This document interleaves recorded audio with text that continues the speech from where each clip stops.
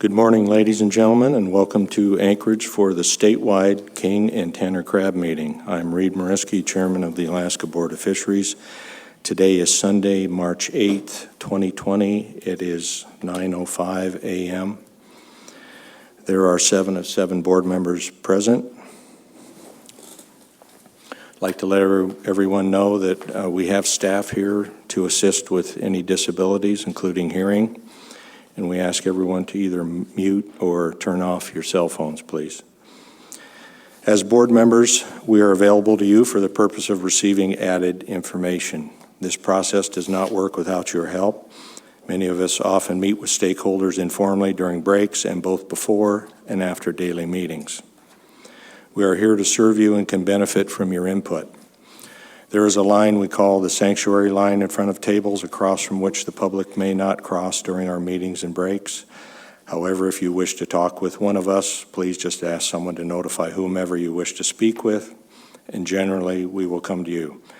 Please keep in mind, however, that it is during breaks and both before and after daily meetings that we find time to read all the material that is submitted during the meeting.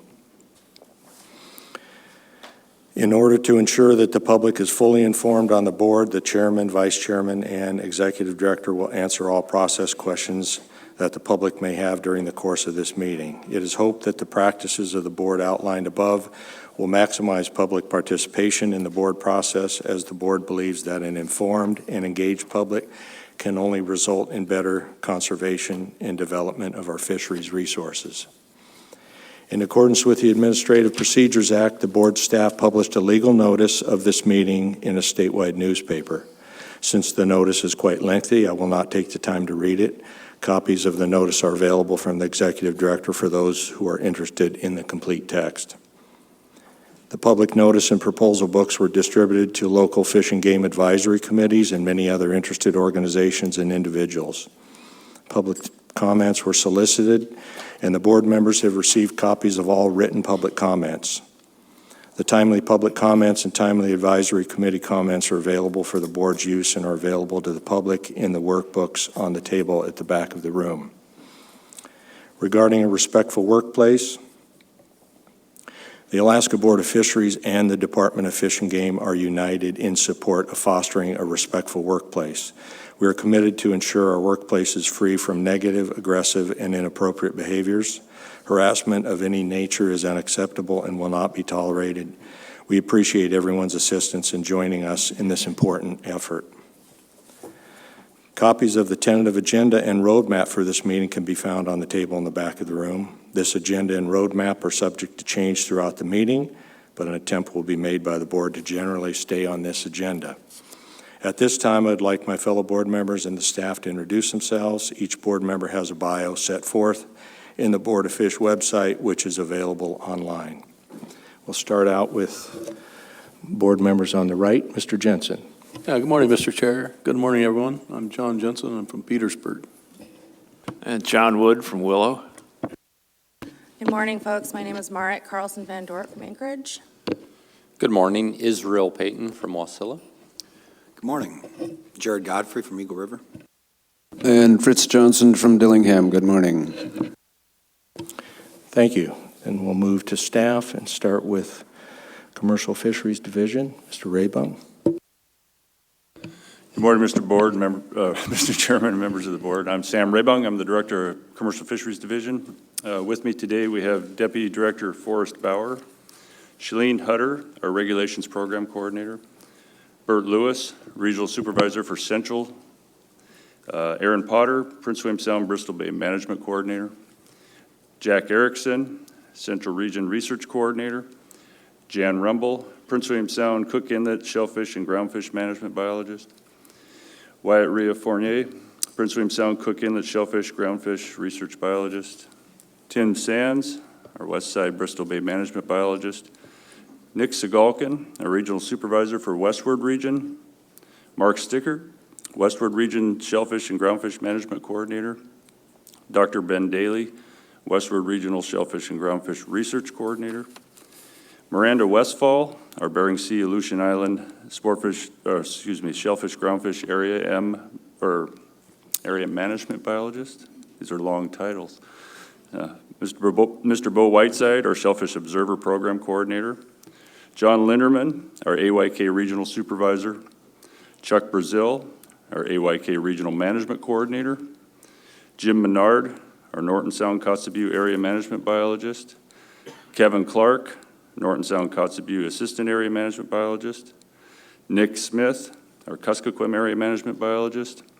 And Ben Gray, our Kuskokwim Assistant Area Management Biologist. Thank you, Mr. Chair. Thank you. And for Sport Fisheries Division, Mr. Tauby. Thank you, Mr. Chair. Tom Tauby, Deputy Director, Division of Sportfish. Director Rutz will be joining us later in the meeting, probably on Tuesday. Staff here with us today are Jason Dye, the North Gulf Coast, Bristol Bay, and Kodiak Alaska Peninsula Regional Management Coordinator. Matt Miller, the Cook Inlet Regional Management Coordinator. Klaus Woodig, the Arctic Yukon Kuskokwim Regional Management Coordinator. And Mike Booz, the Lower Cook Inlet Area Management Biologist. Thank you, Mr. Chair.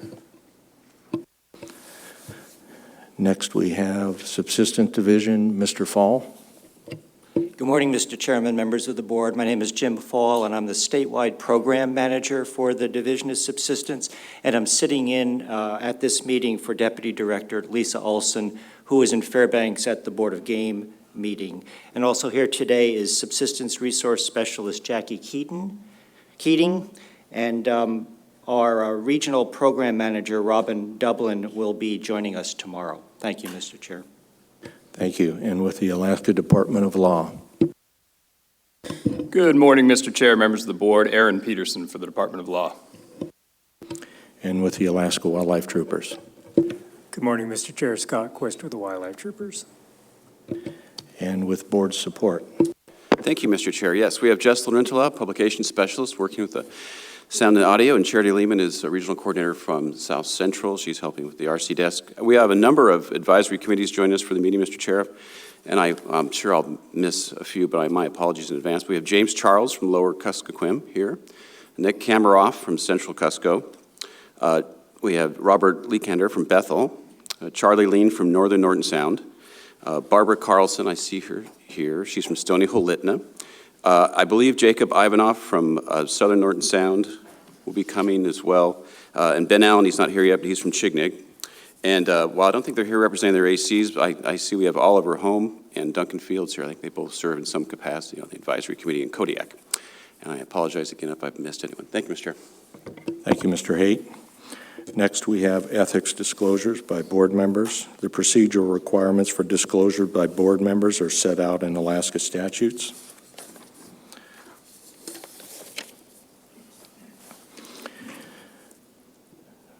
Board members shall each provide their ethics disclosure at this time. Board members, the guidelines are in your board workbooks. We'll start with Board Member Jensen on my right. Mr. Jensen. Yeah, thank you, Mr. Chair. My name's John Jensen. I'm a small business owner and commercial fisherman residing in Petersburg, Alaska. I own and operate a recreational skiff rental business.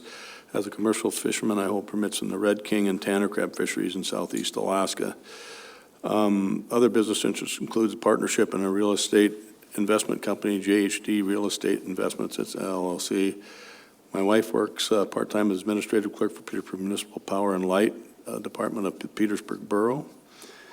I receive a stipend from the state of Alaska as a member of Board of Fish. I'm also a member of North Pacific Fishery Management Council and receive compensation for that.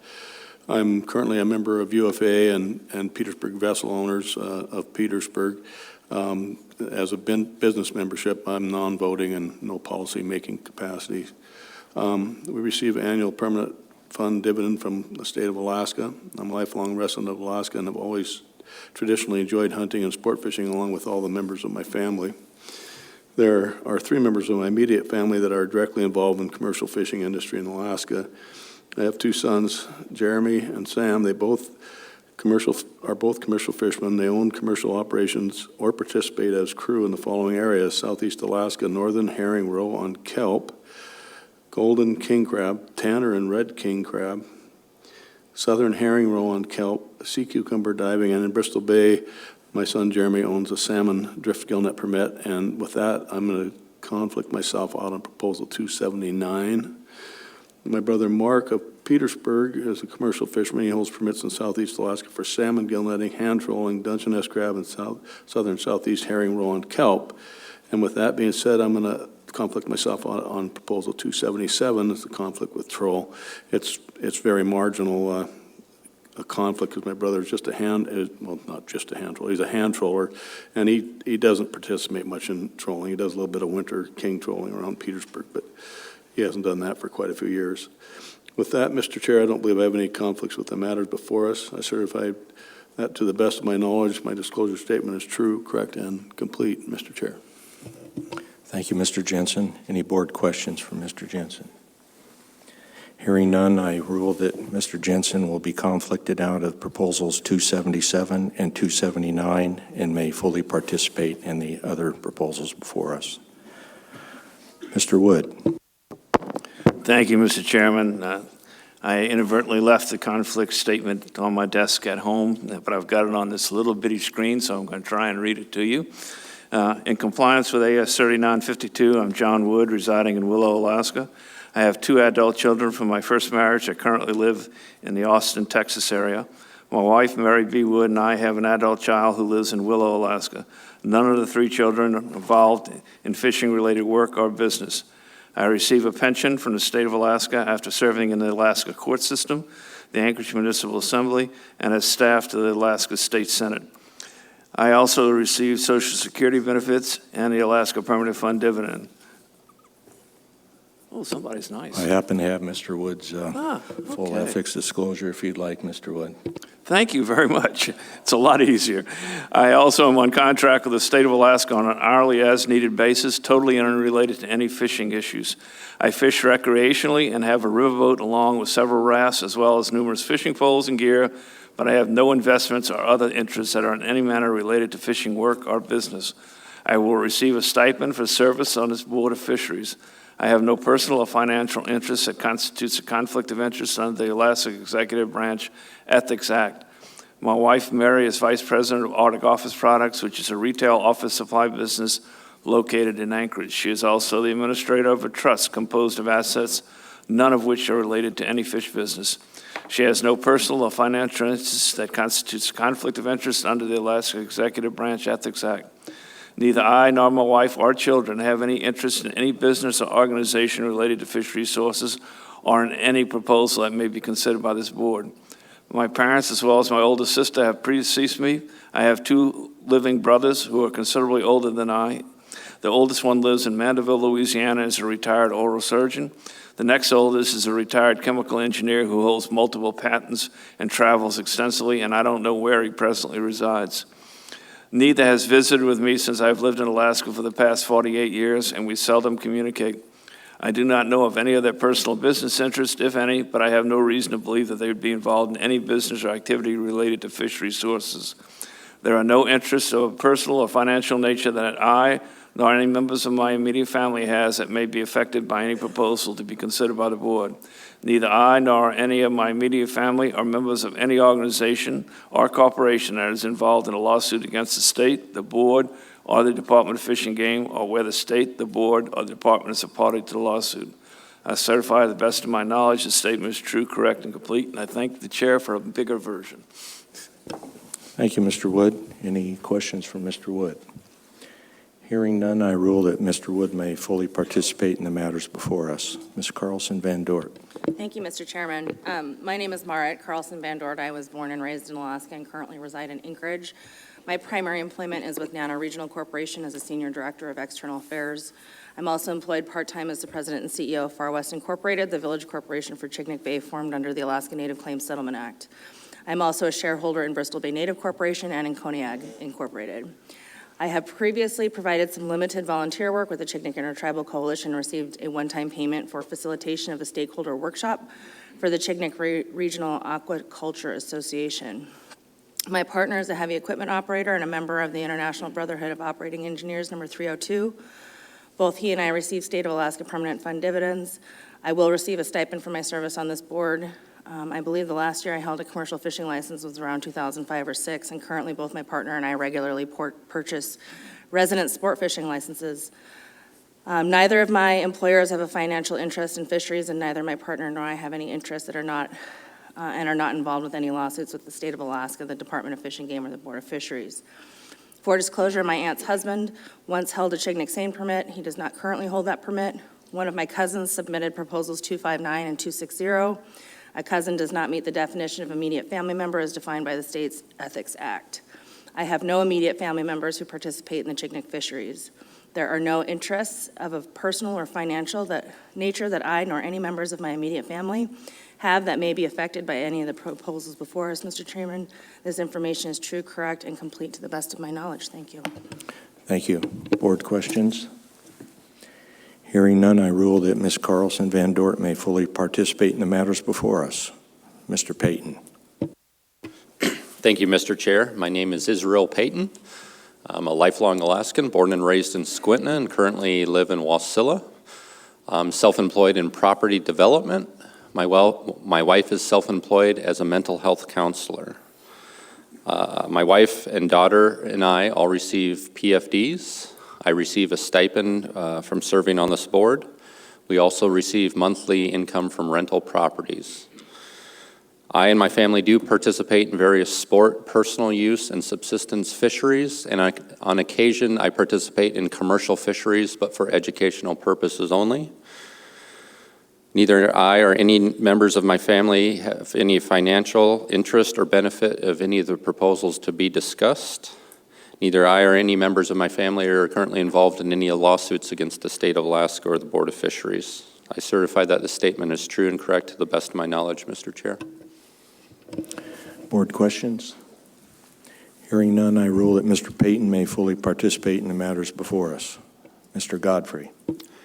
My name is Jared Godfrey. I'm a lifelong Alaskan. My parents were raised between the village of Uzinki and the city of Kodiak.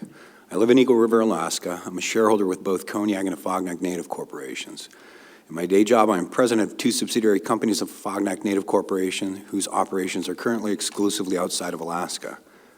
I have two minor children. My wife works in retail, managing a jewelry store in Anchorage. I grew up commercial fishing in the Kodiak Island fishery in the 1980s and 90s. The last time I commercial fished was in Bristol Bay in 2013. I have an uncle who currently retains a salmon seining permit for the Kodiak Island fishery, and he also has a Bristol Bay salmon drift permit.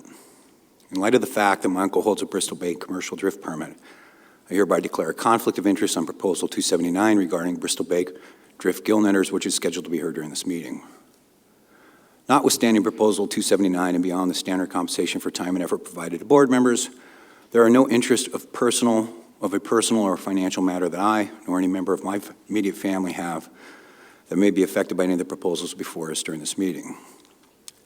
Neither I, nor any members of my immediate family or members of any organization or corporation that is involved in a lawsuit against the state, the board, or the Department of Fish and Game, or where the State Department or the board are a party to the lawsuit.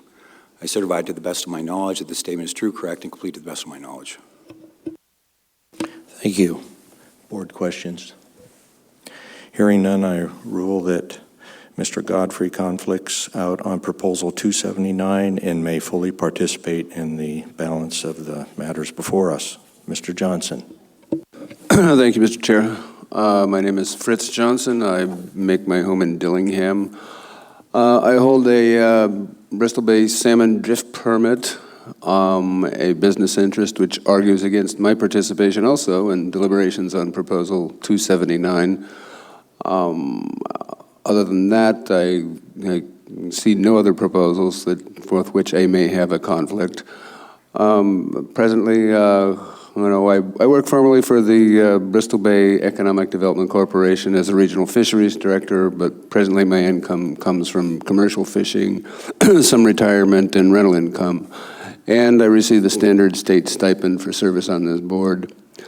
My partner, Cindy Tripp, works full-time for the Bristol Bay Area Health Corporation and sometimes participates in the Bristol Bay salmon fishery. Also, my 21-year-old daughter participates occasionally as crew on my boat. We all receive permanent fund dividends, and we all participate in subsistence harvests. I sit as an elected director of the Bristol Bay Regional Seafood Development Association, funded by a self-imposed 1% tax levied on the salmon harvest of the Bristol Bay Drift Fleet, and works to improve fish quality, marketing, and fisheries research. Neither I nor any member of my family are involved in litigation with the state of Alaska or the Department of Fish and Game, nor are we members of any organization involved in such litigation. I certify that this disclosure is true, correct, and complete to the best of my knowledge. Thank you, Mr. Chairman. Thank you. Board questions? Hearing none, I rule that Mr. Johnson conflicts out on Proposal 279 and may fully participate in the balance of the matters before us. I now hand the gavel to Ms. Carlson Van Dort for my ethics disclosure. Thank you, Mr. Murski. Will you please put your ethics statement on the record? Thank you. For the record, my name is Reed Mariski. My wife is Laura Mariski. We live in Fairbanks, Alaska. We have 2 grown children. One resides in Anchorage and one in Fairbanks. Neither is involved in fishing-related work or businesses. My wife receives a pension from the state of Alaska after retiring from the University of Alaska statewide. I receive a pension from the state of Alaska after retiring from UAF. My wife and I receive a permanent fund dividend. I receive a stipend associated with service on this board. My wife and I own Wilderness Fishing based in Fairbanks. After 34 years in operation, we no longer conduct sport fishing trips, although I intend to retain my business license in the event that I conduct research-related non-sport fishing charters.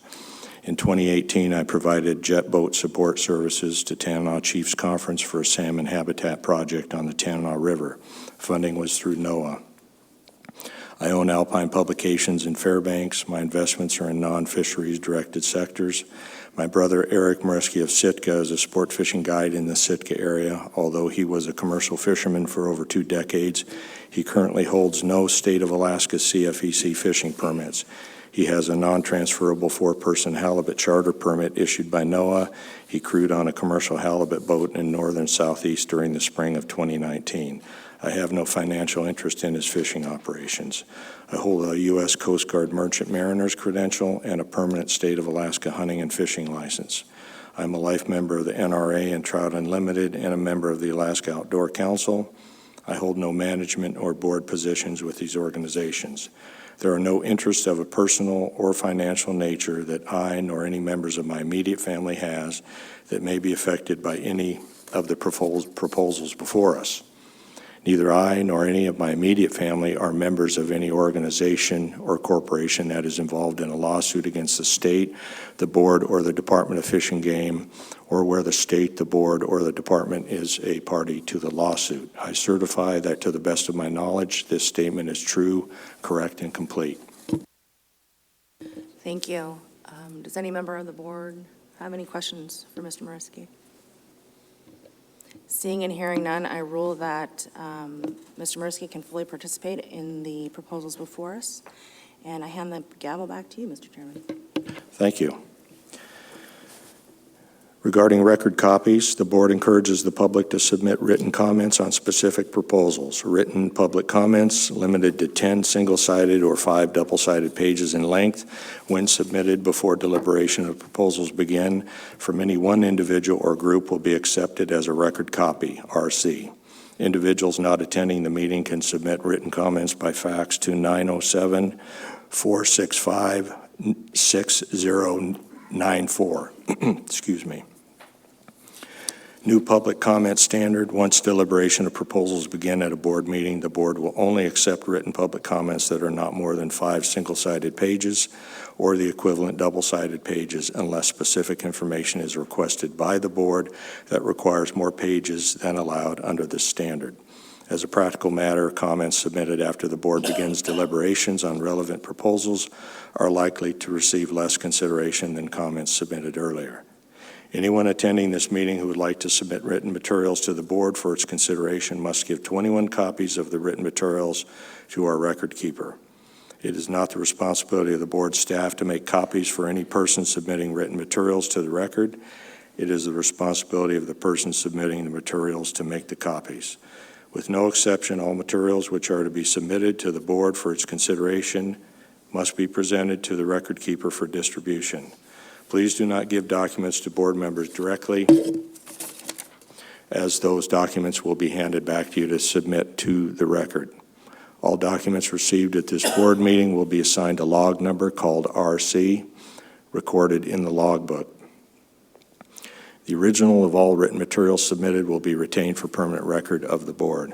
The record keeper will distribute copies of the document in the morning before the meeting begins, after the noon break, and if there is an evening session, after the dinner break. This practice will ensure regular distribution of all written materials to all board members, as well as proper retention of board records. Note, while you have the right to submit a set number of pages of information, please keep in mind that we are very busy during these meetings and are sometimes unable to read everything immediately after it is submitted. We receive hundreds of documents consisting of sometimes thousands of pages.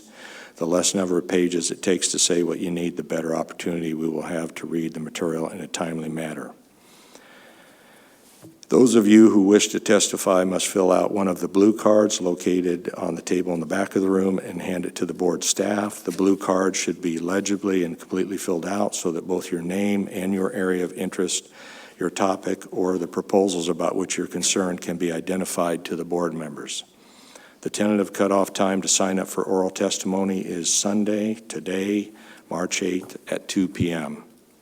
Again, tentative cutoff time to sign up for oral testimony is today, March 8th at 2 p.m. At this meeting, the public will be given 3 minutes to testify. Advisory committee and regional council representatives will be given 10 minutes. So at this time, we'll take a 15-minute break to allow staff time to set up for reports. Thank you.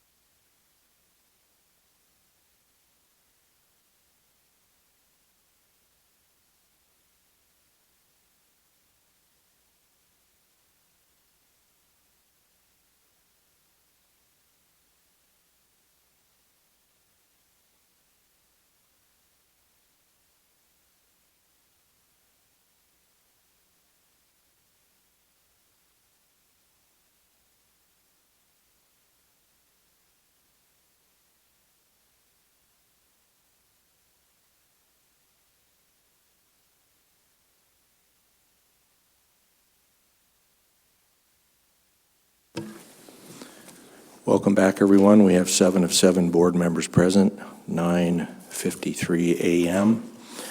Before we start on staff reports, we'll call on Director Raybung. Thank you, Mr. Chair. Thanks for the opportunity. I'd like to present a Director's Award for Outstanding Service in 2019 to one of our rock stars. Your initiative and commitment to excellence in management of groundfish and shellfish in the Bering Sea and Aleutian Islands. We want to present this to Miranda Westfall with gratitude.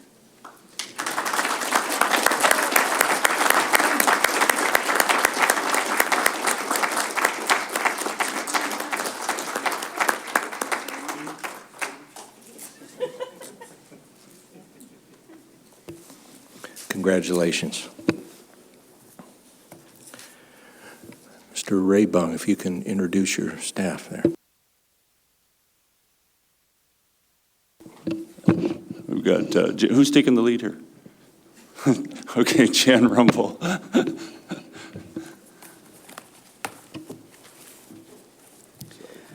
Mr. Chair and members of the board, my name is Jan Rumble, and I'm the Commercial Fisheries Area Management Biologist for shellfish in Cook Inlet and Prince William Sound. I'm here with my colleagues Mike Booz and Wyatt Ray Fournier to present information about Cook Inlet and North Gulf Coast commercial and non-commercial tanner crab fisheries and research. And this presentation can be found in RC3, tab 4. Today I'll be presenting information about the commercial fishery, starting with a timeline. I'll give an area description, provide a commercial fishery harvest history, and point you to one of the proposals related to commercial fishing that will be considered at this meeting. Then I'll show you the elements of our harvest strategy, which combines commercial and non-commercial elements. And following that, Mike will present information about the non-commercial fisheries, and then Wyatt will finish up with a presentation with a research program summary. So here's a map of the Cook Inlet area commercial shellfish districts, which include the Central District, which is the Upper Cook Inlet area, the Kamishak District, which is on the west side of Cook Inlet, the Southern District, which encompasses Ketchimak Bay, I'm sure everybody knows where that is, and the Barren Islands, and then the outer and eastern districts, which are on the outside and include parts of the Gulf of Alaska. So I'll go through the Cook Inlet tanner crab commercial fishery timeline in words and then show a graph in the next slide. The fishery was developed from 1968 through 1987, and then between 1987 and 1994, there was a decreased harvest and district closures. From 1995 to the present, the entire management area has been closed to commercial fishing. Tanner crab abundance declines may have been attributed to a change in ocean conditions, something scientists call the Pacific Decadal Oscillation, or PDO. This has caused many areas to shift from high shellfish abundance to a gadded-dominated landscape. Gaddeds include Pacific cod and pollock. In addition, fishing pressure and increased sea otter populations may have contributed to this decline. So this is a graph depicting the Cook Inlet tanner crab commercial harvest from the different districts. The seasons are on the x-axis, and the harvest in pounds is on the y-axis. As you can see, there were high harvests in the 1972-73 and 1973-74 seasons, more than 7 million pounds, with some harvest coming from the outer and eastern districts. Following that high harvest, which included the Kamishak, Barren Islands, and Southern District, there was a decreased harvest, under 3 million pounds, after the 1980-81 season, with minimal harvests and closures following the 1988 season. Fishing was closed in the Southern District for the 1989 and 90 seasons and has remained closed in all districts since 1995 due to depressed abundance levels. The tanner crab harvest strategy for Cook Inlet Management Area was implemented in 2002. The strategy lays out the circumstances when the commercial and non-commercial fisheries would open based on legal male abundance thresholds. These legal male abundance estimates have been historically developed from our trawl surveys, one in Ketchimak Bay and one in Kamishak Bay. Because of a reduction in funding and low abundance found in the Kamishak Bay Trawl Survey, that survey has been eliminated. The last time the survey was conducted in 2012, at that time, we found no legal crab in the trawl survey. Listed are the threshold levels in the Cook Inlet area for commercial and non-commercial fisheries. At the last board meeting, the board adopted a new legal size for Cook Inlet tanner crab based on an analysis of research and harvest information. At that time, the department did not propose to update the harvest strategy thresholds in tandem.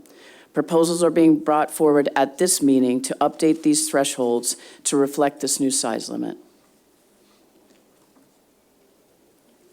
So Proposal 255 would update the current harvest strategy with the commercial and non-commercial thresholds based on the new legal size. This proposal was submitted by the department. And now I'll turn the mic over to Mike Booz.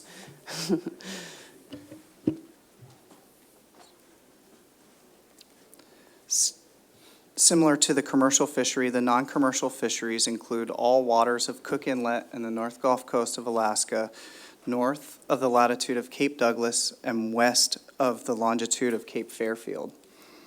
Currently, the non-commercial fishery is composed of sport and subsistence fisheries. The sport fishery occurs in all of these waters, while the subsistence fishery only occurs outside the non-subsistence area, which is the white dotted area on the map. Most access these fisheries in Homer on Kachemak Bay, but some participation occurs from the communities of Seldovia, Port Graham, Nanwalek, and Seward. These waters are also broken down into harvest reporting areas, A through E, that differ from the commercial fishery districts. I want to lead you through the current regulations for the sport and subsistence fisheries. Although the subsistence fishery is limited to outside the non-subsistence area, all other regulations for these fisheries are the same, except for a sport fishing license is not required to participate in the subsistence fishery. A permit is required to participate in each fishery, and the current male crab legal size is 4.5 inches or greater. Within the sport and subsistence fisheries, there are two separate fisheries, with the first being the standard fishery and the second being the limited fishery. The standard fishery provides more harvest opportunity when the abundance of legal size male crab meets or exceeds thresholds based on trawl survey data. Currently in the standard fishery, the threshold levels, season, and gear differ for each harvest area. The limited fishery was established in 2017 and is structured to provide a small harvest opportunity when stocks are below threshold levels or in the absence of trawl survey data. The regulations for the limited fishery are same for all harvest areas. Here's an overview of the non-commercial harvest and effort data available to assess these fishery trends. Similar to the commercial fishery, the non-commercial fishery has also experienced periodic closures due to low abundances or the absence of trawl surveys. Prior to '95, only statewide harvest survey annual estimates of harvest are available. Since then, a permit has been required to participation in the fishery and has been used to produce the harvest estimates. Through the 2011-12 season, the permit was a household paper permit for all non-commercial fisheries combined and was issued through area offices. All permit data was entered from return permits by Homer staff. Starting in 2017, the permit was transitioned to a separate online individual-based permit and reporting for the sport and subsistence fisheries. Issuing permits through the department's online store has created a cost-effective way to obtain harvest data by requiring individuals to report their own harvest. With separate sport and subsistence permits, you can see that almost all of the harvest in the last two seasons of the limited fishery was in the sport fishery. Here's a look at some of the effort data available from permits in the non-commercial fishery. The number of permits issued for each season has ranged from approximately 1 to 2,000, and with about 60% of those actually participating in the fishery. The length of the season over these seasons, the length of the season varied over these seasons, but in the last 2 years, the limited fishery, the number of crabber days reported harvesting crab was approximately 3,300 days in both seasons. There's been a high level of reporting in this fishery, and the Harvest Reporting Online has provided the department a more rigorous way to deny permits following season to individuals that failed to report on their permit. 16% of the individuals that received a permit in the 18 and 19 season were denied a permit this current season. Here's a more detailed look at the non-commercial tanner crab harvest. As you can see here on the graph, almost all of the harvest occurs in Catchmack Bay, and about 75% of this harvest is by Lower Kenai Peninsula residents. In the most recent season with the standard fishery, harvest fluctuated due to emergency order restrictions and a closure. The legal male harvest rate in Catchmack Bay was approximately 10% during these years. In the ongoing season right now, the standard fishery is occurring in Catchmack Bay, but was restricted by emergency order to stay within the harvest level. In the limited fishery in the past 2 seasons, the harvest averaged about 8,400 crab. Approximately 50% of this harvest occurred by 10% of the participants. The harvest rate in Catchmack Bay for these 2 seasons was 4% and 7%. Subsistence staff wanted me to walk you through some of the customary and traditional history changes that the board has done with shellfish in the Cook Inlet subsistence fishery. It first started in 1982. The board adopted regulations for subsistence harvest for clams in the Port Graham district. And then there was a positive C&T finding for clams in 92 and 93. And then in 2007, the board adopted a positive C&T for all shellfish outside the non-subsistence area.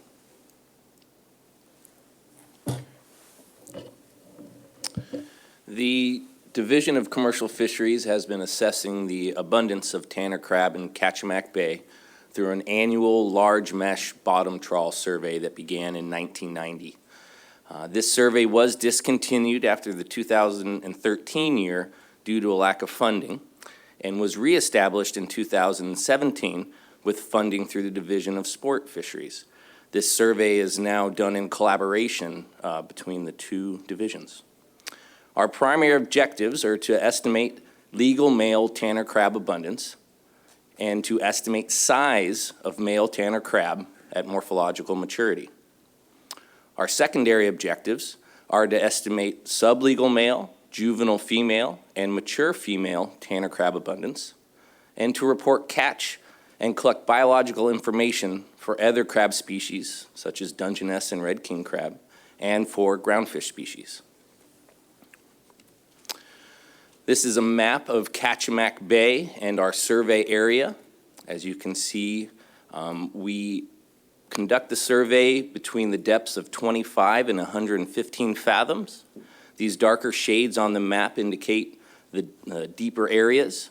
And I just wanted to point out that those deepest areas, this trench south of the Homer Spit, is where we see the largest abundance in our survey of tanner crab.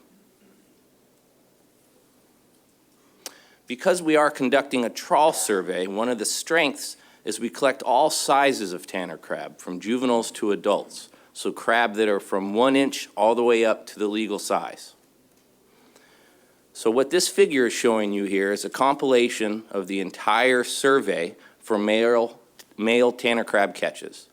So across the bottom, we're looking at every year of the survey from 1990 until 2019. And along the left, we're looking at the actual size of the crab, with the smaller crab on the bottom and the larger crab on the top. The size of the circles are scaled to the catch of the survey. So because we have a trawl survey, we're able to catch more than just the legal crab. We're able to catch these smaller crab and watch them grow through the years as those cohorts then approach the legal size and are available for harvest. One thing to point out on the far left of the graph is we have many more of these crab that were above the historical legal size of 5.5 inches. But as you go to the right of our figure, you see there are less crab that have achieved that size. This 5.5-inch historical legal size was put into place in the 1976 Board of Fish and is still the legal size in other areas of the Gulf of Alaska, like the Kodiak area and in Southeast Alaska. The new legal size, which was established in 2017 of 4.5 inches, has, as you can see, has now allowed more crab to enter that legal size. This 4.5 inches is the smallest legal size of any tanner crab in the Gulf of Alaska. As we mentioned, the point of the survey is to estimate the number of legal crab, because in Cook Inlet, that is how the thresholds are written. The thresholds are based on the abundance of legal crab. This figure here, it's important to note that the legal size has changed, so that these black circles on the left part of the graph are the historical legal size of 5.5 inches, and we can see a decrease in trend. And the last three gray triangles on the right side of the figure are the current legal size of 4.5 inches. And the relevance of this is in the last 3 years, the average, the 3-year average of legal tanner crab was above 200,000, which is the threshold for which to operate a standard non-commercial fishery. So after the 2019 year, our 3-year average was high enough that Division of Sportfish was able to conduct a standard non-commercial fishery. And I'm going to pass the mic back to Jan for a summary.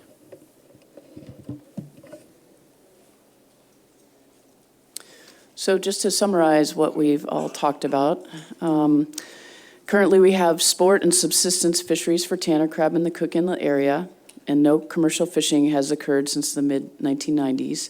For this meeting, the department has brought forward proposals to clean up the regulations relating to tanner crab by adjusting thresholds based on the new legal size adopted at the last board meeting, aligning season dates for sport and subsistence fisheries, confirm in the regulation that Ketchimak Bay Trawl Survey abundance estimates are used to manage all of Cook Inlet area, implement a seasonal limit in order to target the GHL, and establish tanner crab amounts reasonably necessary for subsistence. And then lastly, I just wanted to talk a little bit about Prince William Sound. Originally, Prince William Sound tanner crab proposals were going to be considered at this meeting, but our Prince William Sound tanner crab commissioner's permit fishery starts on March 1st and is going on right now. So in order to allow the most input regarding Prince William Sound tanner crab, these proposals will be considered in the next Board of Fish cycle in December 2020 at the meeting in Cordova, with a proposal deadline of April 10th, 2020. This was suggested by the Board of Fisheries Executive Director and supported by industry. There are king crab proposals that were not moved to this December meeting, so you will be considering 2 proposals regarding Prince William Sound golden king crab. These proposals are 244 and 245. Both of them propose a golden king crab fishery through a commissioner's permit in Prince William Sound. Currently, we do have a subsistence fishery in Prince William Sound for golden king crab with a small bag and annual limit.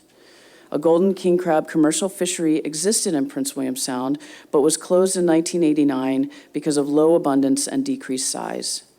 The department conducted a 3-year pot survey for golden king crab in the western part of Prince William Sound from 2004 to 2006.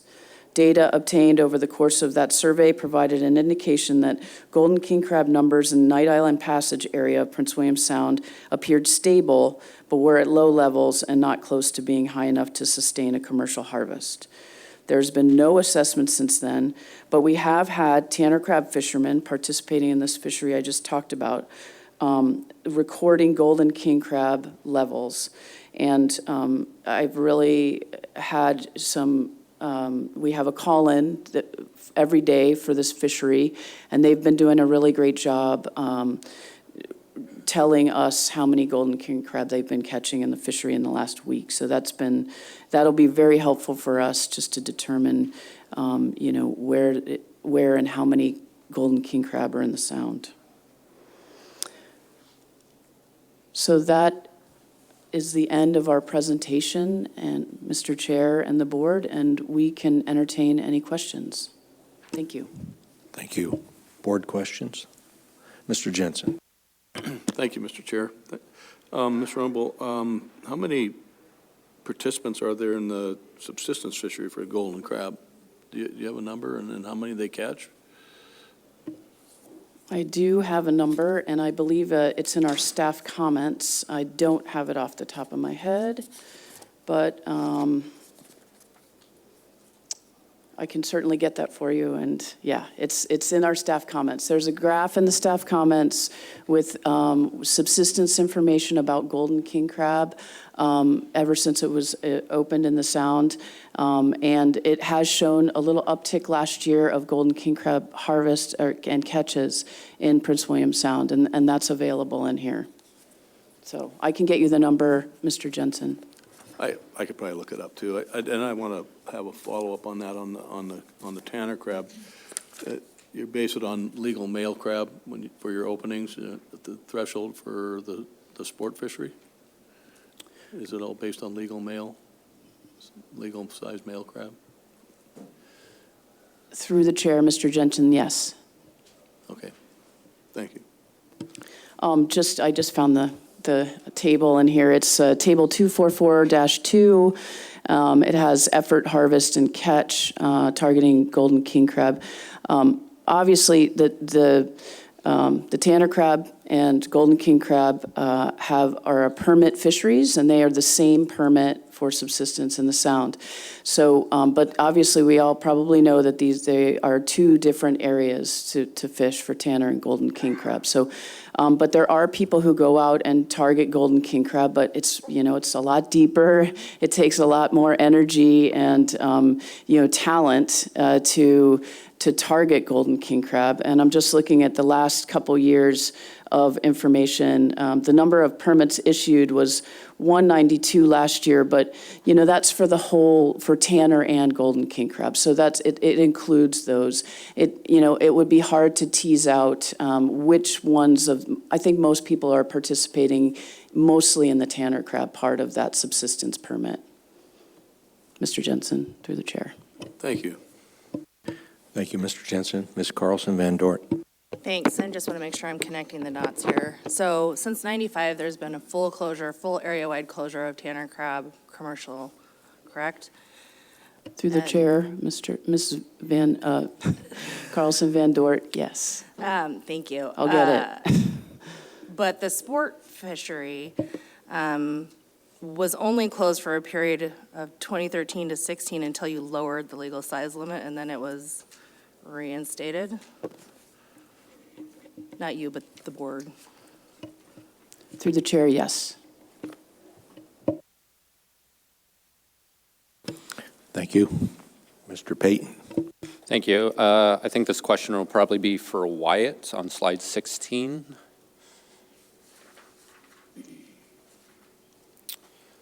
So the way I'm reading this, in 2018, it looked like there was a high CPUE, or high catch of crab, just coming up on the legal limit of 4.5. Is that correct?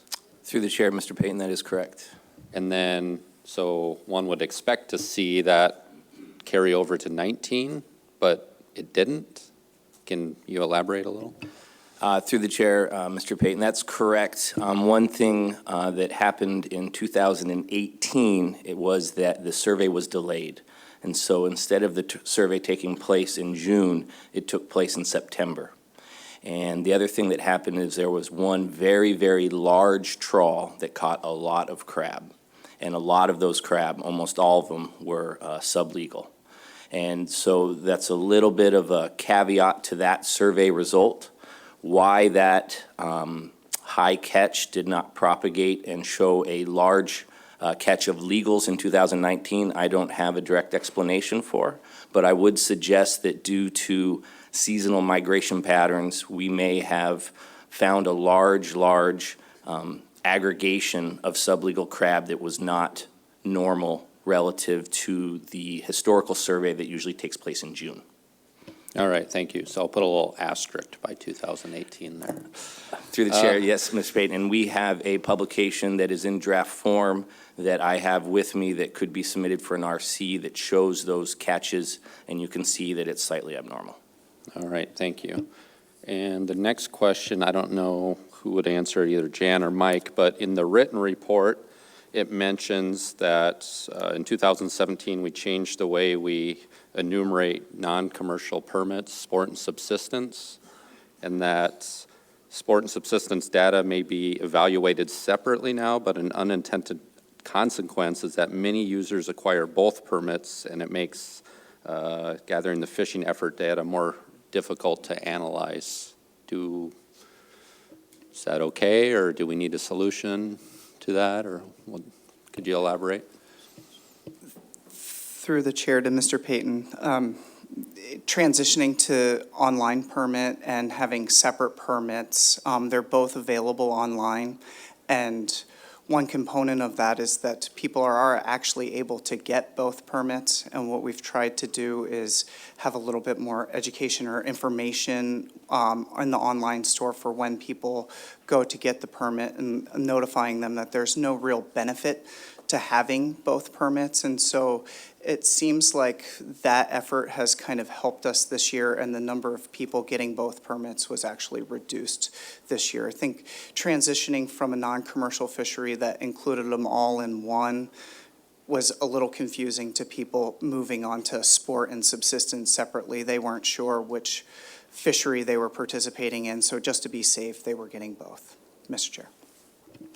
Okay, thank you. When you say no real benefit, does that mean that most people fish in the non-subsistence area? Because once you cross this, the gray line and the hash line, you need a subsistence permit, don't you? Or does the sport fish permit, I guess that covers the non-subsistence, the subsistence area. So a sport fish permit would cover everything then. Through the chair to Mr. Payton, that is correct. The sport fish area is the entire thing, so the entire Cook Inlet, North Gulf Coast area.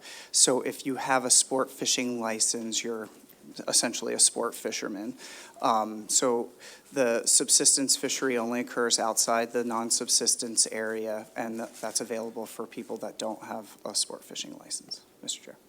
Now, wouldn't a detriment be that if someone fishes in the subsistence area with the sport fishing permit and not the subsistence permit, they're not basically building the record for the subsistence harvest? Through the chair to Mr. Payton, the sport fishery occurs everywhere, so that is a sport fishery. So if they have a sport fishing license and a sport permit, that's sport fishing. The subsistence fishery is just defined by those that have a subsistence permit and no sport fishing license. All right, thank you. Thank you, Mr. Payton. Further board questions? Mr. Jensen. Yeah, thank you, Mr. Chair. I noticed that you do trawl surveys. Is there any pot surveys in either one of the areas? Through the chair, Mr. Jensen, no, there is not. We had discontinued pot surveys quite a few decades ago. The trawl survey, because we are able to catch and observe smaller size crab, has a benefit, as you can see through those cohorts moving through time. We have explored the option of a pot survey in Prince William Sound for Tanner crab in areas that we cannot trawl, and we've done that for the last 2 years. And we are exploring other options to gain more information in Prince William Sound where we cannot trawl. For Kachemak Bay, a relatively small area, it's very kind of beneficial to trawl because we do get with the trawl an area swept abundance estimate. And so with a pot survey, you need a time series and able to use that as a management tool. But with a trawl survey, we can actually generate an abundance estimate for which thresholds can be assessed. Okay, thanks. Ms. Carlson Van Dort. Thank you. Are there different possession or bag limits between the subsistence permits and the sport permits?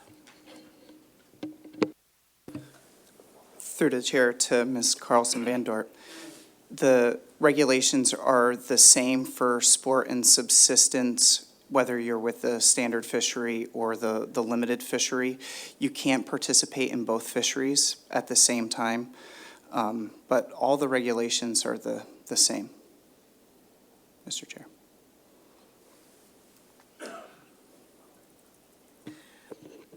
But you can't participate in both fisheries at the same time, but that whole area is really a sport and subsistence area. So unless you're, kind of local to those communities outside of the sport-only area, what would be the point of even getting a subsistence permit?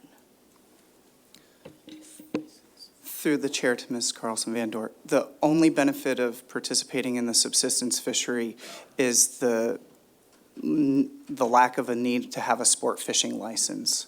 So if you're not a sport fisherman and don't have a license, you can still participate in this non-commercial fishery with subsistence.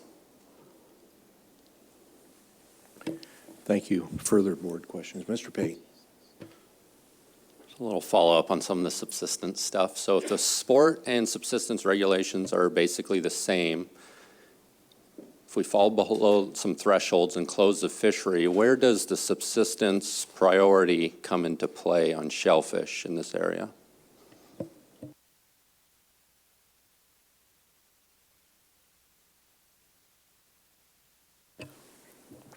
Through the chair to Mr. Payton, it's a good question. We haven't reached a point in time with managing these two fisheries where we've done something different.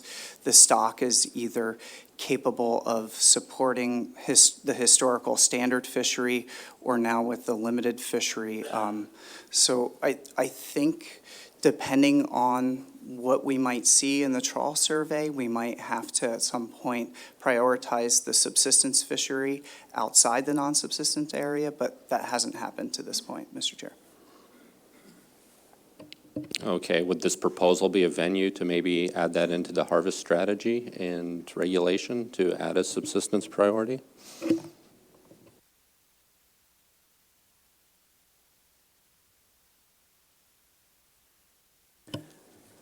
Through the chair, Mr. Payton, I really don't know how to answer that question. But I will say that there are household surveys that are done by the Division of Subsistence.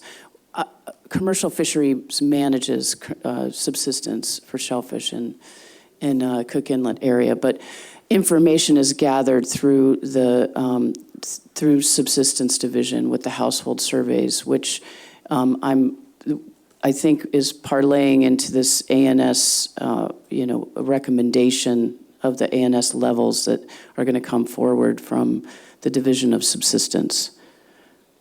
Department of Law. Well, Mr. Chair, I think I'll probably get into this a little bit later with the when the ANS question comes up, but there's a statutory requirement, of course, that subsistence get the priority. So if abundance were to drop and something had to be cut, it would be the sport fishery. That's already required by law and regardless of board regulations. When we're talking about the stock, generally in the area, if there's only enough for, I saw a furrowing of the brow, so I'm going to try to explain a little further. If there's only enough for one group, it's going to be subsistence by law, regardless of, well, that's what the law is, yeah. Mr. Payton. So a follow-up to that, I totally understand that, but it looks like in the past, when it was closed for sport and subsistence both. So are you saying the law was not followed in those instances? So through the chair, Member Payton, it could very well be that there wasn't enough for any fishing. And I would suspect, I don't have the historical context here. I don't know what the numbers were at the time, but if there is enough fishing for both groups, then having it open to both sport and subsistence is not violating the subsistence statute. If there is only enough for one of the groups, of course, then it may only be open to subsistence. That was the point that I was making. And that's what the law requires. And to do that, we would need a subsistence threshold, if you will, I would think. If we only have a threshold for sport and what has been happening is they've been closing both based on that threshold. That's where I'm not seeing the priority come into play, but I can dig into this later. Further board questions? Ms. Rumble. Through the chair, just a point of clarification. In the last 2 years, we've split out the permits for subsistence and sport, and before it was just all lumped together in a non-commercial permit. So that's just an additional piece. I don't believe that I'm answering your question, but it's just an additional piece of information. Thank you.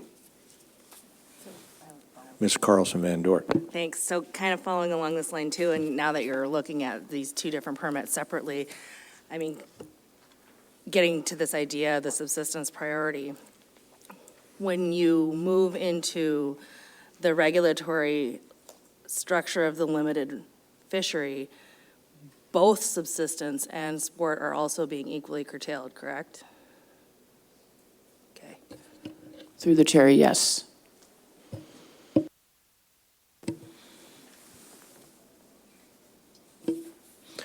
Thank you for your report.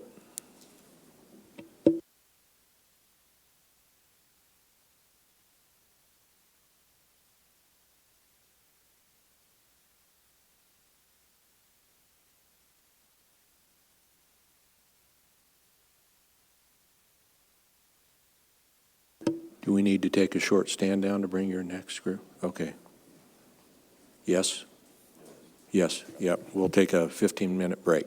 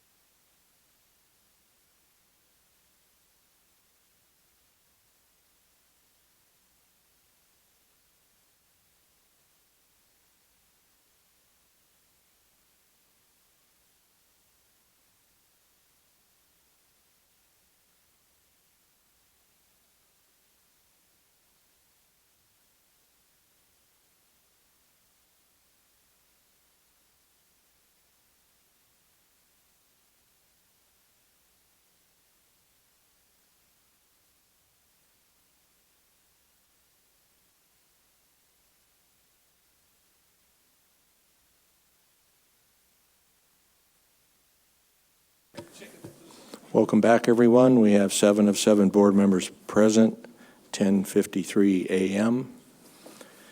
Next report we have is Norton Sound Red King Crab Fishery, RC3, tab 5, I believe. Nope, proposal 261. Mr. Ray Bung.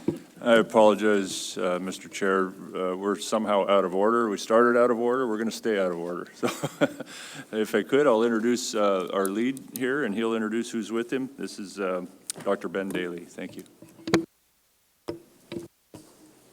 Thank you.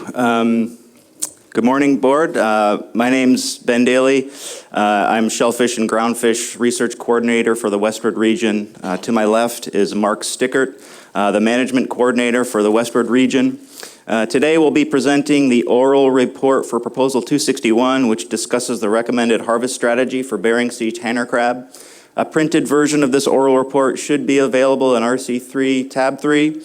The written report, which dives into a lot of the technical detail and provides more background, can be found in the written report, which is RC3, tab 1. What you're about to hear is the product of a multi-year collaboration involving many groups, multiple agencies, including ADF&G, NOAA, the University of Washington, as well as industry groups. A lot of brains focused on this issue over the last 3 years. Because of all the people involved, I'd like to just take a moment to acknowledge my co-authors in this effort. First off, Madison Heller Shipley is a master's student at the University of Washington. She's sitting directly behind me and conducted the forecast simulations that we'll be discussing in this presentation. Mark Stickert of the department, again, sitting to my left, sort of provided project oversight throughout the effort. Dr. William Stockhausen is the lead stock assessment author for Bering Sea tanner crab. He assisted Madison Heller Shipley in the forecast simulations and sort of provided technical assistance throughout. Dr. Andre Punt of the University of Washington provided project oversight on the analysis. And Scott Goodman of Natural Resources Consultants assisted throughout this effort and sort of helped coordinate the industry feedback. We're going to dip our toes in some of the technical details of this analysis. There's a lot there. It's an involved analysis, so I encourage the board members to pause me, and so Mark and I can then do our best to answer any questions you have. So I'd like to try to keep it a little bit informal, and that I encourage you all to interrupt and stop me to ask questions. So with that, I'll dive right into the presentation. Right off the bat, a few presentation highlights. I just want to emphasize that this was an extremely positive collaboration among these different groups. And just to give you a sense of what each of the groups was doing and what their roles were in this effort, ADF&G developed new harvest strategy options to evaluate. NOAA and University of Washington worked together to conduct the analysis. They handed off those simulation output results to the department. We interpreted the results, put together the recommendation that you're hearing today. Industry stakeholders provided feedback throughout the process. Bering Sea tanner crab's a high-value fishery. They've obviously got a vested interest. It's had a variable TAC throughout the fishery's history, multiple season closures, a complex harvest strategy. So there are economic challenges in this fishery that we are trying to incorporate in this process. The analysis that we used for this recommendation is called a Management Strategy Evaluation, or MSC. And it's a complicated analysis. What it does is it forecasts, projects the population forward in time, and so you can look at the effects of these different harvest strategy scenarios. It takes a lot of computing power to run this analysis. With advancements of computer technology and computing power, you're likely going to be seeing more and more of these types of analyses in the coming years. Another highlight, we started out with 15 different harvest strategies at the beginning of this process, and we're able to narrow that down into one harvest strategy concept that we're bringing forward. We call it the female dimmer. I'll get into why we call it that. We settled on 3 sub-options within the female dimmer that have increasing levels of aggressiveness. We looked to the board for some feedback on where to settle out within those sub-options. We had general alignment across collaborators in the female dimmer. However, there was some differences in opinion in the final preference of those 3 sub-options. So a little background on how Bering Sea tanner crab is managed. It's part of a state-federal cooperative management regime. There's a federal process, a state process. The federal process includes the North Pacific Fishery Management Council, Fishery Management Plan, or FMP. It applies to 10 Bering Sea and Aleutian Island crab stocks, including Bering Sea tanner crab. Bering Sea tanner crab has an annual stock assessment, which is, it uses a length-based population model to estimate various management quantities. Some of the more important quantities are the federal OFL and ABC. OFL is an acronym that stands for overfishing level. It's the threshold for overfishing. It's the ceiling for which all total fishery mortality cannot exceed to avoid overfishing. The ABC stands for acceptable biological catch. It's set below the OFL to account for scientific uncertainty in the estimate of the OFL itself and any other specified scientific uncertainty. So then going away from the federal process, moving to the state process, the state establishes harvest levels and other management actions under the guidance of the Board of Fish Policy on King and Tanner Crab Resource Management, the federal FMP, again, Fishery Management Plan, and the Magnuson-Stevens Act national standards. FMP Amendment 38 defines the optimum yield anywhere from 0 pounds to less than the OFL, so that's quite a big range. The state has to set the tax such that the sum of all fishing sources of fishing mortality, so the retained catch, the bycatch mortality in the directed fishery, and the bycatch mortality in the non-directed crab fisheries and the groundfish fisheries, is less than the federal ABC. So next slide just kind of gives you a little visual depiction of how these different management pieces kind of fit together. I mentioned the federal OFL. The ABC set 20% below the OFL to account for the scientific uncertainty. The state then has its own process for setting the TAC based on state harvest strategies. Again, the TAC has to be set in such a way that it accounts for the non-directed bycatch mortality as well as the directed bycatch mortality. So there's always going to be space between the TAC and the ABC to account for that, that additional mortality. The other piece, the TAC also includes other sources of uncertainty that aren't captured in the ABC itself. You can sort of think about the federal ABC and OFL sort of trying to define population removals, whereas the TAC is set for legal size males only, while accounting for these additional sources of bycatch mortality. Bering Sea tanner crab, it's considered one stock, but managed in two different areas, east and west of 166 west longitude. So each year there's two TACs set, one for the east, one for the west. Bering Sea tanner crab uses 3S management currently, size, sex, season. It's got a minimum legal size. It's a bit different between the east and the west. There's a larger industry preferred size that's 5 inches. This is a bit larger than the minimum legal size. This is a behavioral thing with the industry where they prefer to retain crab a bit larger than the minimum legal size due to additional economic benefit of these larger crab. It's a male-only fishery. The season runs from October 15th to March 31st. The gear is commercial crab pots. The fleet's about 35 vessels. The total allowable catch, or TAC, is scaled to the population abundance, so it currently does use abundance-based management. Bering Sea tanner crab, it's a rationalized fishery, which means that the TAC is apportioned to harvester quota shares, processor quota shares, and community development quota, or CDQ. The industry forms cooperatives to improve the harvesting efficiency. So why are we here? Why are we talking about a revised tanner crab harvest strategy at all? As with other harvest strategies, Bering Sea tanner crab evolved in parallel with advancements in understanding of tanner crab biology and assessment modeling approaches. However, it is the most complicated harvest strategy of all the Bering Sea and Aleutian Island crab stocks.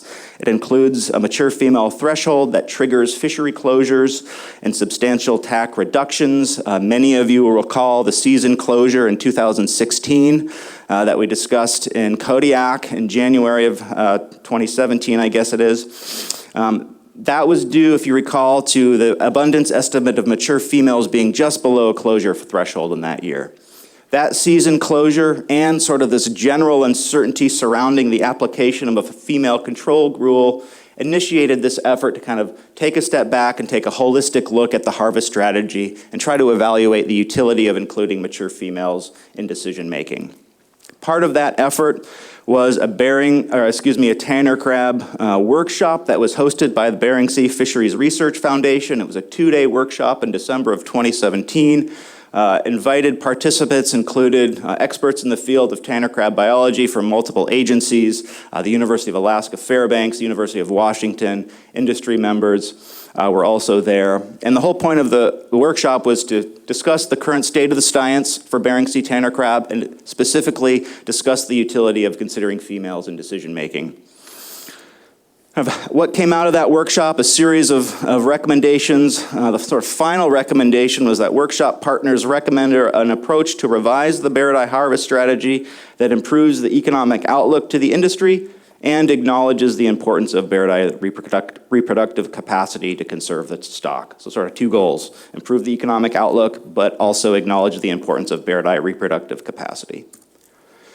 So in terms of analysis objectives, on the conservation side, there's obvious policy mandates and conservation objectives that we have to adhere to: the Magnuson-Stevens Act national standards, the federal FMP overfishing criteria. I mentioned the OFL and ABC already, as well as Board of Fish policy on king and tanner crab resource management. However, that's just the conservation side. We also recognize that the other side of the coin is the economic side, and so we strive to incorporate industry preferences throughout this process. To help with this, an ad hoc Barrett committee was formed, made up of harvesters, processors, and communities. And that group stated really two clear objectives. One, robust harvesting of exploitable males when warranted. In this case, when warranted means when the population has high proportions of new shell crabs.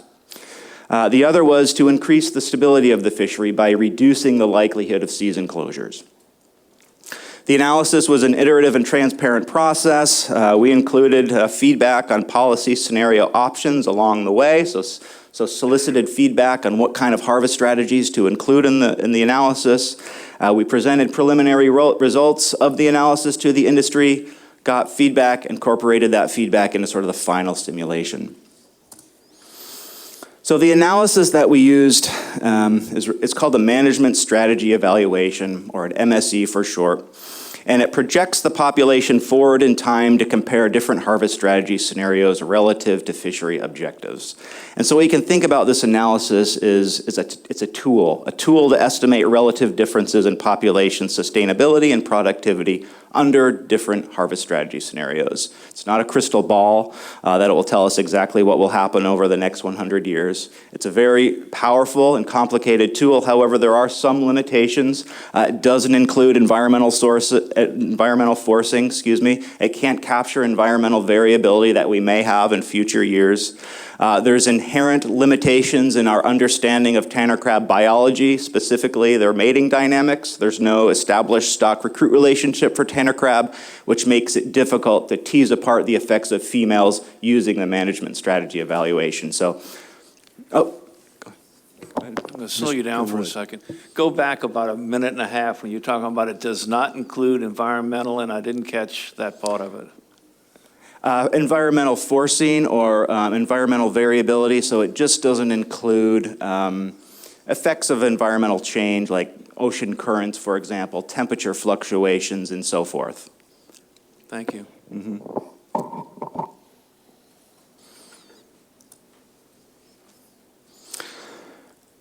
Regarding the methodology in the MSC, I mentioned it projects the population forward in time. It does this for 100 years. It's a 100-year projection. For each of the different harvest strategies that we evaluated, and there was 15 total, that 100-year projection was replicated 100 times. So for each harvest strategy scenario, there was 10,000 simulated years. And each one of those years, the MSC estimated various quantities, including the TAC, the OFL, the ABC, B0, BMSY, mature male biomass, mature female biomass, annual recruitment, catch biomass, bycatch biomass. And so we use those annual estimates for the entire 10,000 years to then calculate the probabilities of exceeding thresholds and meeting economic goals. So for example, we could look at, of those 10,000 simulated years, how many of those years did we have a situation where total fishery mortality exceeded that federal OFL? And so that gives us our probability of exceeding a federal. And so we have these various statistics that we're able to calculate post hoc. So in other words, after the forecast simulations outputted all of these quantities. So I mentioned we looked at 15 different harvest strategies. This table summarizes some of the differences. There's a lot there. They're explained in detail in the written report. I'm not going to spend any time going through what each one of them is. Essentially, there's a varying degree of aggressiveness, sort of a gradient of aggressiveness here, a gradient of the level of inclusion of mature females. You'll see the naming convention is listed under the policy column that goes from HCR 1 through HCR 7.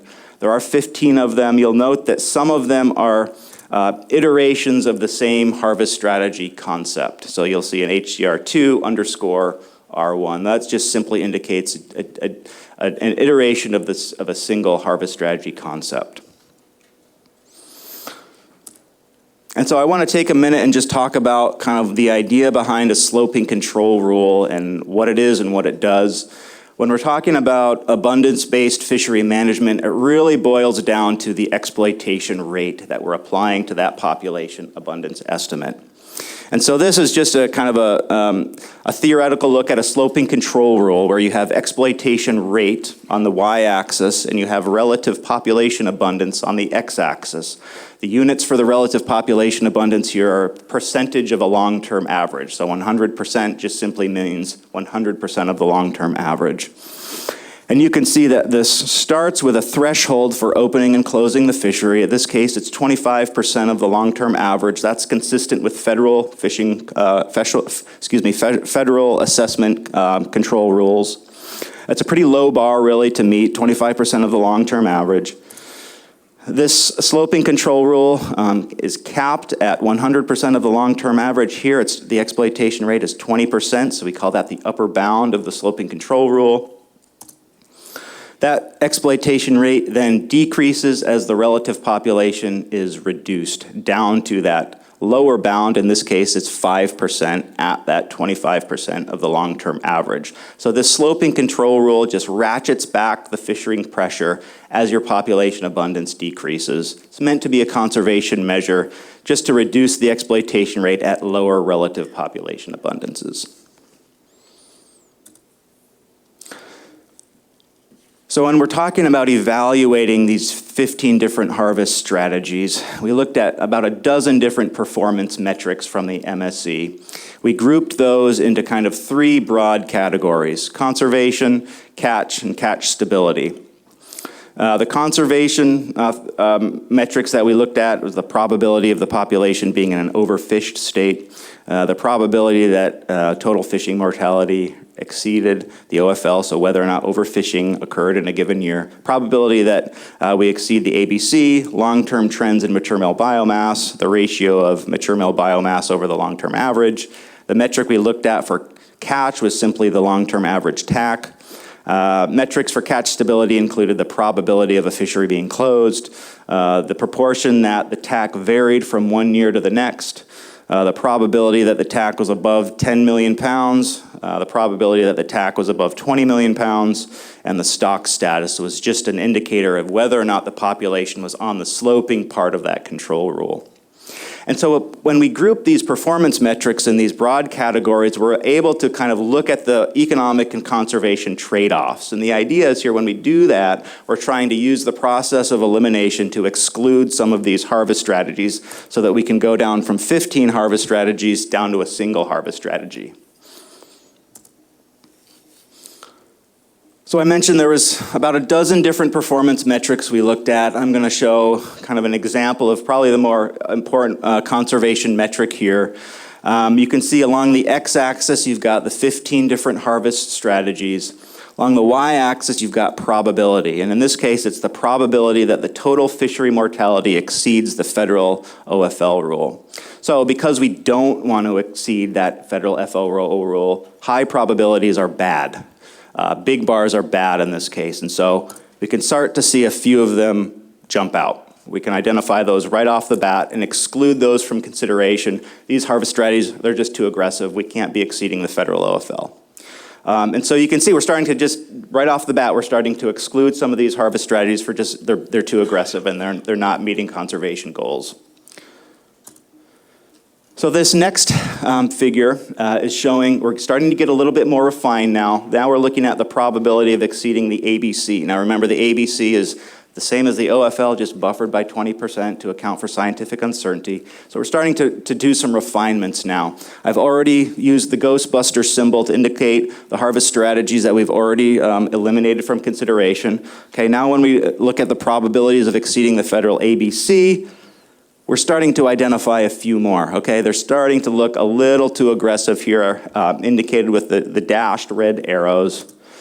So I'll add a few Ghostbuster symbols to those and start excluding some more harvest strategies. I indicate one in blue here because it's one of the female dimmers. We're going to keep it in the conversation, and we're going to return to it at the end of the presentation. So I used blue to indicate the fact that we're going to circle back to this one control rule.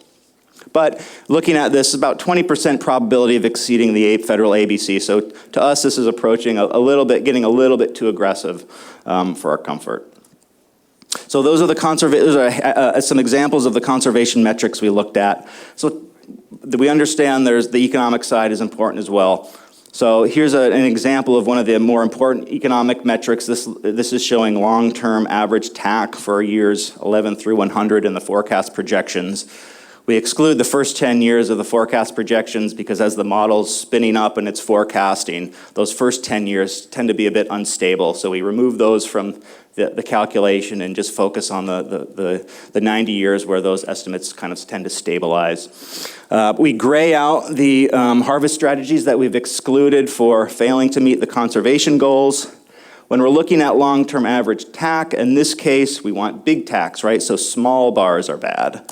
So we note that two of those harvest strategies jump out, indicated by the orange arrows here. Those may not optimize yield. We also identify HCR1, which is a female-only ramp where the exploitation rate on males is determined purely by mature females. We ruled that one out from consideration based on the objective to reduce the level of explicit female control. So moving forward, graying out those additional harvest strategies, we're left with 6. 2 different harvest strategy concepts, a male-only ramp and a female dimmer, and we're going to kind of hone in on those 2 harvest strategy concepts.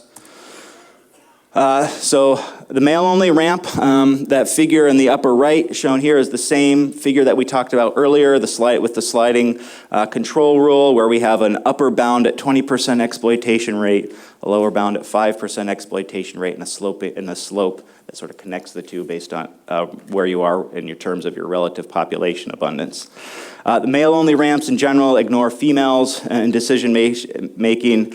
The position on the ramp is dictated purely by a relative mature male biomass, and so this would set tax based solely on mature male biomass.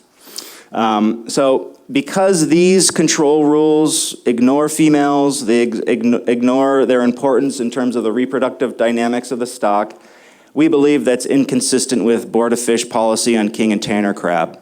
And for those reasons, we decided to focus on the female dimmer control rules. So we'll talk about what those are and what they do. They're very similar to the male-only rule that I show with the black Ghostbuster symbol. The only difference is if it's got a dimmer switch. And if you can look at the figure on the lower right, there's a orange circle, and you can imagine putting your finger on that circle and moving that sliding rule up and down based on what the relative mature female abundance is doing. And so what we're doing is we're adjusting the maximum exploitation rate based on mature female abundance. Once we set that ramp each year it would be different, and because of the biomass estimates for mature females would vary from year to year. We set the shape of the ramp. Step 1, step 2 is determine where on the ramp we are based on relative male abundance.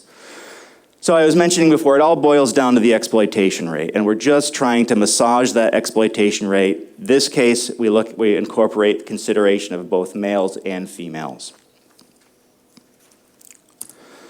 So a bit more on the female dimmer. In practice, what does it do? Well, it's consistent with the 2017 Tanner Crab Workshop objectives.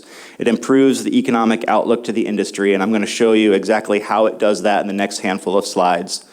It acknowledges the importance of the reproductive capacity to conserve the stock.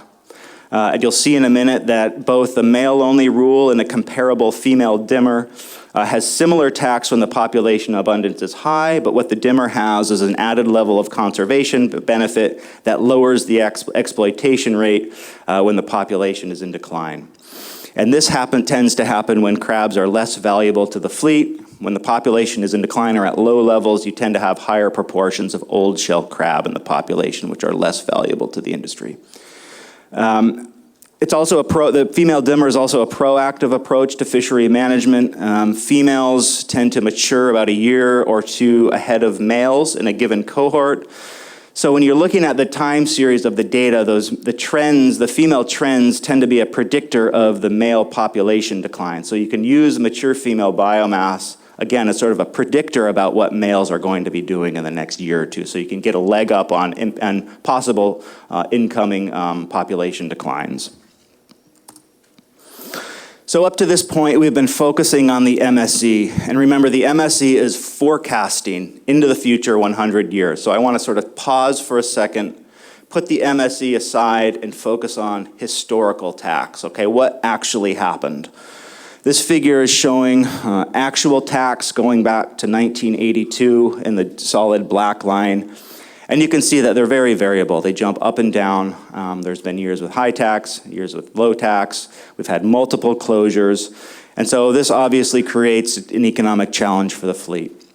The other thing that we show here in the kind of faint dotted line is mature male biomass trends. It's on a different y-axis. It's scaled a little bit different. But we show it here just to show how the tax and the trends in mature male biomass interact. Generally, the tax tend to parallel mature male biomass, and that makes sense because abundance-based management is such where we're proportionally taking out, removing the catch out of the population proportionally. So this next slide, I'm showing a male-only rule. That's the one that caps out at 20%, has a lower bound at 5%. Okay, we removed the male-only for consideration up to this point, but I'm showing it here because I want to show the effect of what the dimmer does when we recalculate the tax back through time. So a few things. The male-only rule with the tax recomputed are shown in the red line here. You can see that prior to about 2000, the recomputed tax and the actual tax match up pretty good. Whereas if you look at the more recent 20 years, so about 2000 onward, we're seeing substantial increases when we recompute those tax with a male-only rule. So the next slide I'm going to show is the female dimmer. So I add the female dimmer switch to that male-only rule, and that's shown in the dashed red line here. And so a few things are going on. The female dimmer, you can see, reduces the tax slightly during declines in population abundance of mature male biomass. So when the population's, again, declining or at relatively low levels, the dimmer carves off some of that tax. Also, when the population is in high abundance, you tend to have comparable tax between a male-only and a female dimmer. So the peaks are about the same in this case. So again, the female dimmer, it's allowing high harvest when the population's high. It's reducing that exploitation rate when the population's in decline. So looking a little bit closer at the female dimmer. So here's what we call the original female dimmer. It has an upper bound at 20% exploitation rate, a lower bound at 5% exploitation rate. We presented this to the fleet kind of early on in the process. They seemed interested in this idea and concept, but had some suggestions on how to improve it. So we had 3 different variants of the female dimmers that we looked at in the MSE.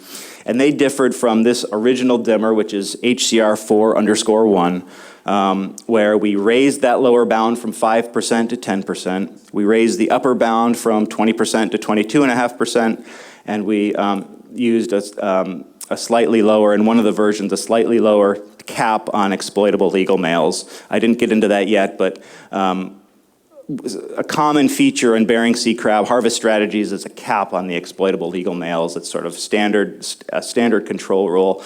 We tried a slightly more conservative version of a max cap in one of the iterations of the female dimmer. So remember, the whole point of what we're trying to do here is set the TAC each year. 2 TACs, east and west. However, there's other important considerations that we need to think about other than just what's coming out of a simulation model. Okay, so I list some of the more important sources of uncertainty here. Right off the bat, reproductive dynamics. I mentioned earlier there's no stock-recruit relationship for Bering Sea tanner crab. In fact, there's really no stock-recruit relationship for most crab stocks. And so the influence of the spawner population size on the simulated population dynamics is not fully captured in the MSE. So the effect of the female control rule is unclear based on the simulation results in the MSE. And that's not a criticism of the MSE or the process, it just kind of illustrates a limitation in our understanding in the biology. The other source of uncertainty is the population assessment challenges. These population numbers are based on an annual trawl survey that occurs in the Bering Sea that's conducted by NOAA. That yields raw area swept estimates. Those estimates are plugged into the stock assessment model. The model pumps out model-based population estimates. So we have these various sets of estimates to consider when we're setting the TAC. There's uncertainty about which set of estimates is closer to the true population size. There's other issues in terms of survey gear selectivity, availability to the survey, and things of that create additional levels of uncertainty in terms of the population assessment. Environmental change is another source of uncertainty. I mentioned environmental forcing, so changes in the environmental conditions, let's say, is not part of the MSE. It's just beyond the scope of what an MSE does.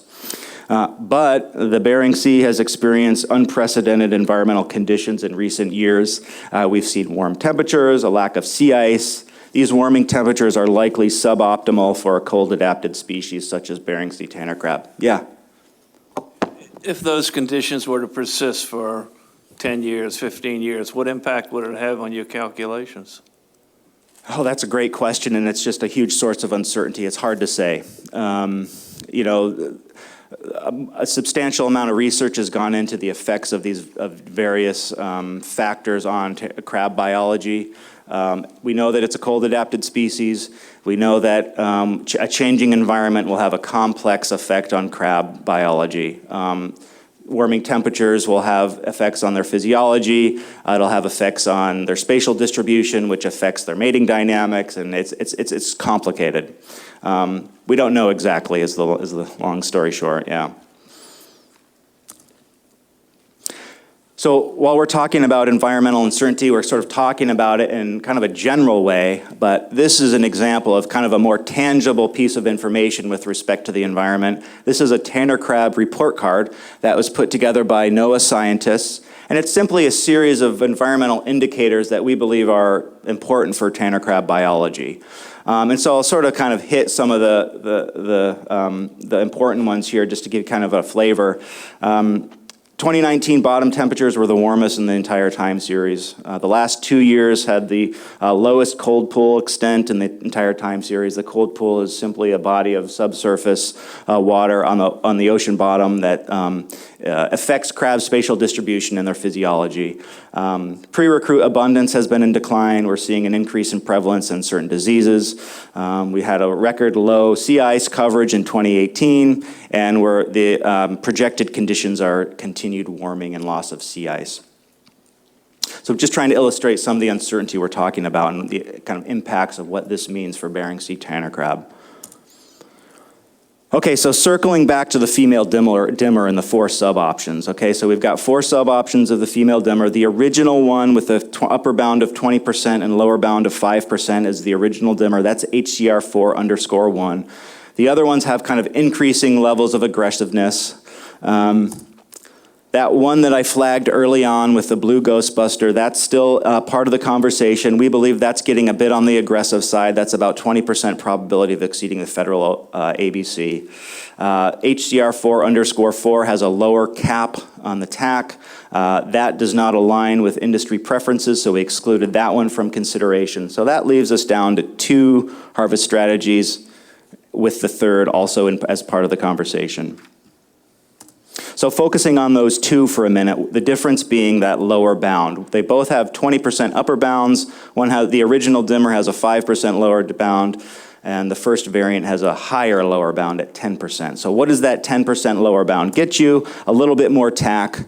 The MSE suggests an average of 16.5 million pounds versus 15.9 million pounds, so that 10% lower bound gets you a little more TAC. It also gets you lower annual variability in TAC, from about 26% to 30% variability from one year to the next in your TAC. And we would expect that because we're talking about a narrower band of exploitation rate. We talk about from 10 to 20 versus 5 to 20. So looking at the shape of the sloping control rule between these two harvest strategies, the original dimmer HCR4_1 is shown in the solid black line here. HCR4_2 is the one that had the 10% lower bound. That's shown in the dashed line here. The red simply shows the extra exploitation rate you get with that 10% lower bound. Ideally, the population would be healthy all the time. We'd be at or near the long-term average, and the differences in the lower bound wouldn't come into play. Unfortunately, that's not the case. The population fluctuates quite a bit. We get low population abundances. So the important piece to understand here is that the biggest difference in the exploitation rate will occur at low relative population abundances. When we're at 30, 40, 50, 60% of the long-term average is where you're going to see the biggest difference in those exploitation rates. But the higher lower bound does get higher tax, about 10% higher on average. However, these increases occur when the population's at relatively low abundances. And when the population is at relatively low abundances, the crab tend to be higher proportions in the old shell condition, which tend to be less valuable to the fleet. You do get lower TAC variability with the higher lower bound, the 10% lower bound, but the 5% lower bound is kind of better conservation overall. So we're talking about this in kind of a theoretical way, but just to give you an idea of how this could actually play out in reality, the 2019 survey estimates are indicated on the x-axis here. The 2019 estimate in the area east of 166 was about 30% of the long-term average. In the west, they were at about 50% of the long-term average. So there could be some meaningful and important differences between these two lines. So we're coming to the end here, so I'll just pause and kind of highlight the fact that we started with 15 different harvest strategies. We're able to narrow that down into one harvest strategy concept. And so I believe that's a big win. And so I'd like to just kind of tip our caps to all the people involved for kind of coming together on this one harvest strategy concept.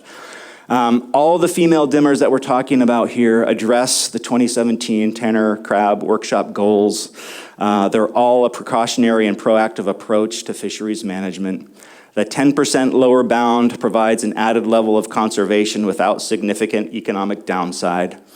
Both dimmers are liberal compared to actual historical tax.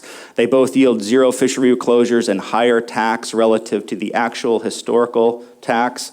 This table summarizes the tax recalculated from 1999 to 2019, so the last 20 years. The actual tax are shown long-term average 2.8 million pounds. The two dimmers that we're talking about would yield tax that are 3 to 4 times that amount. So about 10 to 11 million pounds. In the last 20 years, the fishery was closed 11 out of 20 years. The new harvest strategies that we're talking about with the female dimmers would have yielded 0 closures. Industry preference is for the dimmer with the highest exploitation rate, and that ranges from 10 to 22.5% exploitation. That, of course, has the highest long-term average TAC, also with 0 fishery closures. So I think it's important to point out, though, the original dimmer that we're talking about, it is the most conservative of the female dimmers that we evaluated, but it is not a conservative harvest strategy. It's quite liberal compared to what was. And so that concludes the presentation. There's a lot there, I know. We tried to strike a balance we didn't want to oversimplify this too much. We wanted to provide enough background so that the board could sort of get a sense for the scope of what went into the analysis, the complexity that's involved, and the uncertainty that's involved in this decision-making. With that, I suspect there's questions. And with that, Mark and I would love to answer them. Thank you. Board questions. Mr. Payton. Thank you. So I don't see on slide, or maybe it's in here, maybe I just don't see it, but on second to last slide where you show the 2019, I guess, estimate surveys, is there a slide that relates that to maybe one of the strategies on what the TAC would be moving forward or not?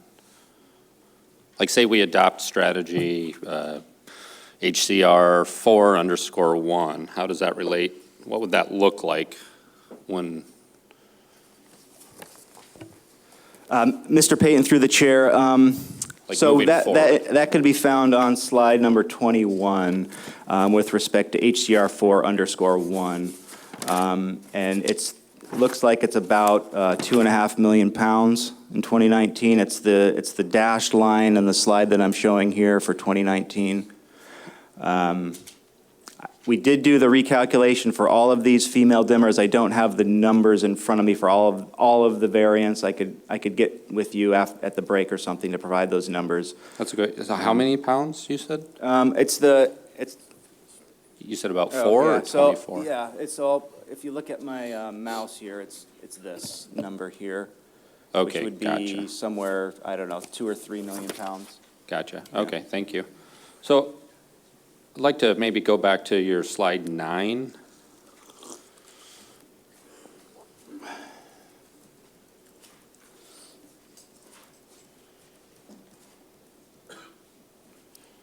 So when someone says they're projecting 100 years forward, like little indicator lights are going ding, ding, ding in my brain, you know, and like, how is that possible?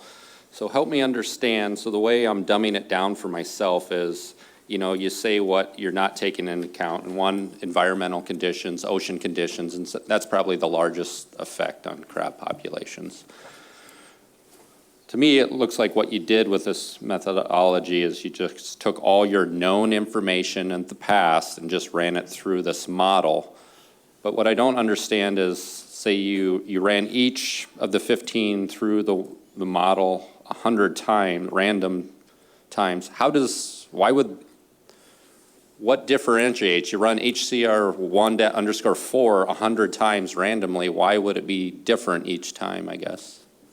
Mr. Payton, through the chair, that's a great question. And so what's happening here is the projections are using the stock assessment model and looping it over and over again 100 times in the projection. And so what it's got to do is estimate what the population dynamics are. And the biggest factor that's coming into play for changing these population dynamics is the recruitment. So that just means the amount of animals entering the population in a given year. Now, because there's no stock recruit relationship, we can't tie that back to what the mature male, mature female abundance was the year prior.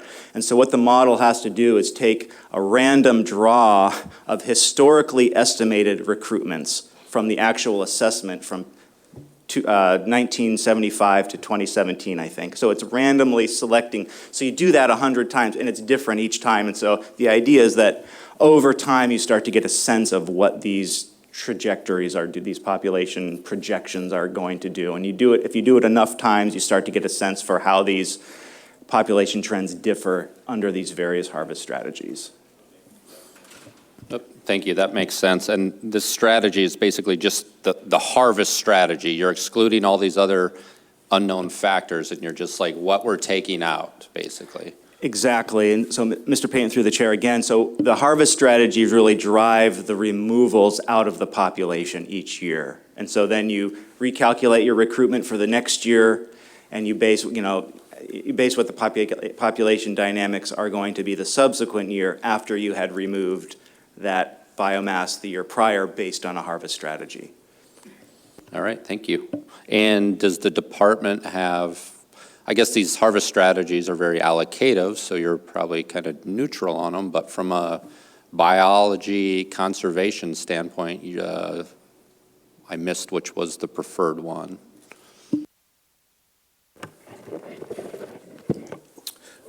Mr. Payton, through the chair, Mark Stickert. For the record, I'll give Ben a chance to catch his breath a little bit. You know, obviously, the MSE yielded us the female dimmer, which we think that's the best biology we can use to make decisions right now. You know, part of this challenge is we don't know how to incorporate all this other uncertainty. At the same time, you know, Tanner crab are worth $4 or $5 a pound. 2 pounds are $10 a piece. So even small differences in TAC are a meaningful impact to the fleet. And so I think this is the crux of where we're at, and this is why we're looking to get some guidance from the board on how to balance these final measures, because for a high-value species, if we were able to identify a harvest limit that said, catch this many or don't catch this many, we would have brought forward a harvest strategy and said, please do this. We don't have that available to us. And so I think it's moving forward and having a conversation for the rest of the week. I think it's important to recognize that this isn't, the three options that have been identified there isn't conservative, a middle ground, and aggressive rule. We think that relative to where we came from, all three options are quite aggressive. We don't necessarily know with great confidence whether or not they're going to yield for long-term sustainable use of this stock. We may never know that. And so I think this is where the qualitative interpretation of risk enters this conversation. And moving forward, do we initiate a new harvest strategy feeling good about what the future looks like? Do we feel middle of the road? Do we not feel middle of the road? So there are relatively small differences between 1 and 3. But I think on average, they're fairly aggressive. We started with HCR 4_1, which is a 5% floor and 20% ceiling. Part of that's borrowed from previous harvest strategies and where we came from.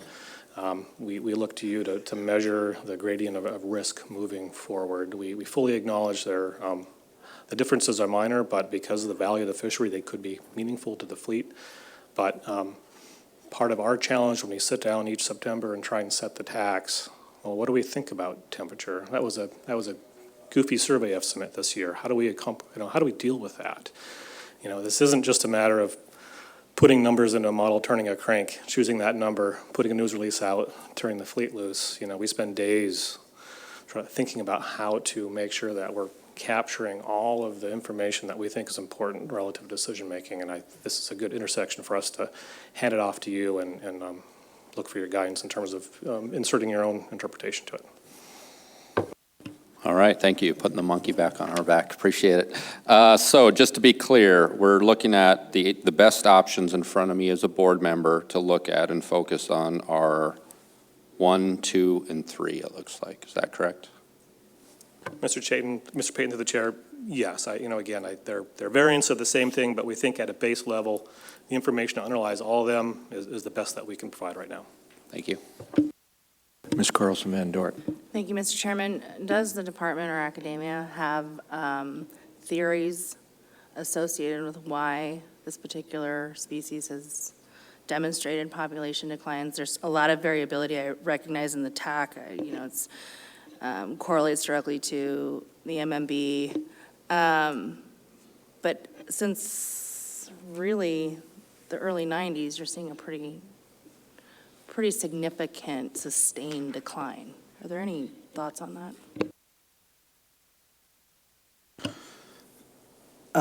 Through the chair, Ms. Carlson Van Dort, that's a great question. It's a very difficult one to answer. It's likely mostly environmentally driven, where the conditions are such that natural mortality is higher, but yeah, the short answer is it's likely environmentally driven. Yeah. Mr. Wood. Along the same lines and following up on Israel's question earlier, if indeed you were to use a projected population forward of 10 years, would that take into account more what is happening recently so that we don't have to have the totally unknown environmental impact?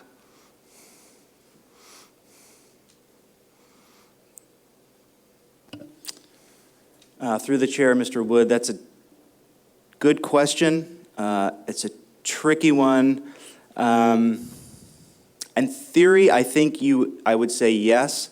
However, the caveat to that is when the forecast model kind of spins up, it kind of takes about 10 years for the estimates to sort of settle out. So that, I think, probably counteracts any benefit you would have to focusing on the first 10 years of this forecast. Where I'm having my trouble is when I lived down south in the country down that way, we had 5 100-year floods within a matter of about 10 or 12 years. And so when you start playing around with 100-year figures, I just don't feel totally comfortable with that. Mr. Wood, through the chair, maybe I can offer a little more. This is really a function of what we put into the model, right? We didn't put in any predictions of weather or ice or temperature. So whether we are projecting 5 years or 500 years, we would need to include that.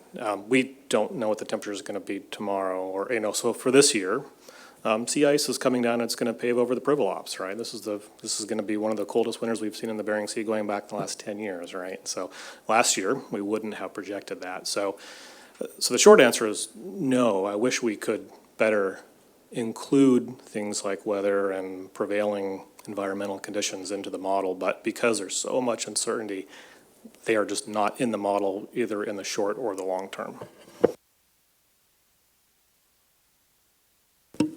Further board questions?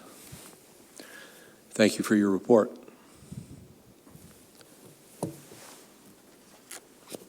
Mr. Raybung.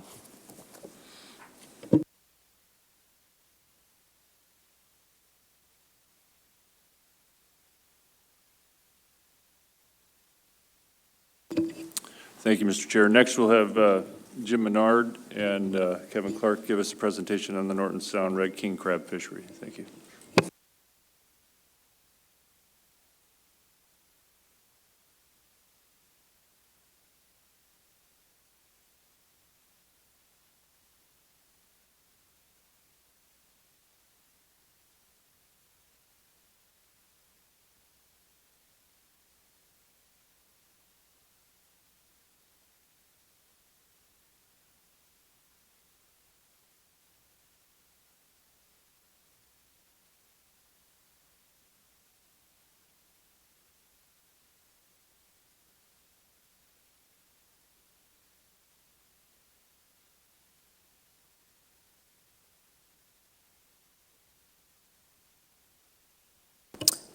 Good morning, Mr. Chair, members of the board. As mentioned, I am Jim Menard. I'm the area manager for the Norton Sound Port Clarence area and the Arctic Kotzebue area. With me is Kevin Clark, assistant area manager for the same areas. Mr. Clark has worked in crab fisheries in Dutch Harbor, Southeast Alaska, and now Norton Sound. This report provides an overview of Norton Sound Red King crab fisheries, and board members can refer to RC3, tab 5. And thanks to Justin Leon, our field biologist, for his sprucing up of our presentation.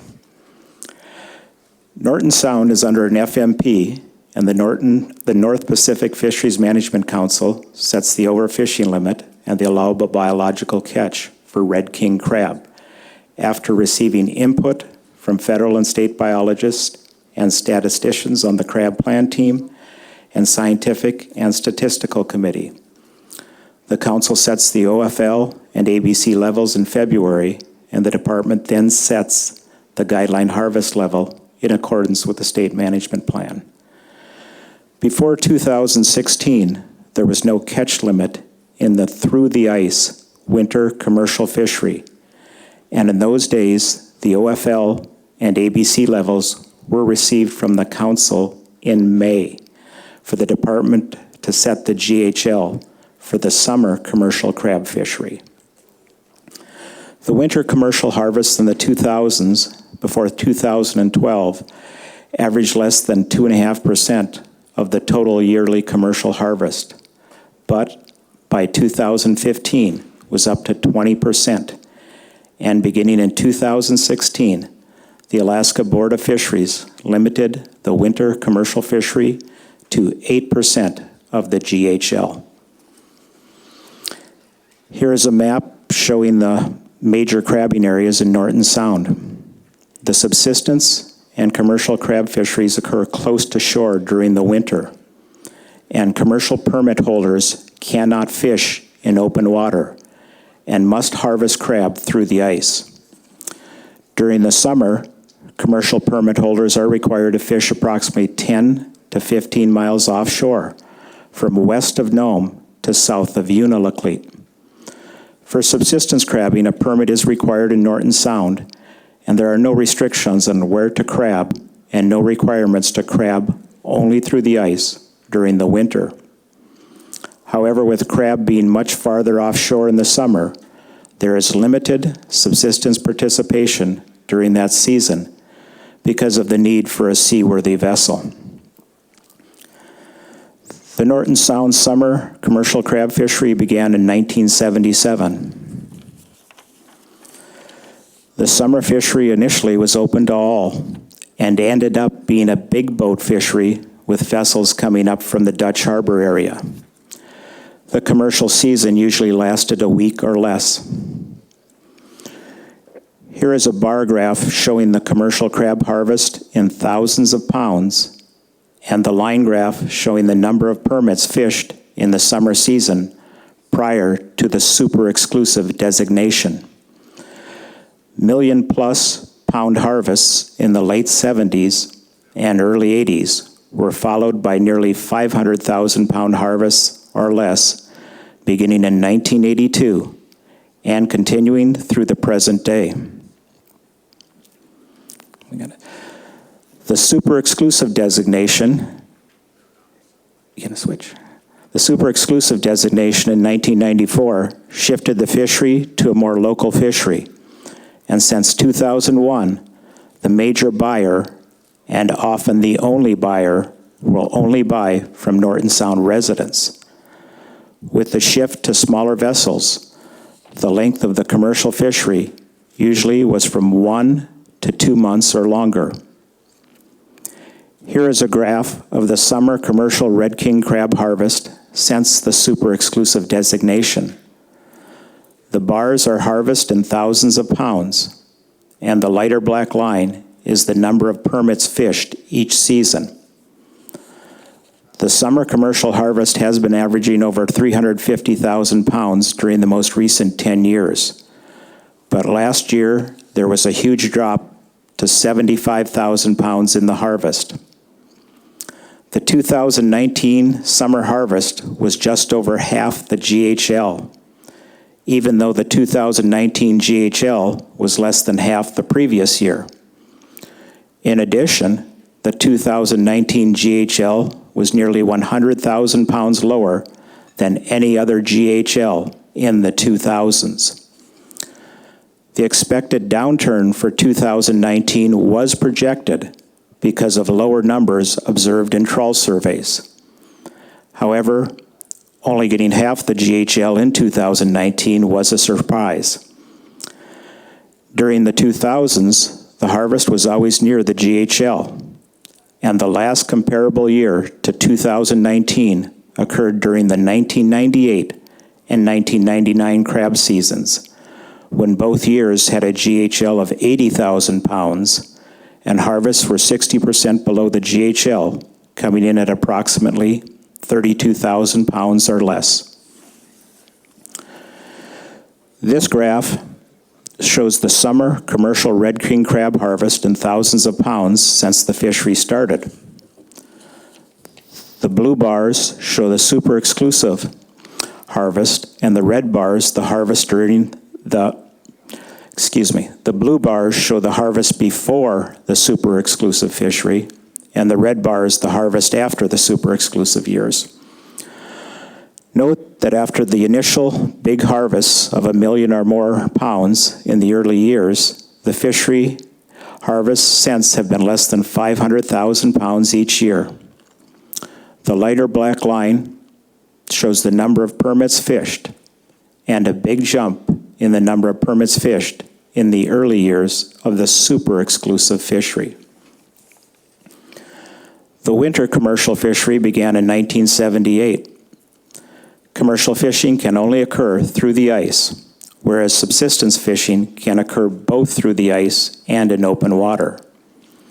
Beginning in 2016, commercial harvests were limited to 8% of the GHL, and beginning in 2017, commercial permit holders were limited to 20 crab pots.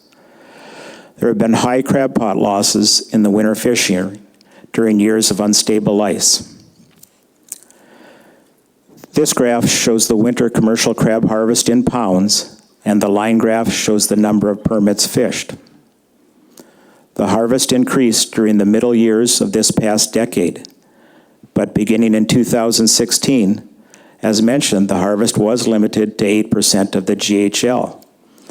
Also, for 3 years from 2016 to 2018, the CDQ crab harvest, which normally occurs in the summer, occurred in the winter. The CDQ crab harvest by regulation is allocated 7.5% of the GHL and is indicated by the purple color in the stacked bars for those 3 years. Here's a graph showing the reported pot lifts during the winter commercial fisheries since the mid-90s. This graph shows the increased effort in the past decade. In the middle years of the past decade, the number of pots fished in the winter commercial fishery greatly increased. And in 2017, the regulation limiting permit holders to 20 pots went into effect.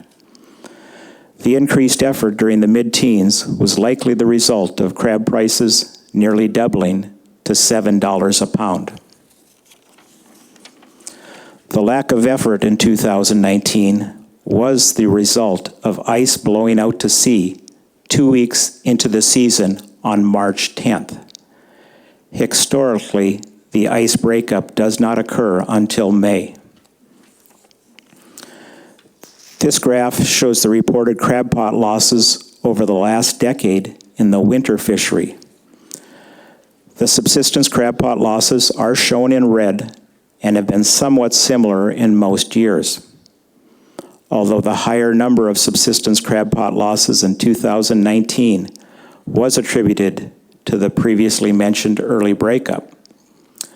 The lower commercial crab pot losses in 2019 compared to subsistence crab pot losses were because there were few commercial permit holders fishing that early in the season. The commercial season began on February 25th, and when the ice broke off 2 weeks later, most of the registered commercial permit holders had not yet set crab pots. A record number of pot losses occurred in 2017, when each permit holder was limited to 20 pots. However, a commercial permit holder was able to get a replacement crab pot tag when a pot was lost. Also, crew members from previous years became permit holders in 2017, allowing them to receive 20 pot tags. So in many cases, instead of one permit holder with 1 or 2 crew members, everyone in the crew was now a permit holder. This stacked bar graph compares the crab harvested in thousands of pounds in the summer and winter commercial fisheries. The blue bars show that the harvest of crabs in the summer fishery is always more than in the winter fishery. The winter harvest is shown in red. As noted, before 2016, there was not a limit on the harvest in the winter fishery. The nearly doubling of crab prices beginning in 2012 touched off a fishing frenzy in the winter and can be noticed in the red bars beginning in that year. Proposals to be discussed are Proposal 273, that would change the earliest winter season start date from January 15th to February 1st. Proposal 274 would not allow a permit holder during the winter season to replace any crab pots lost. It is possible that having a later winter season start date and not allowing the replacement of lost pots could reduce crab pot losses. And proposals 275 and 276 are to allow pot fishing targeting Pacific cod in the 14 days before and after the crab season. Regulations now do not allow participants in the commercial crab fishery to be subsistence fishing 14 days before or after the season. Allowing pot fishing near the crab season start date may result in some prospecting of the location of crabs before opening day. Mr. Chairman and members of the board, this concludes our report. Thank you. Board questions. Ms. Carlson Van Dort. Thank you, Mr. Chairman. Couple of questions. When did you say that the crew became permit holders? What year was that? Through the chair, Member Carlson Van Dort, in 2017, permit holders were limited to 20 crab pots. So, but it is an open access fishery. It's super exclusive. So what we had was people who were previously permit holders, they applied to get a permit. Thank you. Second question is on slide 12, where you're talking about the pot losses. If I just did a very back of the napkin kind of quick calculation based on your bar graph there, would it be accurate that about 700 pots were lost in the last 10 years? Through the chair, Member Carlson Van Dort, I would say correct. That's all. Thank you. Mr. Jensen. Thank you, Mr. Chair. I'm trying to remember if there was cotton escape panels in those crab pots. Has that always been a rule that there has to be escape mechanisms in the pots? Through the chair, Member Jensen, yes, we have the cotton twine regulation, 18 inches at the bottom, or if it's a panel, 10 by 12 with cotton. We also require 4 escapement rings on the commercial pots, or 6.5 inch or greater mesh on the pots for commercial fishing if they don't have the escapement rings.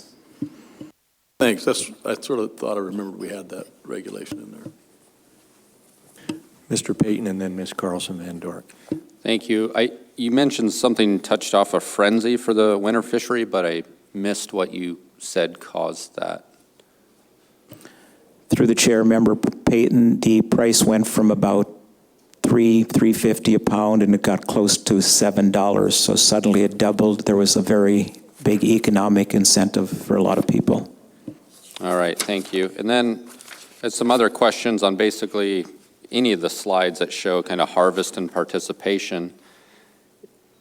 It seems like, is abundance driving the participation, or is the participation driving the abundance on these slides? Because they seem to correlate very well.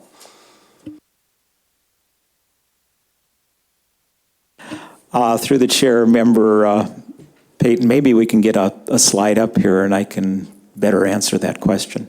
All right, let's go to slide 8. So in 1998-99, the harvest was very low, but so was the permits fished.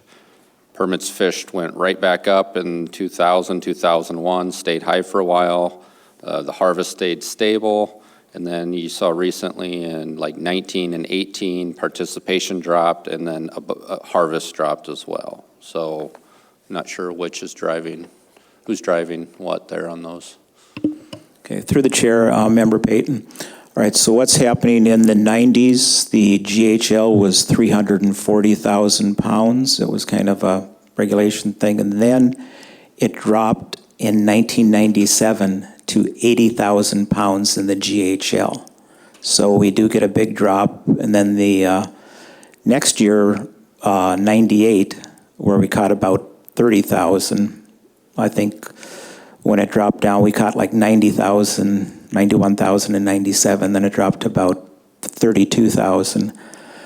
We, less interest, there was only one buyer then, we had 2 buyers, and then in 99, there was only, by then, we were down to about less than 10 that fished, and we did not have a buyer on the grounds. They had to be like catcher sellers, or they had to sell it. So once that lower GHL, there was a big drop in the number where we said, well, I'm not going fishing.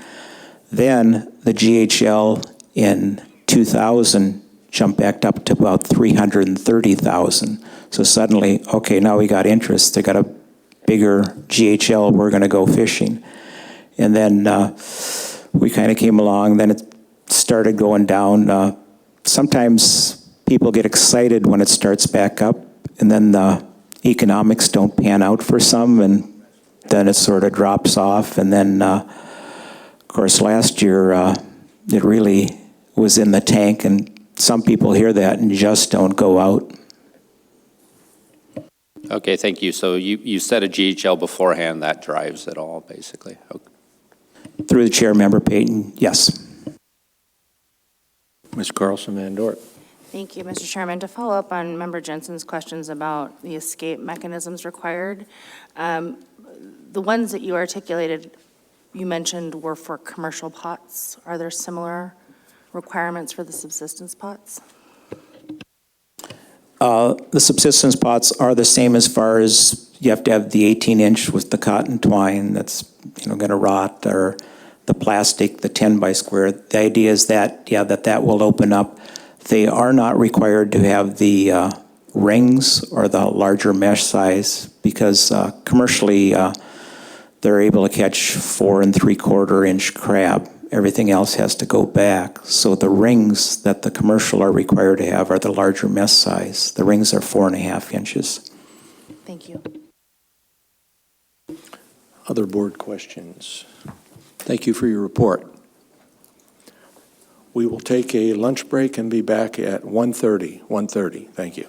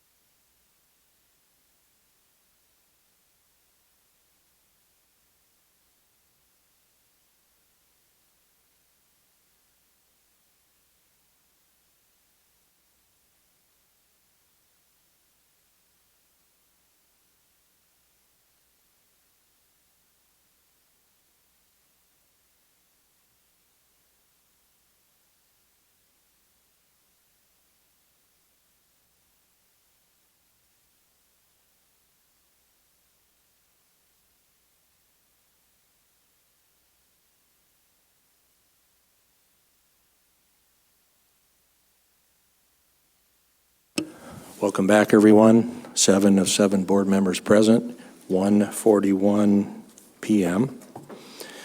We now move into the public testimony phase of the meeting. We have some instructions on that. For this particular meeting, the board has called for public testimony on the numerous proposals before us at this meeting. The board appreciates the interest and concern of those who will testify during the public hearing, as well as those who have taken the time to submit written materials to the board and those who will participate in the board's committee process. There is a handout on the table in the back entitled Guidelines for Public Testimony that provides useful information on testifying. Those of you who wish to testify must fill out one of the blue cards located on the table in the back of the room and hand it to the board staff. The blue card should be legibly and completely filled out so that both your name and your area of interest, your topic, or the proposals about which you're concerned can be identified to the board members. Please refer to the proposal you're addressing by its proposal number rather than the page number. The cutoff time to sign up for oral testimony is today, Sunday, March 8th at 2 p.m., which is in a little more than 15 minutes. When your name is called, please come forward to the microphone and state your name for the record and whom you represent. If you have written materials for the board, you should identify those materials by RC number, PC number, or AC number. The chairman will provide the board members an opportunity to get the paperwork before them. That time is not charged to the person or advisory committee representative who is testifying. We intend to call 3 to 4 people up at a time, by the way. At this meeting, the public will be given 3 minutes to testify. Advisory committee and regional advisory council representatives will be given 10 minutes. We also have someone from the Pacific Northwest Crab Industry Group that is part of the North Council, I believe, process, and we will be giving them 10 minutes due to that. When you begin your testimony, the green light on the table will come on. When you have 1 minute left, a yellow light will come on. And when your time is up, red light will come on, and you will be asked to please stop speaking, even if you're not done with your testimony. When you have finished, please remain seated so the board members may ask questions. We ask that you confine your oral testimony to the subjects under consideration in as concise and direct manner as possible. It is the intent of the board to deal with the merits of the proposals based on the general principles used by the board. The board does not deal in personalities. Thus, public testifiers are admonished not to refer by name to any person, any staff member, or any board member. Advisory committee and regional advisory council representatives should also fill out a blue card and indicate whether they will testify at the beginning or at the end of public testimony. Please note on the card which advisory committee you are representing, and be prepared to describe the general membership of your committee. Confine your testimony to the position the committee took on a particular issue, and give your minority opinions of the committee, if any. If you wish to provide your own personal testimony, please fill out a separate blue card and submit it to the board staff. If your name is called and you're not present to testify, a second call will be made. Second calls are made after the midday and evening breaks. If you receive a first call in the morning, you will get your second call in the afternoon meeting prior to any other first calls. If you receive your first call in the afternoon, you will get your second call first in the evening after the dinner break if the board holds an evening session. If the board next meets in the morning, you will get your second call first in the morning. If you miss both your first and second calls, you will not be able to testify at this meeting. Also, the Board of Fisheries considers the allocation criteria when taking action on proposals which may affect allocation. The public is encouraged to also reference elements of the allocation criteria in its oral testimony and written comment to the board if applicable. Copies of the criteria are available on the back table or from the executive director.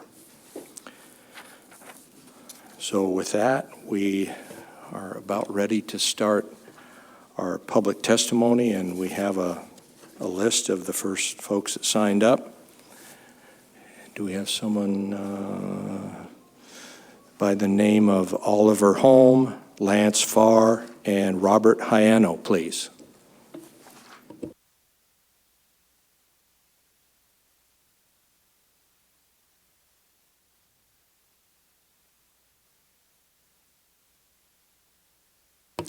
As indicated, we'll call a number of people at a time. For this particular instance, it will be 3, but we intend to call up to 4 people. So again, first call, Oliver Holm, Lance Farr, and Robert Hyano. Okay, Mr. Holm. Chairman Marisky, thank you for the opportunity to testify here. I'm testifying at this point on my own behalf as the operator of the fishing vessel Selena on proposal 258, which is a proposal that I put in involving gear storage in deeper water than 25 fathoms at the close of the season. As often has happened in the Kodiak tanner crab fishery, we might get notified in the morning that it'll be a noon closure, and so we'll be trying to fish our gear and get through it. The fishery starts at 8 in the morning and then goes till 6 o'clock at night, except when it's closed. Quite often it'll be closed at noon instead of at 6. But anyway, we can go through the gear, get our crab out legally before the closure. But when the season's closed, we can leave the gear on the grounds with the doors open and the bait jugs removed. But the current regulations, it's 72 hours.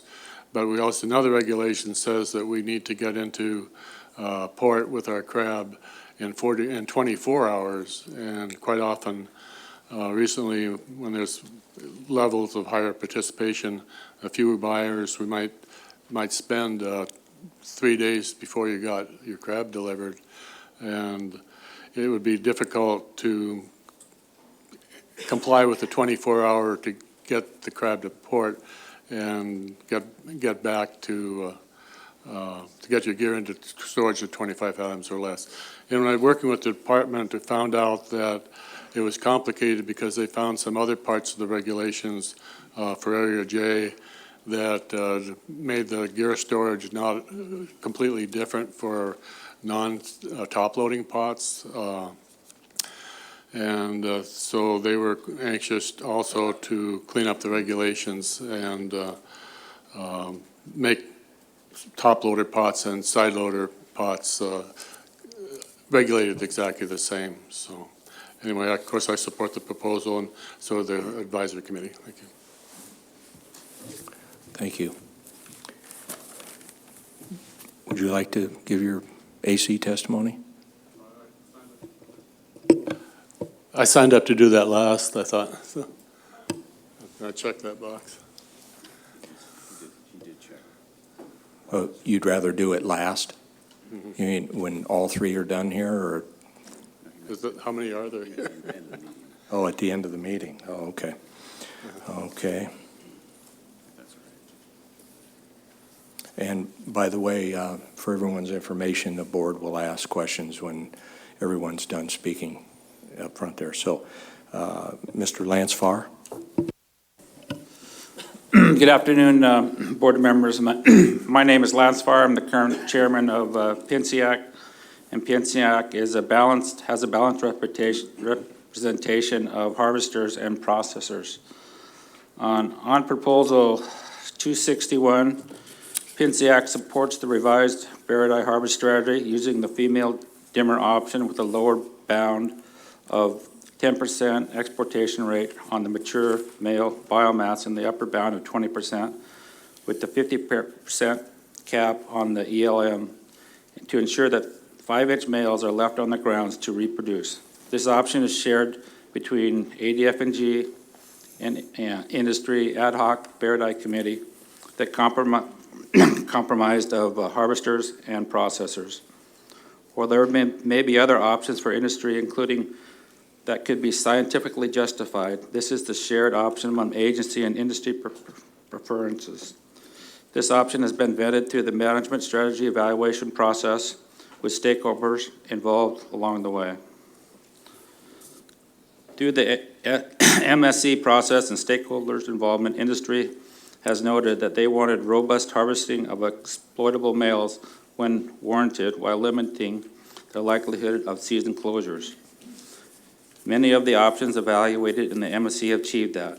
In addition, the preferred option from the MSE need to consider the balance between conservation and economic objectives. PNCAC considered the difference on the floor values of 5 to 10% as explored in the MSE. Ultimately, PNCAC noted that they wanted to harvest crab when there were more clean shell available, which is more valuable. PNCAC thinks the 10% floor will work better for PNCAC. Briefly discussed the female dimmer option with the upper bounds at 22.5%, noting that it hits the 50% ELM cap more often than, which may be undesirable. The male-only option in the MSE did not consider females in the equation. PNCAC has heard from the ADF&G that would create more uncertainty and likely require additional buffers in the TAC setting, making it an undesirable option.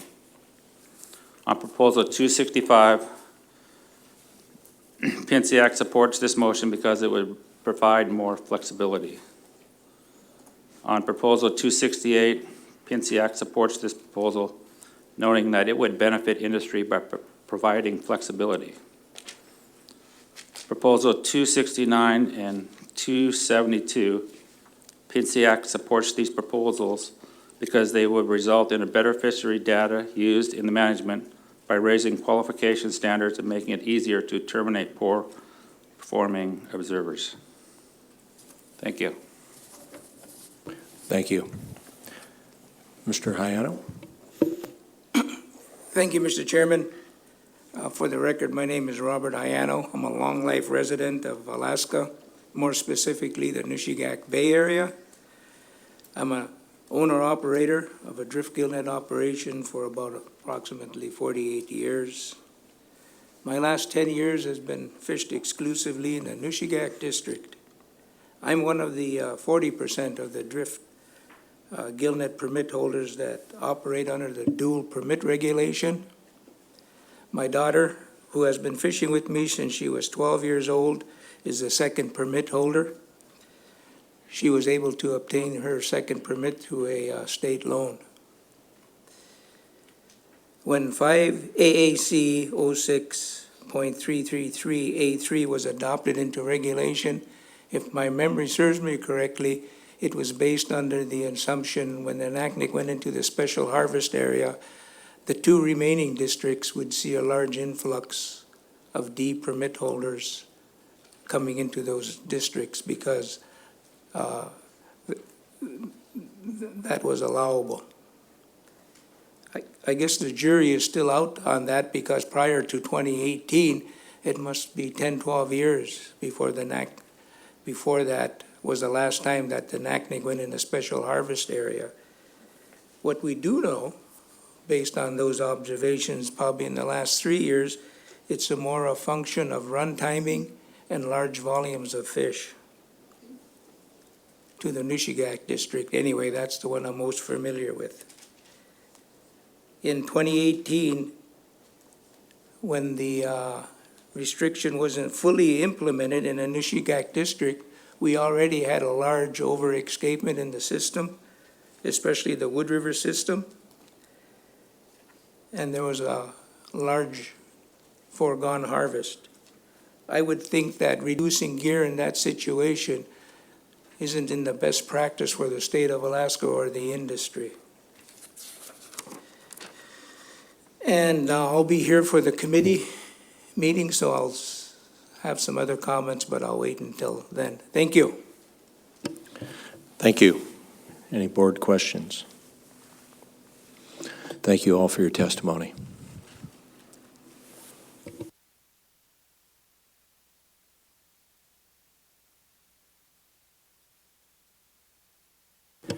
Next, we have Nancy Hillstrand, Barbara Carlson, Nick Kameroff.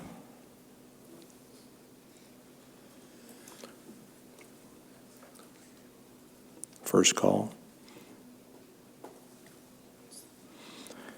And Nick Kameroff, we have you for your Central Kuskokwim Macy and yourself. We'll start with Nancy Hillstrand. Yes, hello. My name is Nancy Hillstrand. I've been in the fishing industry for 45 years.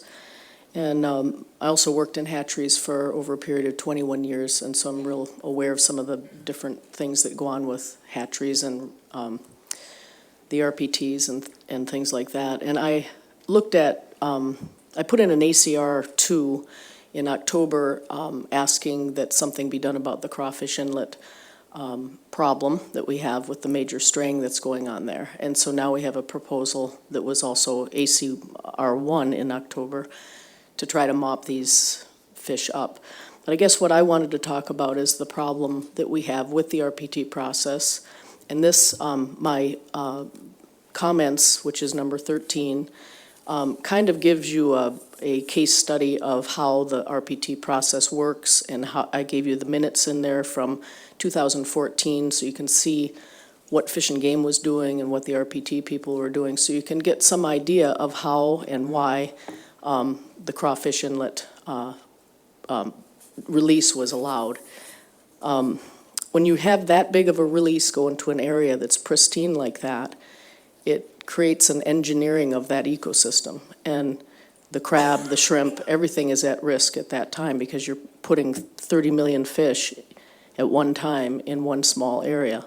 It's something just to consider on that because this is a crab. But anyway, if you could look at my comments on number 13, what the department said is the biggest concern with the project far surpassed a potential straying, and this became a very big reality. So then they went on and they said the program would ramp down if problems are discovered. So problems were discovered, and now how do we get back to that point so that the PNPs can start to follow the determination of the ADF&G when they make those determinations and give those caveats in the minutes of the RPT meeting. So, because what it's doing now is it's just going on, and this is how they work. The RPT, they give a recommendation, it goes on, and then if there's a problem, no one seems to do anything about it. And so if we can learn this process, it would be helpful.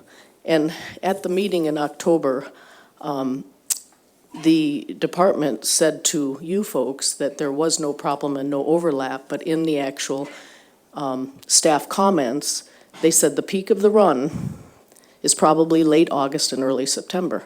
So right in the thick of that was when we had this straying going on right on top of the wild fish in West Crawfish Inlet. And so, you know, it's kind of hard because you have to read every single word to really understand what it means, but I think it's important that we start looking at this really closely so that the RPT process can become more efficient and effective. Thank you. Next, we have Barbara Carlson, Stony Holitna AC. Thank you very much for your time. I really appreciate that all of you take the time to listen to us and that we get to have our input. I'm Barbara Carlson. I'm representing the Stony Holitna AC, which is on the Kuskokwim River west of here. And my AC represents the upriver portion, although not the very headwaters. But of the folks testifying today, I'll be from the furthest upriver.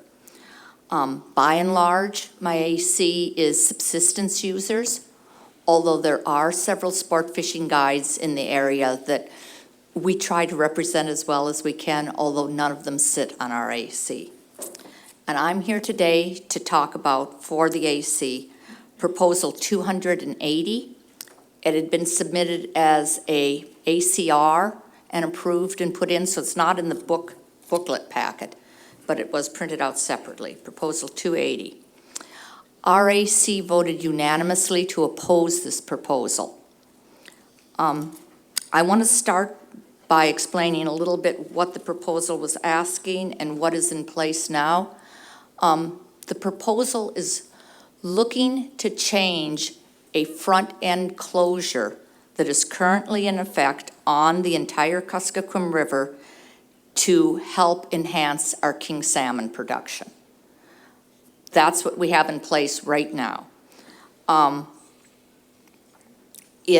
closure has a floating beginning to it.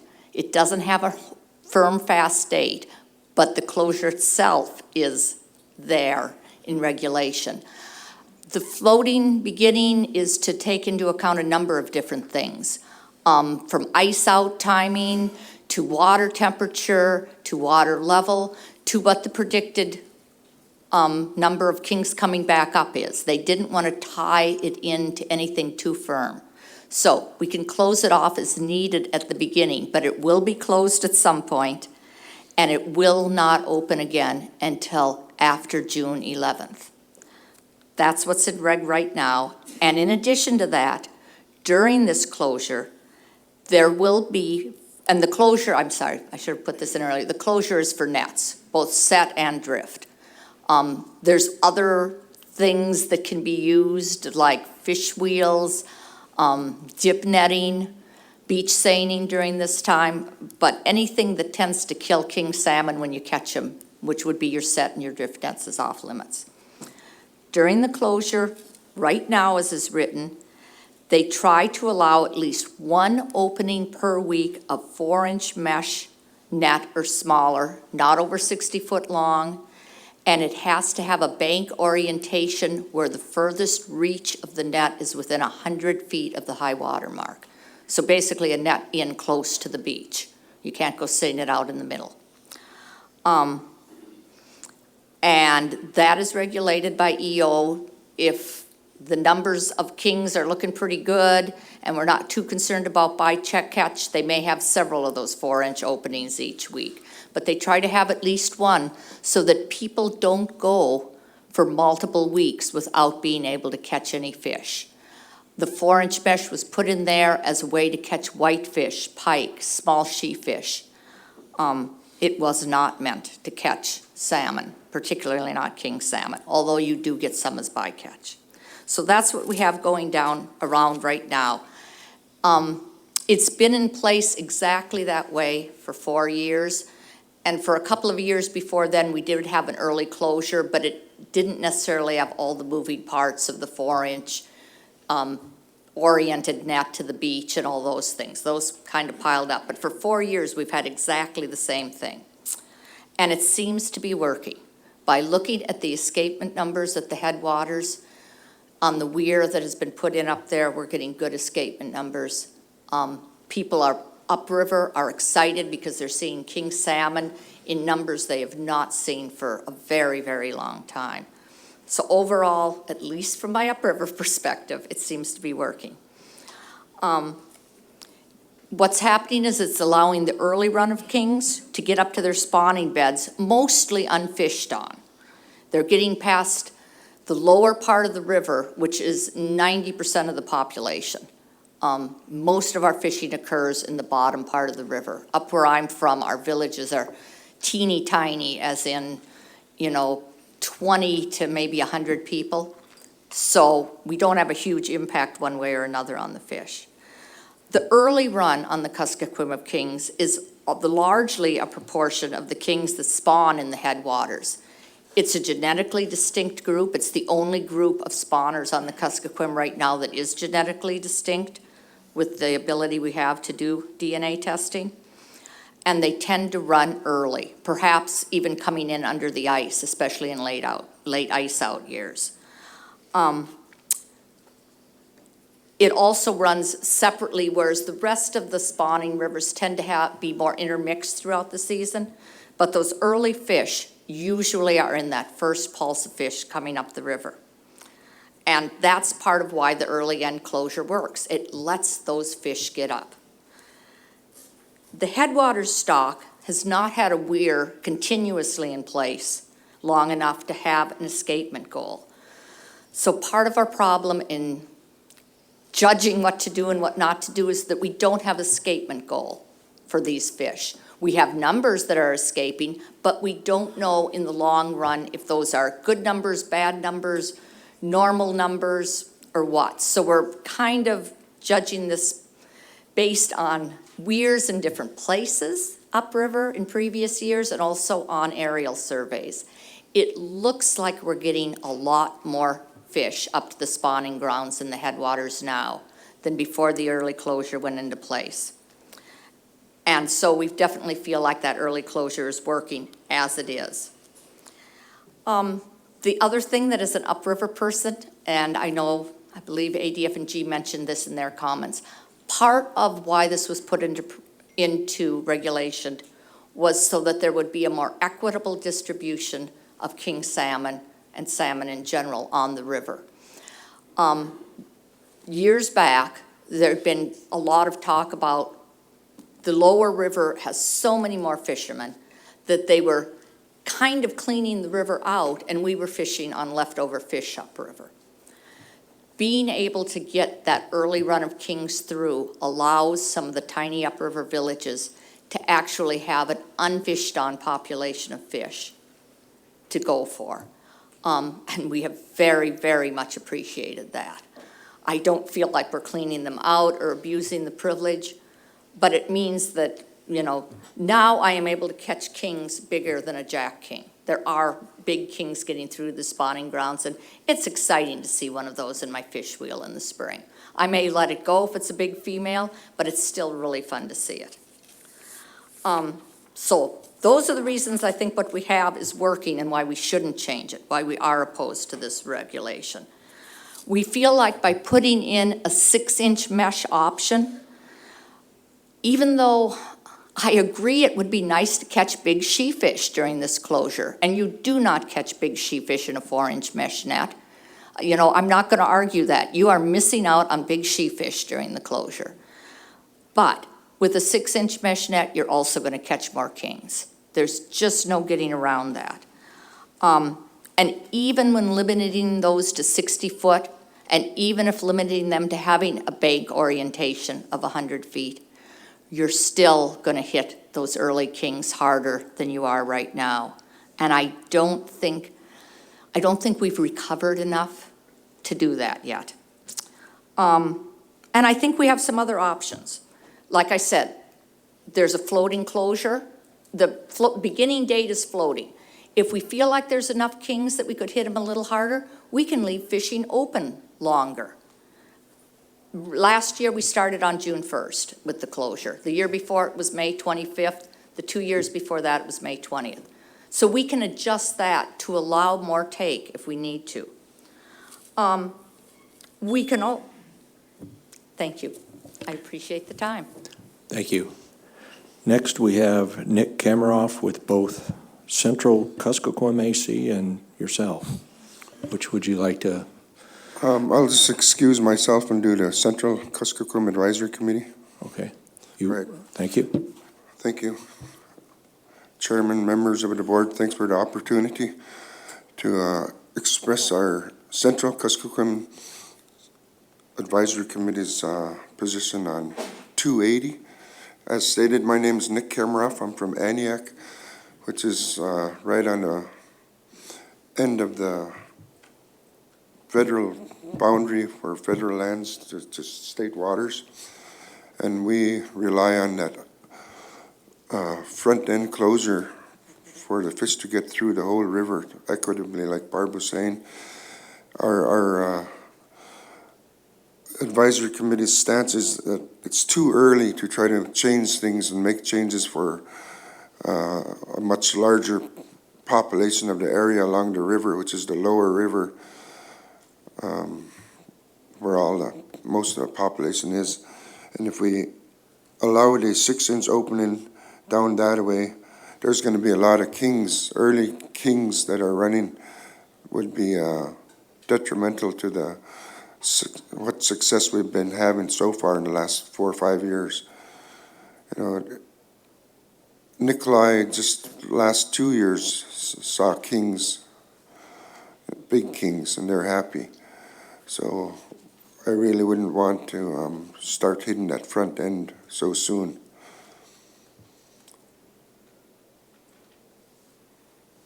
That'll be all. Thank you. Thank you. Board questions? Mr. Woods. Just one to Ms. Carlson. How long has the weir been in place that you were referencing? That's probably a question that would be better for ADF&G. I know it's been in place at least 5 years. It may have been a year or two more than that. Okay. When I pulled data up this morning, it showed from 2015 on. Okay, thank you. Thank you. Thank you for your testimony.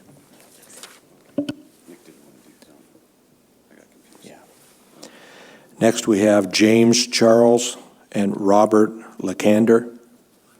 First call, James Charles and Robert Lacander.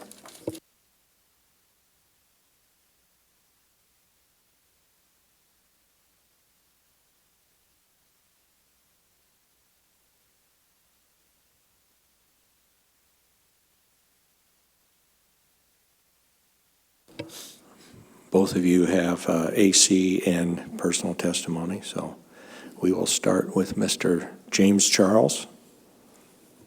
Hello, Mr. Charles. Thank you, Mr. Chairman and the staff members, everybody. I'm James Charles from Tundutulak, and I chaired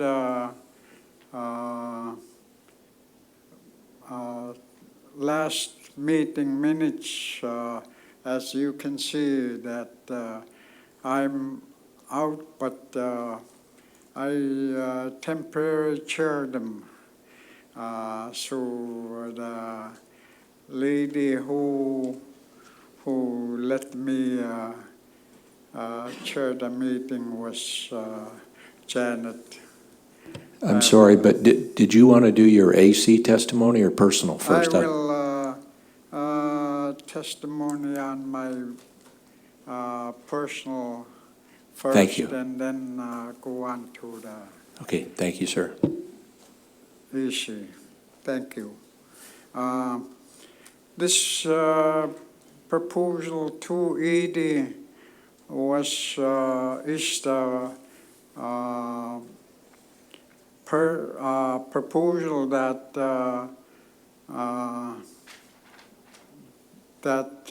make us sit on this one. So I don't hear very good. Even I'm getting old too.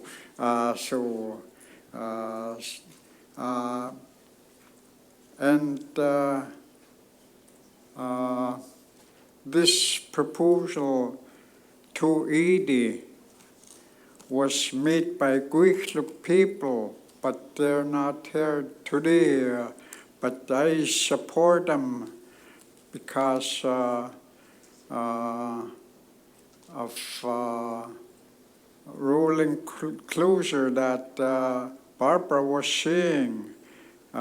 Because in our area, people always talk about rolling closures that they had before, and I support that one too. But anyway, I'll go on to the issue now, and at issue.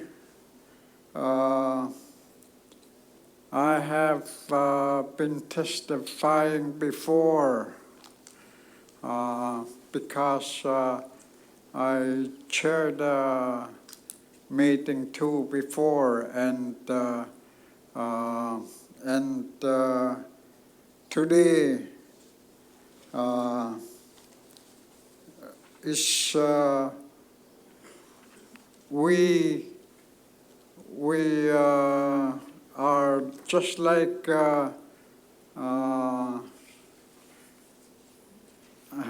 people see it. We are just like toys. We the Board of Game or Board of Fish, they can close the river at any time. But I tell them because I support fishing for life, not. We did not have stores when I was a kid, but everybody was on fish every day. We were eating fish all the time. Anyway,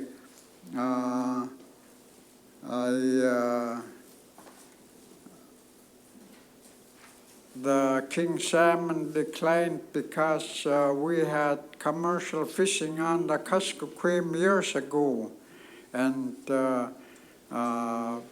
that they declined pretty fast because people use their nets now.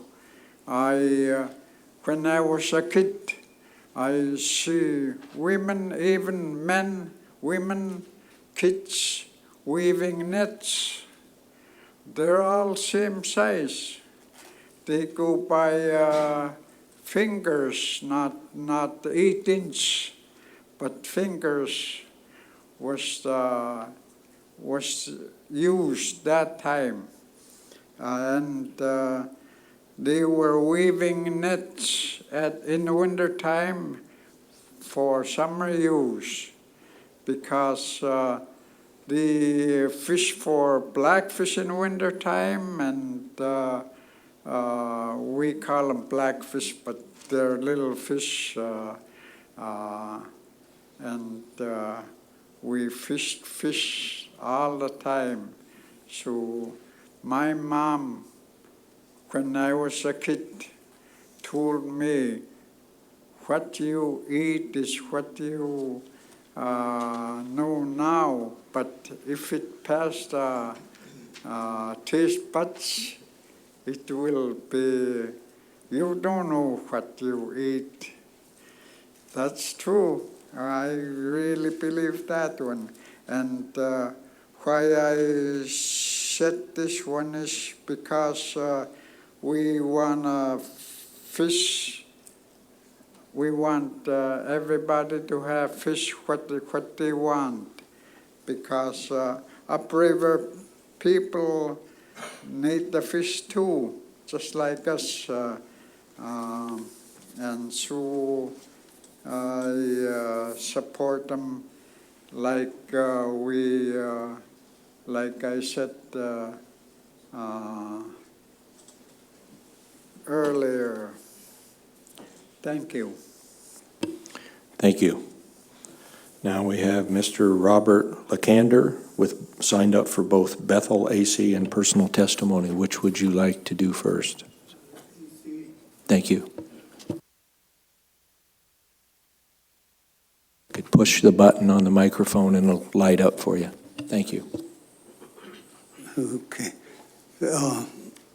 I'm with the 280 AC, and it's allow use of set gill nets with 6-inch mesh to harvest salmon other than king salmon and other non-salmon fish species on the Kuskokwim River as subsistence purposes during times of king salmon conservation. Like Barbara said, we've got regulations, rules the feds put out, and we try to follow them, and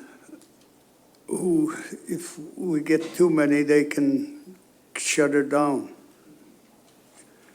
And 6-inch, the 4-inch, nobody likes to use the 4-inch anymore. They said those are the worst for even the big fish, sea fish and chum salmon. They just get hung up on their teeth or their gill rakes, and while you're pulling them in, they fall out and go drown right in the water, go down. So a lot of the people around that area don't like, said no more 4-inch. And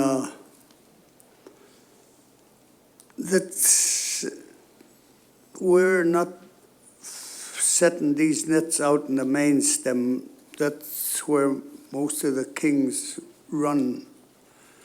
And it's later on that we set, because a lot of ice is still flowing down and you can't set net. Sticks and wood, ice would take it out.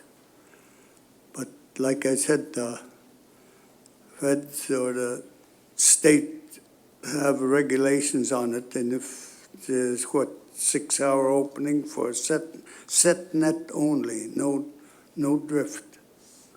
And once a week, just gets cheefish or the humpback whitefish.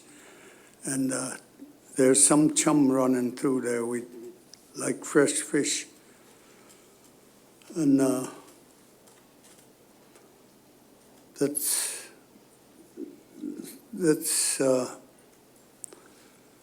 and we have people monitoring us, the ONC usually out there checking the fish camps and everything, seeing how many we're catching. And that's the way we know when to cut it off. And we know it's conservation. I hope we'll be conserving more than this year. That's all I have on that, AC. Can I have my personal say? Whenever you're ready, sir. Yeah. Well, we're not the only ones that are fishing for them kings too. Well, upriver, they have the fish wheels going 24/7s, and the people above Antioch, that's all state, can set their set nets, and so I think it's give and take for both sides. And there was no more commercial. I'm a commercial fisherman in the area, but we've had no commercial fishing for how many years now? Quite a few. And like James said, I remember the first commercial for king was, any size king was for $5. That was in the old days. Then they started fishing for poundage. And when I was growing up, I used, where we had wooden boats, 3 to 5 horse was a big motor them days. And we had cotton nets with wooden corks, and we'd make lead lines. And at times, if your net was longer than your boat, you had a long net. And we had short cotton nets. When we were done, we'd take them up and put them away. Dry them fast. And nowadays, it's changed. Sometimes I wish we'd go back to the old days. The old people used to tell us the or. If you use the motor, you'll scare the fish. And I'm still hearing that the state's going to take over the fishing this summer. But I wish the feds would. Like Barbara said, Bethel's got over 7,000 people. If the state takes over, anybody can go out and fish.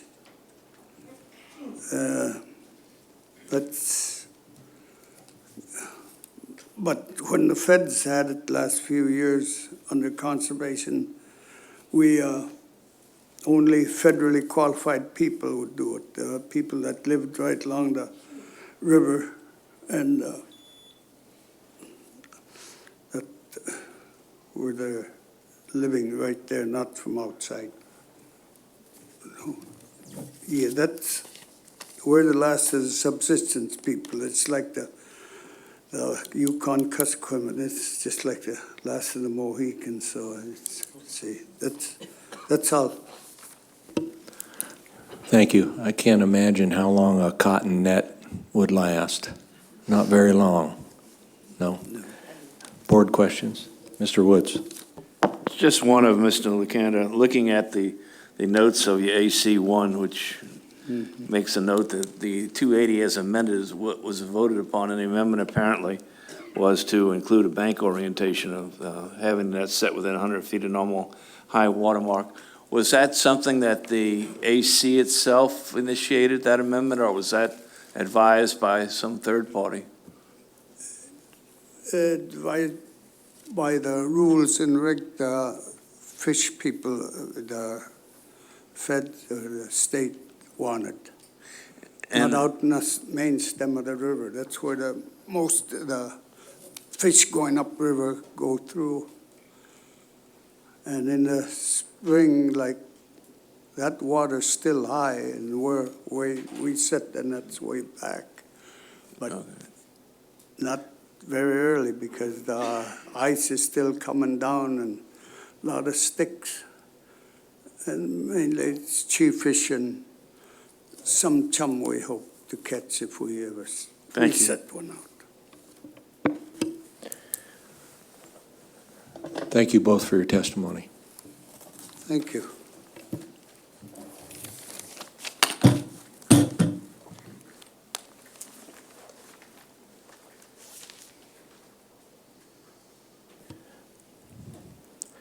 Next, we have Charlie Lean, Wes Jones, and Mark Henkel.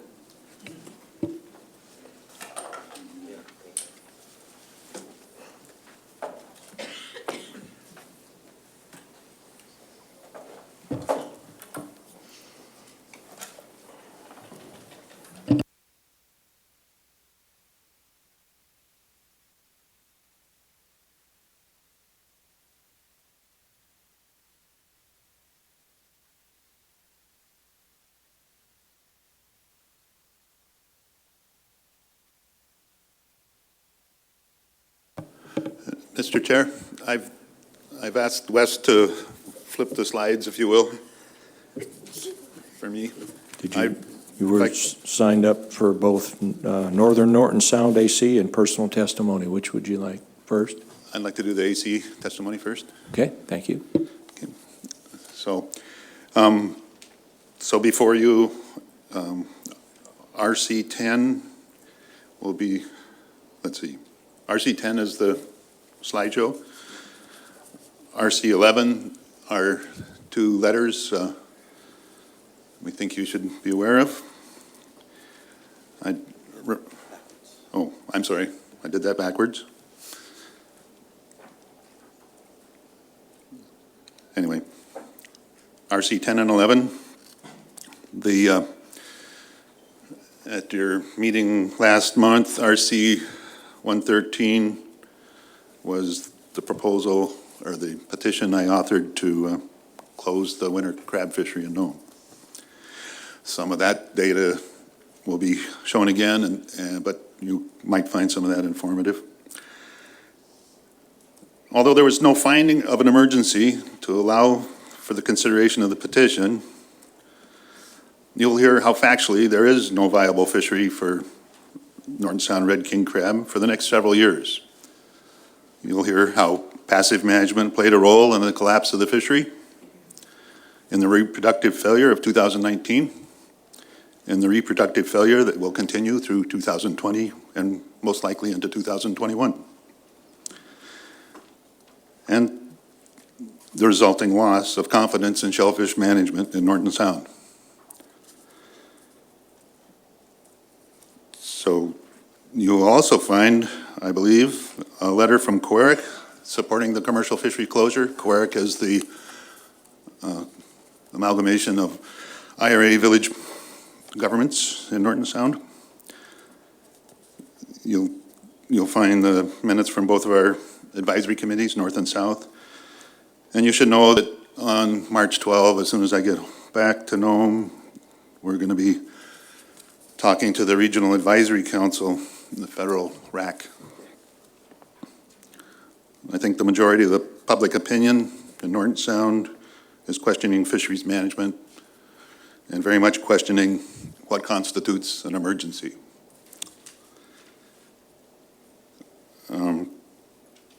So the slideshow. So please keep in mind that the winter red king crab fishery is unique in Norton Sound because it must be conducted through the ice, from the ice. And shortly after the submission of our petition and a discussion at the NSCDC board meeting, there was a full-page color ad announcing the winter commercial fishery in Norton Sound. And almost soliciting buyers because the NSCDC, NSSP branch had announced they weren't going to buy, and the secondary buyer based in Anchorage had announced they didn't plan to buy because it wasn't economic. So proposals 270, all four proposals may be moot in that we don't anticipate a commercial fishery for several years. Nevertheless, Proposal 273, we submitted that over a year ago, the Norton Sound AC did, and the department comments focused on market effects of January fishing, of the high handling mortality, and difficulties of getting viable crab to market because they might freeze before you get them there.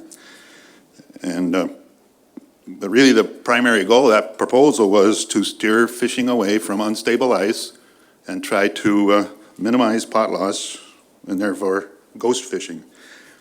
We did a very similar thing in 2016, and that's when the fishery was reduced from December 15 to January 15. Now we're going from January 15 to February 1. 274, Proposal 274, again proposed a year ago when we thought we had a viable fishery. Department comments describe how the rising price of crab combined with the 2017 reduction in pot limits created a race for the winter guideline harvest. The idea that the pot limit was to work in conjunction with management actions to avoid pot loss didn't get mentioned. There was an expectation by our AC that management would conduct in-season management to direct fishing away from unstable ice and react to the extraordinary pot loss rates which were observed each year since 2015. This is as directed in the policy on king and tanner resource management in the back of the book, rig book. Essentially, those are the cliff notes on how to manage a king crab fishery. Unfortunately, pot loss rates have not been documented well. Although you saw a graphic, they fail to take into account the crab pots lost at the end of the season.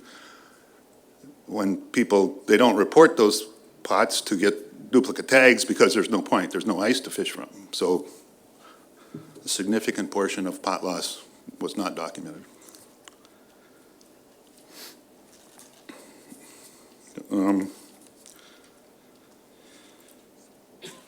Numbers 275 and 276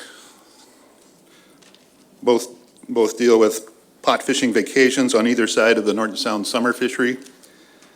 At our AC, we were told that the department was neutral on those.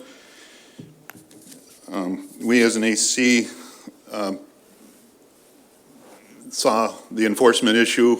We had a Fish and Wildlife Protection Officer there, and she mentioned the problem with enforceability. But we anticipated that there'd be some sort of compromise, maybe with shorter windows, or we were hopeful. Particularly on the later window, we were thinking that this was a way to facilitate the switch over from crab into possibly cod fishing by pot, and allowing diversification in the commercial fisheries and directing fishing away from our imperiled crab stock. The graph, please. So we have a cumulative catch graph we pulled from the Fish and Game documents, and again, the 2019-2018 fisheries, this graph demonstrates how really low CPUEs did not trigger any in-season response. It was explained to you, and it's in the regulation, that in-season management's integral to crab management. But check the 2019, an extended time period when catches were essentially zero and no action. And again, in 2018, there's a deflection point midway through the season where CPUE dropped significantly. That might have been a red flag had somebody observed that.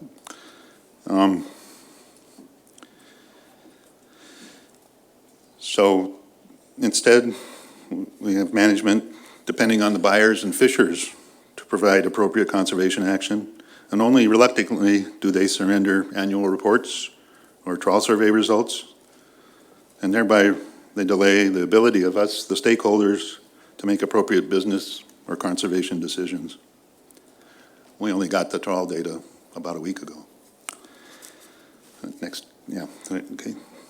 So these paired graphs show the different ages at which males and female crab mature and create a situation where recruitment is impaired. This was mentioned in the Tanner crab presentation. When a diverse age composition should be maintained in the male crab. That's in the last few pages of the reg book. Female crab in Norton Sound essentially reach 50% mature at about 70 millimeters. Males, the same, only at about 90 millimeters. That's about 2 growth years. Unfortunately, we're now observing in the as young as pre-recruit 2 males skip molting and not growing into their next size. If I could have one sentence. That's an indication that there's very few large crab competing to mate. And when crab don't grow into the legal size, that's an issue for a number of reasons. Thank you. I had it. Now your personal testimony. Okay. Thank you. My name is Charles Lean. I'm a retired fish and game fisheries biologist, also a federal retiree. I'm also a 46-year resident of Nome. I'm been attending board meetings since 1976, so I have a little bit of familiarity with all this. The handling of this fisheries crisis is a really unusual circumstance. This is one of the few times the board will hear managers double down in order to conduct a full-speed fishery on a collapsing fish stock. There are a number of regulatory and board policy violations committed to conduct these Norton Sound Red King crab fisheries in the last year. It seems wishful thinking has replaced factual analysis.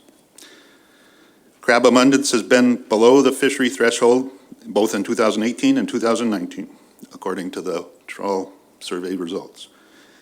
In-season management triggers were ignored when CPUE was essentially zero.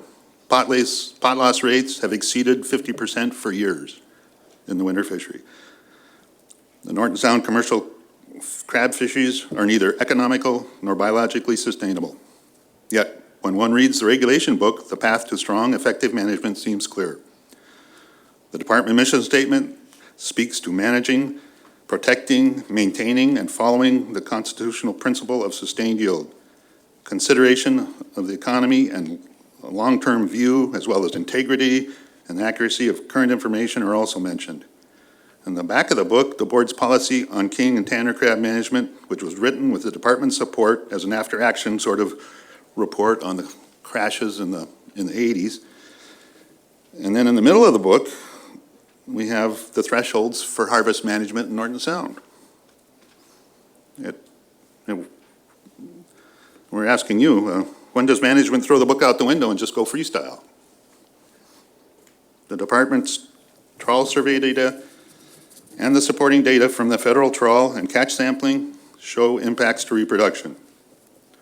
There's also evidence that barely mature male crab are so focused on reproduction, they're not growing into the next age class or legal size. 2 growth years before legal size. This issue was taken up without the courtesy of allowing Norton Sound residents to make their case at a finfish meeting when this crab meeting was imminent. The board and the department would have benefited from a full understanding of this situation. Inuit elders caution against fighting over fish and wildlife resources and say that we run the risk of losing the resource. We would much rather find a path forward that adheres to the mission statement in the front of the regulation book. Thank you. Thank you. Next, we have Wes Jones.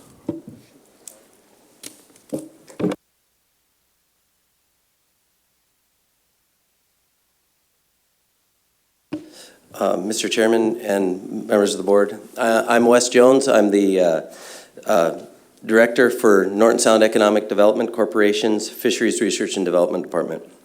Mr. Lean already stated the ACR, which holds a letter or a news release and a letter stating why Norton Sound Economic Development Corporation chose not to purchase commercial king crab this next summer and this winter. While there are significant amounts of information suggesting that Norton Sound red king crab stock is at an extremely low, I'm going to focus on the trawl survey results. Before you, I'd like to direct the attention to the table on the screen, and this table is contained in RC at the end of RC 11. This table is taken from ADF&G's 2019 Norton Sound winter and summer red king crabs season summary. I have altered the table in that I added in the 2019 trawl survey results to the bottom of the table. Excuse me. While the model ADF&G has used to predict Norton Sound legal male biomass has remained relatively stable once it dropped,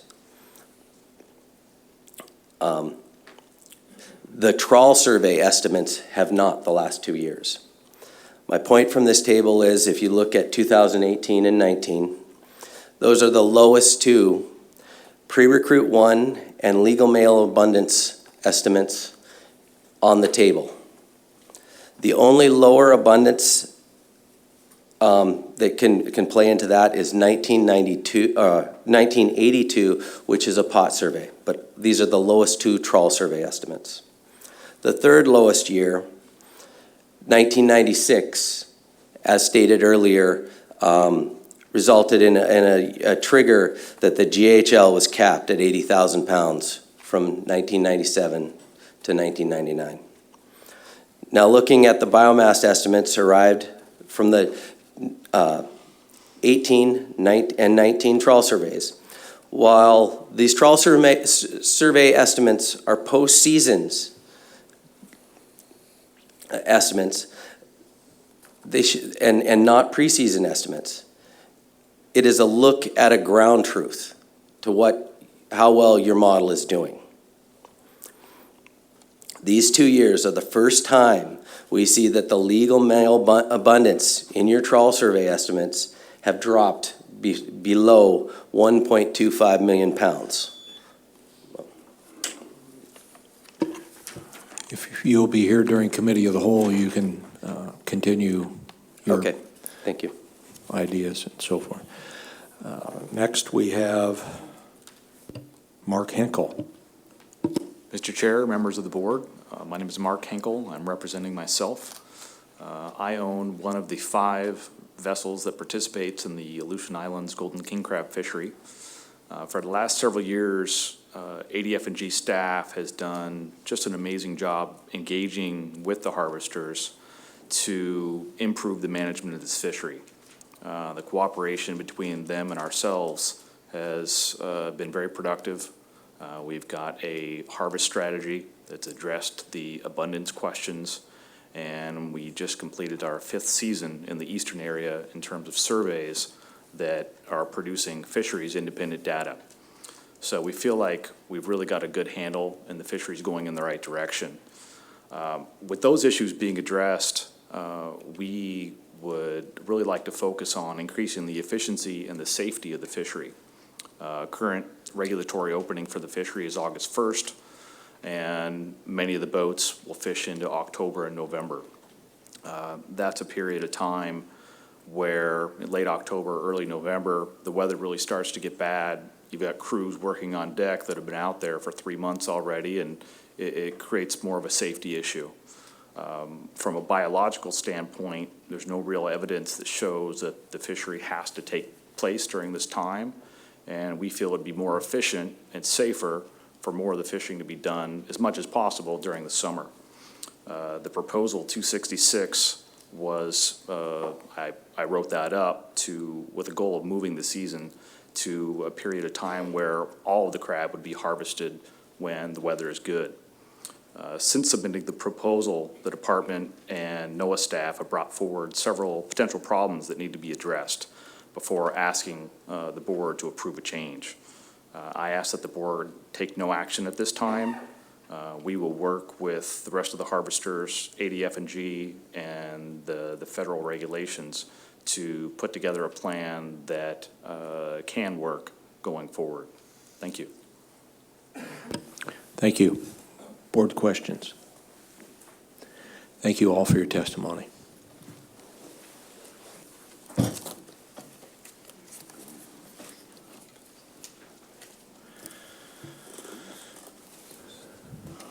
Next, we have, first call, Heather McCarty, Jamie Goen, Leonard Herg, Brian Horn.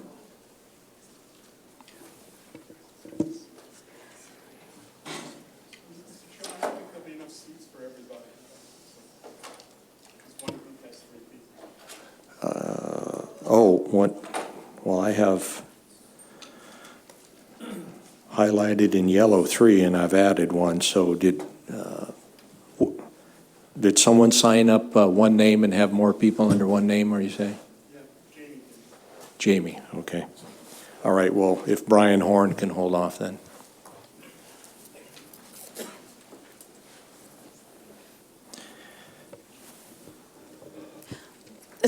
I'll go first.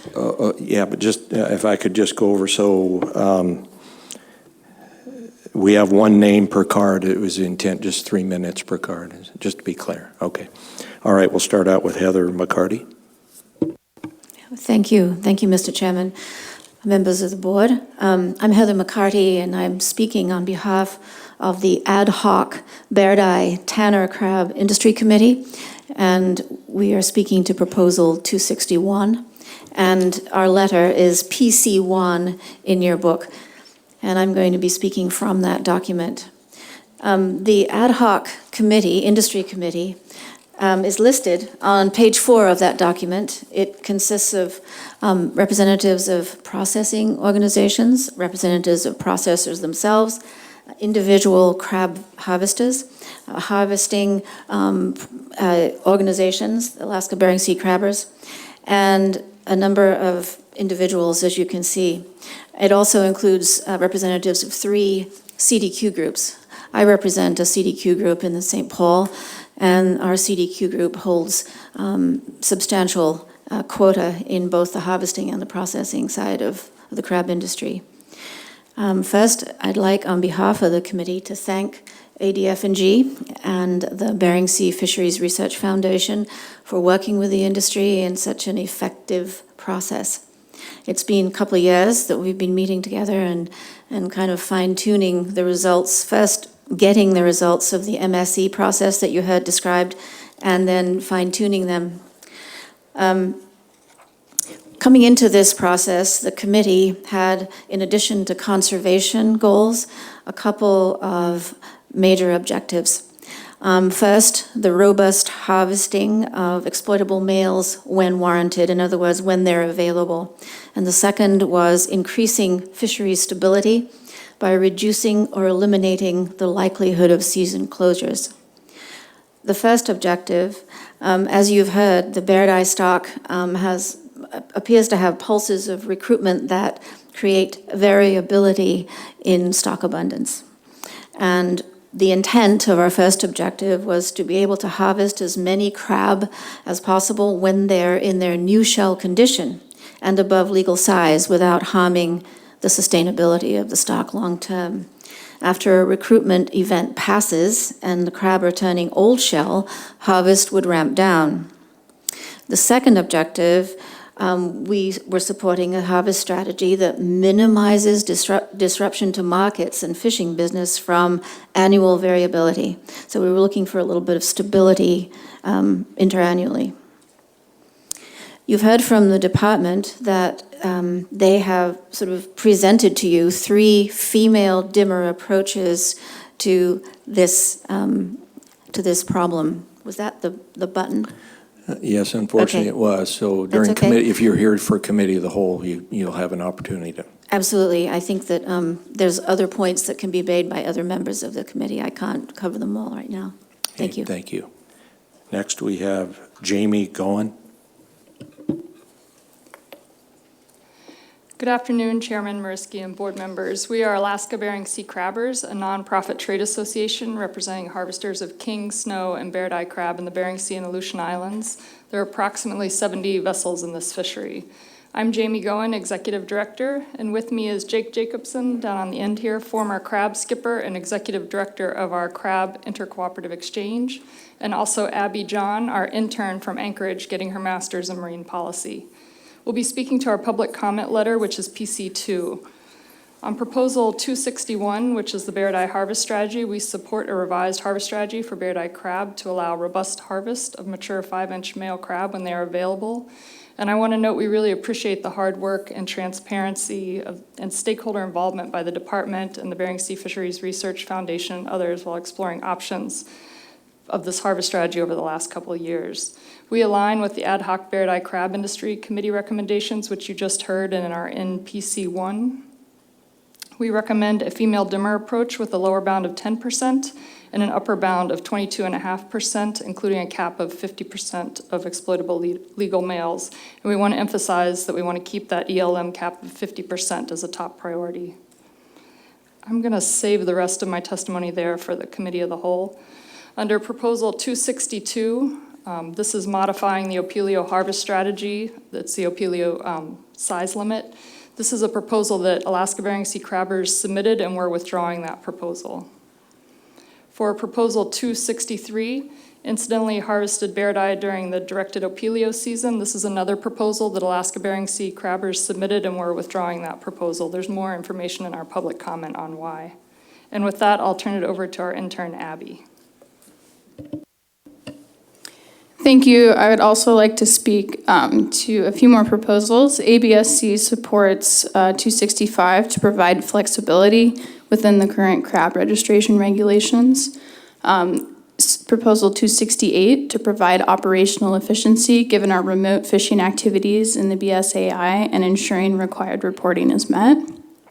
Additionally, pertaining to the onboard observer program, Proposals 269, 270, 271, and 272 for flexibility in transitioning between fisheries, alignment of federal and state requirements, and to improve data quality to inform fisheries management. Thank you. Thank you. What was the number of those two proposals you intend to withdraw? 262 and 263. Okay, and you'll be submitting a RC on that. It was in our public comment letter too, but I'm also happy to submit an RC if you need that. Okay. It should be fine. We'll look at that. Thank you. Next, we have Leonard Herg. Yeah, Leonard Herzog, thank you, Mr. Chairman, members of the board. I live here in Anchorage, and I'm partners in Bering Sea crab boats that operate in Homeport and Homer, Alaska. The bear-eye fishery is very significant to us, and in years when there's no bear-eye fishery, we have a boat that doesn't leave port in the winter. For new board members that weren't here in 2016 and 17, I think there's some basic crab things that I'd like to go over. First of all, when we're fishing bear-eye, we only harvest males. We don't harvest females. We get very few in our pots. The second point is that our preferred size of harvest is 5 inches. And so that's very significant because there's a significant population of bear-eye crab that are between 4 and 5 inches that are already mature and available to inseminate females. And so those aren't really being hit by our fishery except through handling mortality. And the third part that's hard to understand for most lay people is that bear-eye crab and Opelio have a terminal molt. And so that means that once they mature, they never grow anymore. So it's not like, it's kind of a little bit like salmon. If you don't take them, they die when they go upstream. But it's very significant because once a crab reaches 5 inches, all it's going to do is die over the next 5 years from natural mortality. And for the first 3 of those years, it's available for commercial harvest. So when a pulse of of mature males comes through the fishery. If we don't take them, they're going to die on their own. I'd also like to thank Fish and Game, like everyone else did, because we've made a lot of progress since 2016. Basically, I also think that Beardy's a cyclical fishery, and that the environmental conditions and the fact that mature males eat smaller crab, they're cannibalistic, and they can't even keep Beardy crab in the labs because they eat their young ones together, and also because the large males consume a lot of food that young animals might want. It's unclear what all the benefits of leaving large populations of what I would call excess males on the grounds are. So my testimony is mostly to support the 10% floor. And if you think about it, if we take 10% of the 5-inch males, it's leaving 90%, over 5-inch, it's leaving 90% of those mature males on the grounds. In addition, because there's an equal amount of animals that are between 4 and 5 inches, I'll just finish my sentence if I could, under 4 and 5 inches, effectively we're leaving 95% on the grounds. And those animals only have a short lifespan for us to harvest. And I can, hopefully I'll be there tomorrow, and we can work on this some more. Thank you. Thank you. Board questions? Yes, Mr. Godfrey. And I probably could ask this to the biologist of the state, but I hadn't heard this before, so I'm going to ask you, since you just raised this. It's 2 questions. Number one, when you were mentioning the crab, you said you get very few females in your pot. Well, I know the retention is just for males. Do the females not congregate where the males do? Is that why there'd be a lower ratio of females in the pot anyways? I think that's part of it, but I think the bigger part of it is that they're so small compared to the large males that, one, they congregate differently, like you say, and two, the meshes on our pots are so big that we don't tend to retain females. Okay. Whether or not we want to or not. Thank you. The other question I have is that terminal molt. So when you're talking about a crab, within 3 to 5 years, they're going to expire on their own if they're not caught. And you analogize that to salmon swimming upstream. Is there a corollary benefit, though? Are they breeding in that time frame? So the longer they're around, are they still breeding? Or that's not even happening? Yes, they would continue to breed, although when they get to the end of their lifestyle, we're not sure how active they are. But I think the point is that because it's a cyclical fishery, like in 2016, when there were approximately 80 million pounds of animals over 5 inches, and we didn't take those animals expired anyway and weren't available 4 to 5 years later, because we're only harvesting 5 to 10%, like under some of these strategies, and even if we harvested 20%, I believe we're still leaving enough of these older animals in the water to continue inseminating the females. Thank you. Appreciate it. Thank you all for your testimony. We're going to take a 15-minute break. Thank you.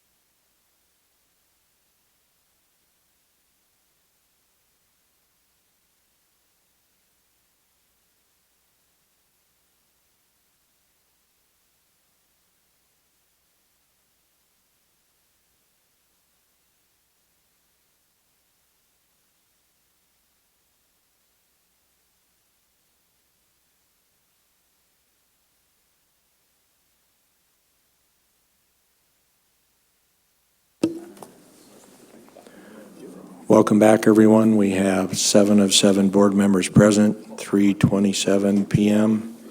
Continuing with public testimony. First call, next 4 people, Brian Horn, Matt Bowser, Makina O'Toole, Chelsea Heisman.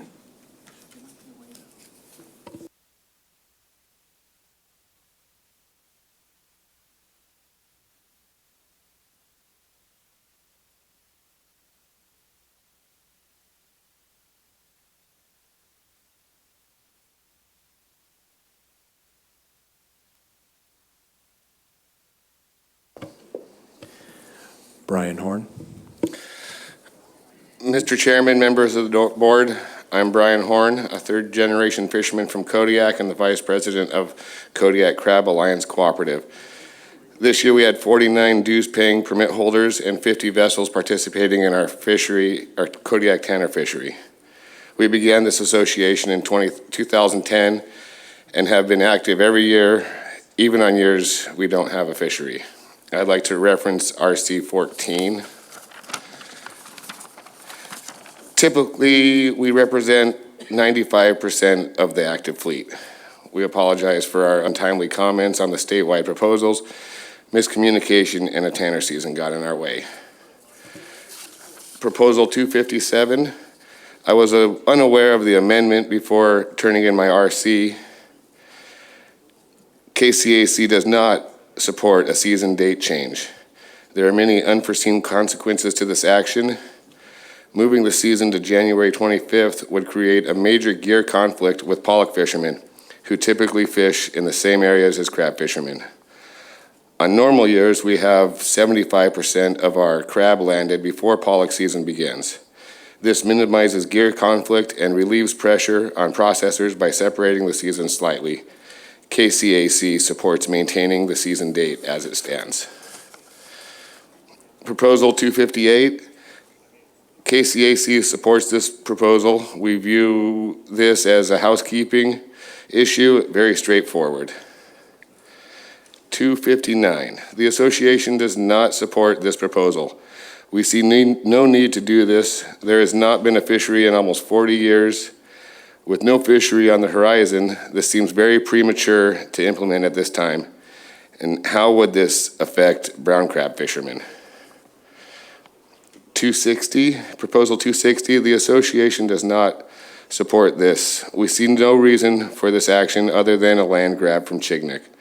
Both the Kodiak area and Chignik area can access this area if their sections are open. Both areas have used this area, and it seems to us that the use has been stable and relatively low catch. We see no biological or increased effort to see a change in this section. The overlap section is not surveyed by Alaska Department of Fish and Game, therefore it has no bearing on whether Kodiak and Chignik have a fishery. Proposal 264, KCA supports this action. It's very straightforward. Thank you for your time and consideration. Thank you. Nick.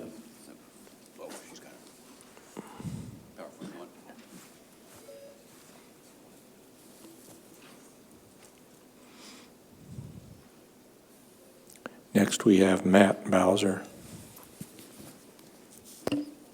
Hi, Chair, board members, thank you very much. I did have a slide, is that coming up? Oh, thank you. Excuse me. Okay. Yep, looks great, thank you. So I'm speaking regarding Proposal 281 to restrict use of lumbricus earthworms for the use as live bait. First, I want to make it clear that even though I serve as an entomologist for the U.S. Fish and Wildlife Service, that I submitted this proposal as a private concerned citizen and that my opinions are not necessarily those of the service. So my collaborators and I have been studying earthworms in Alaska beginning in 2008. We started by finding out which species of earthworms have been brought to Alaska, how they're moved around, and where they now occur. We wondered whether non-native earthworms could alter soils and plant communities in Alaska, like they have in other parts of North America where they've been introduced. More recently, we have learned that yes, Lumbricus earthworms in particular can rapidly and completely consume the leaf litter layers in Alaska, which has ramifications for nutrient cycling, runoff into streams, plant communities, and animals. Earthworms, once introduced, can change Alaskan ecosystems more substantially than most other exotic species that we worry about. And although most of the effects of Lumbricus worms are on land, these are the watersheds and stream banks of our freshwater systems, and earthworms do increase runoff and nutrient flow into water. So just quickly, I have a picture here. This is in Nikiski, Alaska, where night crawlers, Lumbricus worms, have been introduced. And you can see that where once was a carpet of leaf litter, it's been removed, exposing tree roots, moss lines above the soil where there was formerly leaf litter. And on the ground, on the ground surface, instead of leaf litter, is just a layer of worm castings. So we've studied these worms enough now to decide, well, I have to decide that it's time to do more than just study them. And the obvious first action is to try to prevent their further spread, which turns out to be easier to do for worms than for many other non-native species. The good news is that most of Alaska remains free of Lumbricus worms, and that it can stay that way for a long, long time. These worms cannot get around very well on their own. The main way these worms are being brought to new areas is through their use as fishing bait. Proposing that we should not allow worms to be used as live bait in Alaska seemed to me to be the most obvious way to reduce the spread of these worms with the least possible burden on the public and agencies. Alternative worm species could be used for fishing bait, worms that either cannot survive in Alaska or would be far less harmful if introduced. In conclusion, I believe it is unwise to allow Lumbricus worms to be spread around without careful consideration because the consequences are substantial and irrevocable. Thank you. Thank you. Next, we have Makina O'Toole.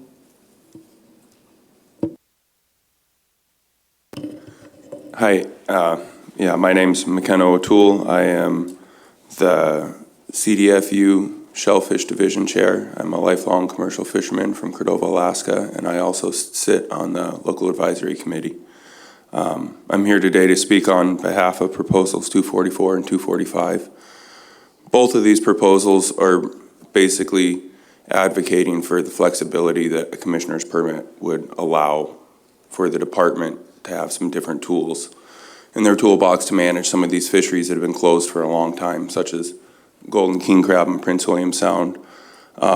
This is a pot that one of my friends pulled up. It was actually the first crab pot he'd ever set. It's not actually exceptionally good compared to some of the other pots, but that's a very high level of golden king crab.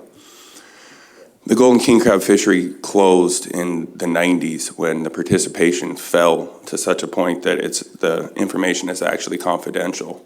And that triggered the low end of the GHR, which is 40 to 60,000 pounds. Since then, the fishery was closed by emergency order. The department made one attempt to assess stocks between 2004 to 2006, but due to lack of funding, the department hasn't been able to take a look at this resource for over 15 years. And the department's done a great job of working with stakeholders to develop the tanner crab fishery that we have now and to work on this issue as well. But what we keep coming back to is the department's hands are tied by regulation. The current regulation states that no fishery shall occur until stocks have adequately recovered. It doesn't say how or when we're ever going to know. And if we never look, we're never going to find out. I'd like to point out, too, that a commissioner's permit offers a lot of flexibility, and it's all at the department's discretion. It could be a 20-pot fishery. It could be a 5-pot fishery. It could be 4 days. It could be 3 days. It could set that the pots have to be over 250 pounds to prevent gear loss. It gives the department a lot of flexibility.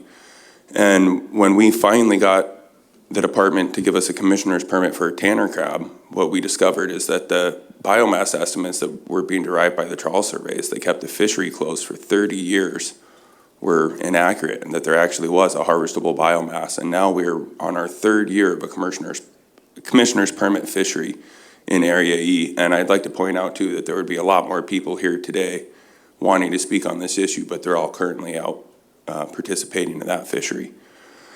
So Anyway, we just would like to ask that we give the department the options and the possibilities to do this. So if we do need to close the fishery for another 15 years, at least it'll be based on science and not on presumption, because at this point we have no data on this fishery. Thank you very much. Thank you.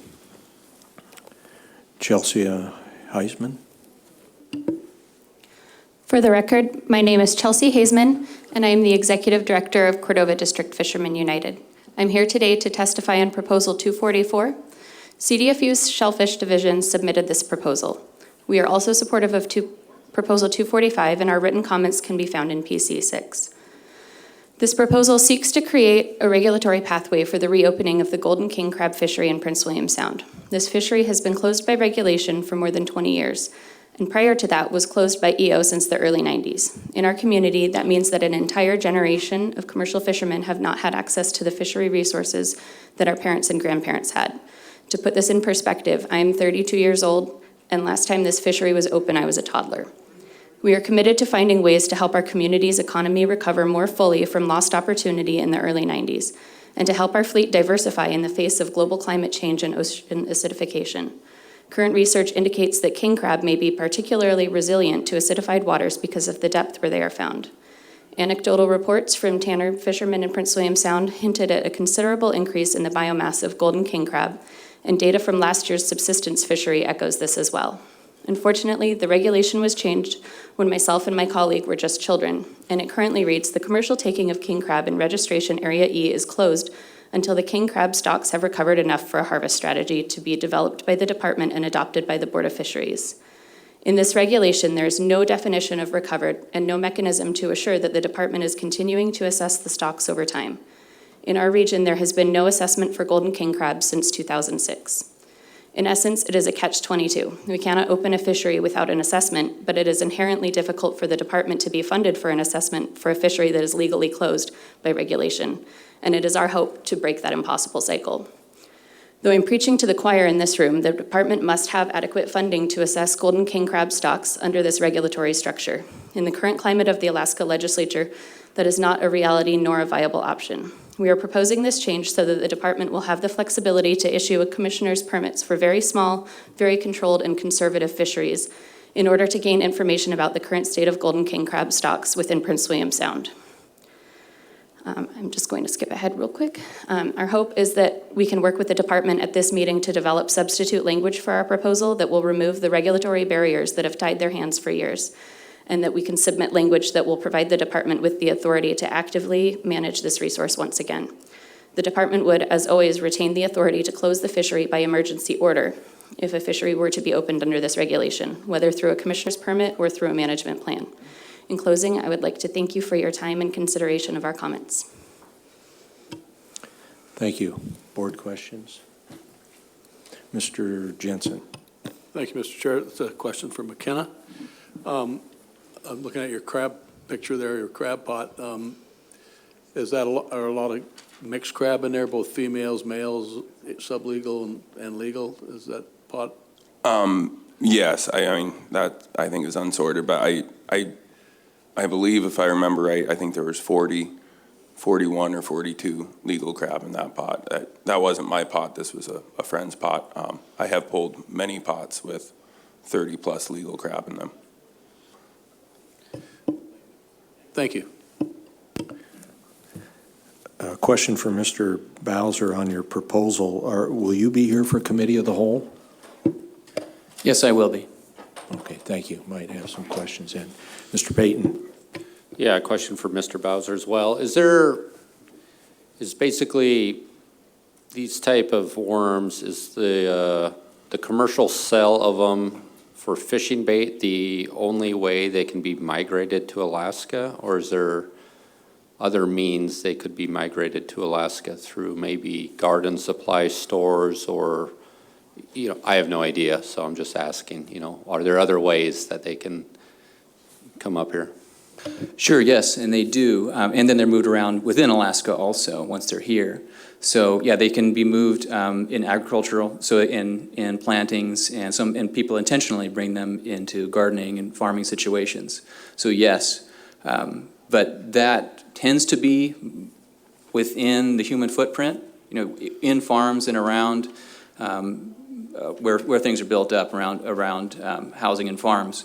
These worms really don't get around very well on their own, and the only way we see them moving to worm-free areas is through fishing. Thank you. Mr. Godfrey. Do you know anything about the breeding capacity of those worms? If I remember anything about biology from back in the day, I think worms, some types of worms breed themselves. They're whatever, and they don't need a mate. Is that the type of worm we're talking about? Not in this case. So lumbricus worms are sexually reproducing. They're hermaphroditics, but so they've got male and female parts, but it takes two worms to start a population. There are other worms in Alaska that are parthenogenic, but these worms in particular are sexually reproducing. Do you know the rate? I do not. They're slower than some other worms, but no, I don't know the rate. Thank you. While we're on a roll here, so what can you tell me about what you might know about what they sell at sporting goods stores and elsewhere on the worms that you would like to see outlawed or prohibited for sport anglers? Do retailers sell other earthworms, and there's these lubricus worms also, or what's been your experience there? So far in Alaska, we've only seen lubricus worms sold, but there are, in the lower 48, you can buy a variety of worms, and other worms are sold for other purposes. But if you go to a bait shop in Alaska, you're going to find lubricus. That's all we've seen. But they're nationwide, and even here there are others. But it's pretty much lubricus for fishing bait. But you indicate in your proposal that there are two non-native,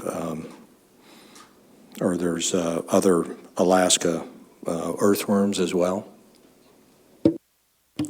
Yeah, we've got about 20 species in the state now, more exotic than native, but we do have native species as well. And I'm just arguing that we could use other species that would be far less harmful or not harmful at all. Okay, thank you. Mr. Woods. I have a question of two of them. They're both related to what legislative efforts have you made to see that this was just an outright ban rather than just restricting it to the fishery end of it? Sure. Well, I already mentioned the dispersal, that it is fishermen that move them around. But also, I think it'd take a lot more thinking to do well, because whereas with fishing, I think you really could use other worms. There are good uses of earthworms in agriculture, and I think you'd want to really vet it and think about it a whole lot more before you started. It might be the right place to go. It might be the right thing to think about doing. But this seemed like the most obvious, easiest way to start to halt the biggest problem.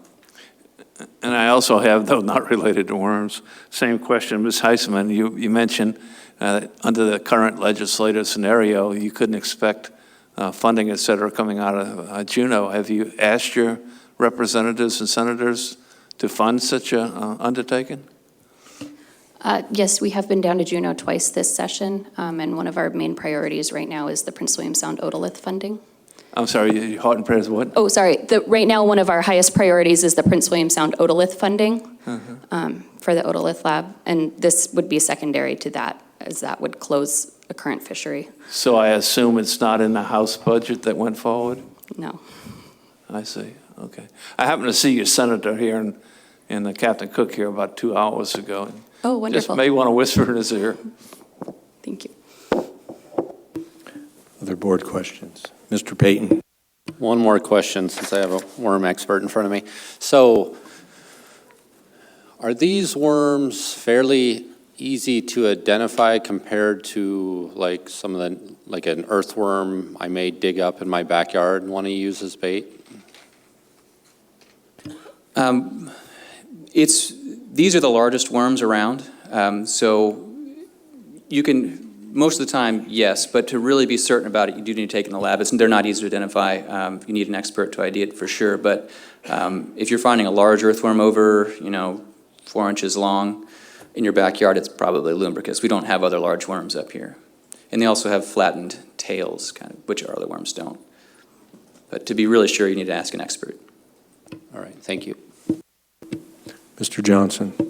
I'd just like to point out that these worms are available from Walmart. You can get 250 of them for $35, and there's some excellent illustrations there as well. Mr. Jensen. Local Walmart? I have a question for,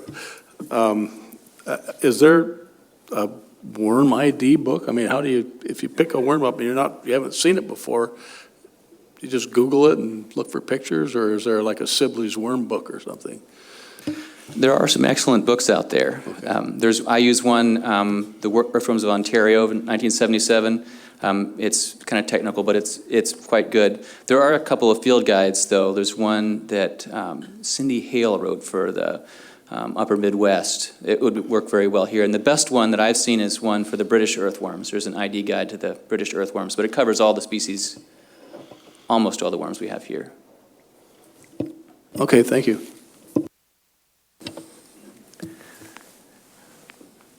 Thank you all for your testimony.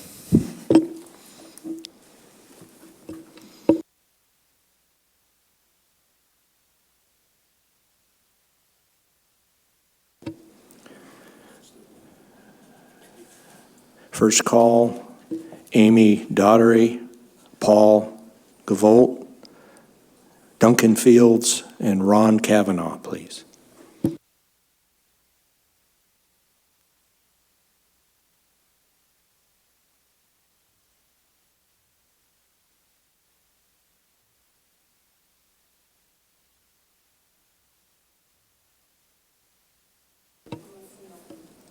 Amy Daugherty. Okay, yes. Thank you, Mr. Chairman and members of the Board of Fish. I work for the Alaska Trollers Association. I'm here in support of Proposal 277, which is now PC 27, regarding Crawfish Inlet. I'll be brief since I've already provided written testimony in support of this PC 27. Trollers support this because it modifies the territory that can be trolled during the coho closure. Fortunately for me, NSERA took the lead on this and has worked with ADF&G staff and enforcement to fine-tune the new line so that trollers can turn around on their drag. This is one of the few bright spots in the troll fishery, the development of this chum fishery. So my members are very interested in seeing this proposal pass. Anyway, I'm going to defer to Steve Reifenstuhl since he really was the one who carried this for us. And that's all I have. Thank you for the time. Thank you. Next, we have Paul Von Holt. Thank you, Mr. Chair. My name is Paul Grunholt. I live in Sandpoint, and I would just like to make a couple of brief comments on Proposal 259 and 260. The Chicknick proposals, I don't believe any action is necessary at all.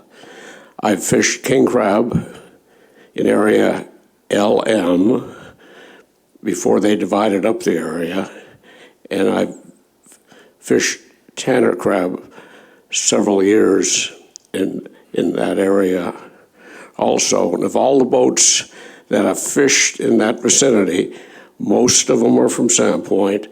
Second is Kodiak. And lastly, there's been a participation also, but on a smaller level, from Chicknick. It's unlikely to be a king crab fishery any time in my life. And for you young people up here, it's probably unlikely for you to see it too. Tanner crab, there may be one next year or the year after, but Chicknick and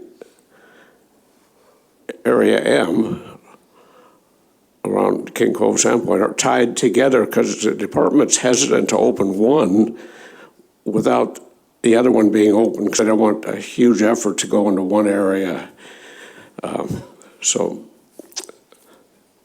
in conclusion, I think no action for 259, 260. Thank you. Thank you. Next, we have Duncan Fields. Thank you, Mr. Chair, members of the board.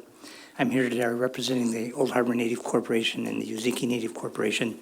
We're circling around proposals 259, 260 with regard to the Kodiak and Chignik Tanner crab area boundaries. Old Harbor, as well as Uziki, have a long history of participation in the crab fisheries. In fact, during the 60s and into the early 70s, there was a crab processing plant in Old Harbor, and that fleet did fish in the southwest part of the Kodiak Island, as far south as the Samiti Islands is what is part of this overlap area. To really understand this, I would encourage the board to get out RC2, which is the department's comments, and look at the map. There's an overlap area between Chignik and Kodiak, and that area represents a compromise based on history of use in the area. And the idea is that both fleets had participation in that area, and both fleets should continue to have the opportunity to fish in that area. That kind of overlap actually represents the kind of compromise that the board encourages over time. Two areas competing one with another, work out a compromise so that both sides of that debate have opportunity for fishing, and that's what this overlap area represents. What's the problem that generated or energized the proposal 60 before the board? In 2018, the southwest area of Kodiak was open, and Chignik was not open, and so 3 boats from Kodiak made 5 deliveries and delivered 9,000 pounds of crab in 2018. That's the problem that we're talking about. The solution is not to redraw the lines. The solution is to look at that problem and see if we can't mitigate that in some way. I think I have to have further discussions. I have had some preliminarily with the Chignik fishermen, also talked to the Department of Fish and Game. But once again, in the spirit of compromise, it seems like we can solve this by saying, if the Southwest Kodiak District is open and Kodiak has access to the overlap area, then we look at that overlap area as part of the Chignik area, a sub-district, and allow Chignik fishermen to also participate in the overlap area as long as that area is open, justified on the basis of the Southwest Kodiak area. I kind of turned that upside down, but the point is that if I was a Chignik fisherman, I saw the Kodiak fleet in that area 2018, I would say, gee, that doesn't seem fair because it was supposed to be a balance between the two areas. I think we can work that out. I don't think you need to redraw the line. That concludes my testimony, Mr. Chairman. Thank you. Next, we have Ron Kavanaugh. Mr. Chair, board members, Ron Kavanaugh, member of the Under 60 Cod Harvesters, UFA, Kodiak Seniors, Kodiak Crab Alliance, Kodiak AC member. We own and operate 2 vessels out of Kodiak, Alaska, 58-footers. I'm here today for proposal 257, the opening date. That proposer's changed that date again. I believe it's a pretty self-serving proposal that we should probably leave on the date that's in there. Number 258 is pretty clear, and I would encourage you to pass that. 259 is kind of a proposal creating a regulation that's looking for a problem. I don't think anybody here is going to see a crab fishery there, so probably don't worry about that yet. 260, on the other hand, I'm one of the few vessels that has participated in that overlap area.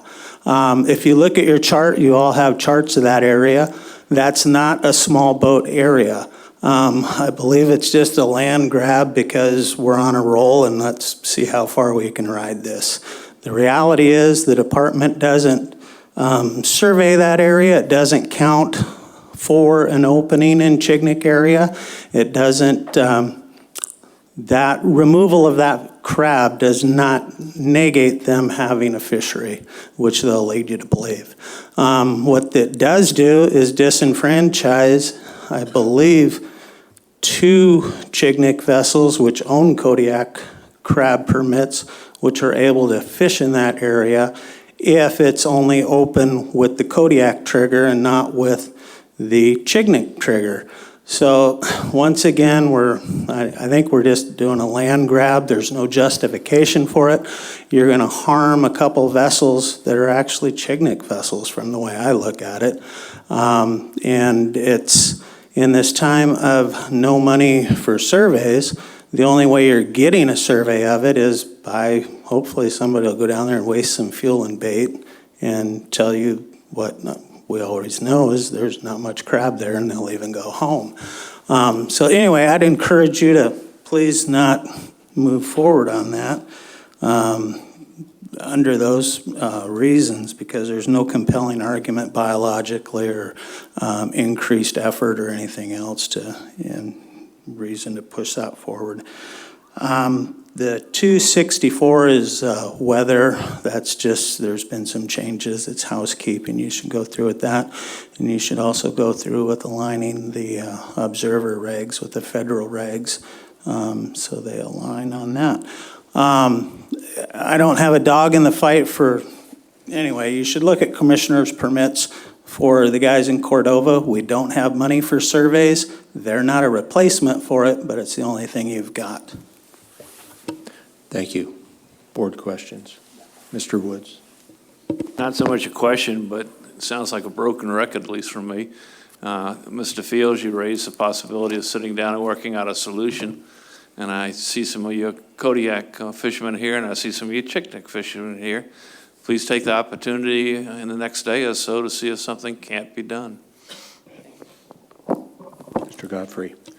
Mr. Fields, could you bring clarity, because I'm not tracking with you. You said the problem was, I think you said 3 vessels, 5 deliveries, 9,000 pounds. Could you clarify what you mean by that? So in the years of the overlap area, starting in 1980, Chignik and Kodiak had each been open at the same time or closed at the same time, except for the year 2018. And that was the one year where the Southwest District and Kodiak, which includes this overlap area, had enough crab to open. It was about a quota of about 140,000 pounds. Now, the whole issue here with regard to Tanner crab is we're dealing with very small numbers. And we're massaging this fishery. You know, we were able to recreate a fishery in 2000. It was closed for 4 or 5 years, 2014 to maybe 2018. We're just right on the cusp of this fishery. And so consequently, we had 1 year where we had enough crab in the Southwest District, but they didn't quite have enough crab in Chignik. And in that 1 year, in this overlap period, you had 3 vessels make 5 deliveries for 9,000 pounds in the overlap area. That's what I define as the problem. Thank you. That makes I sense? understand now. Thank you. Other board questions? Thank you for your testimony.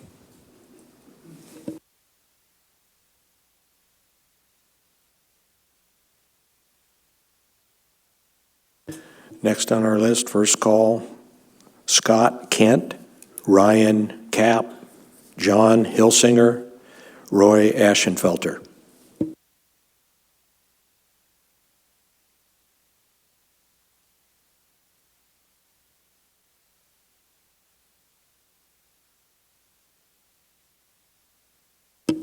Start with Scott Kent.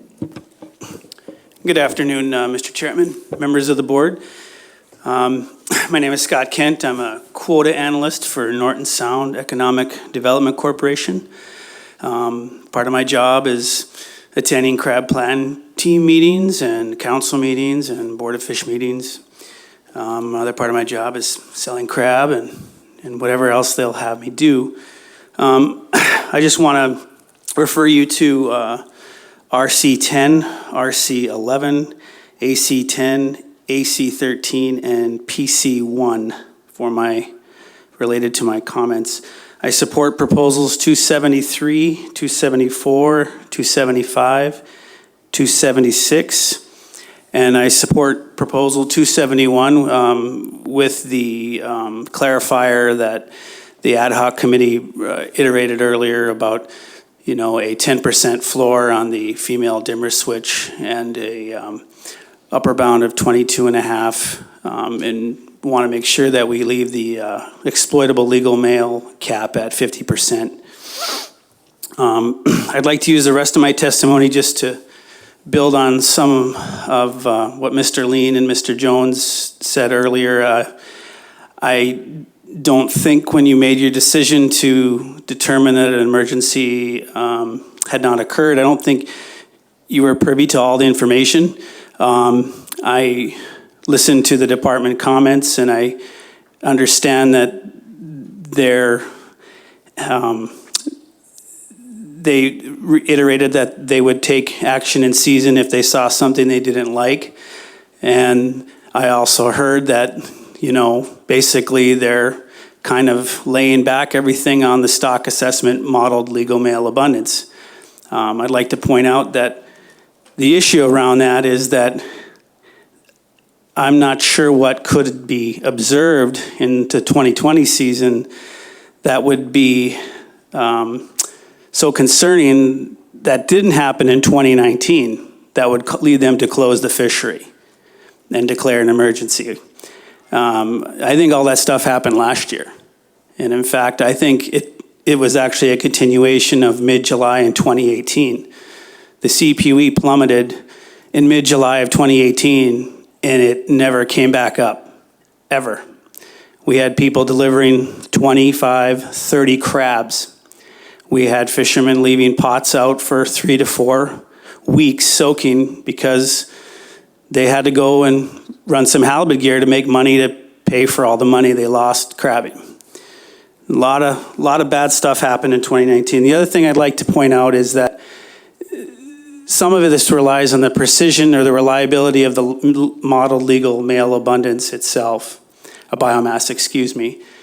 The model that is currently being used, it has a retrospective pattern where it tends to overestimate abundance in the projection year, sometimes as high as 19%.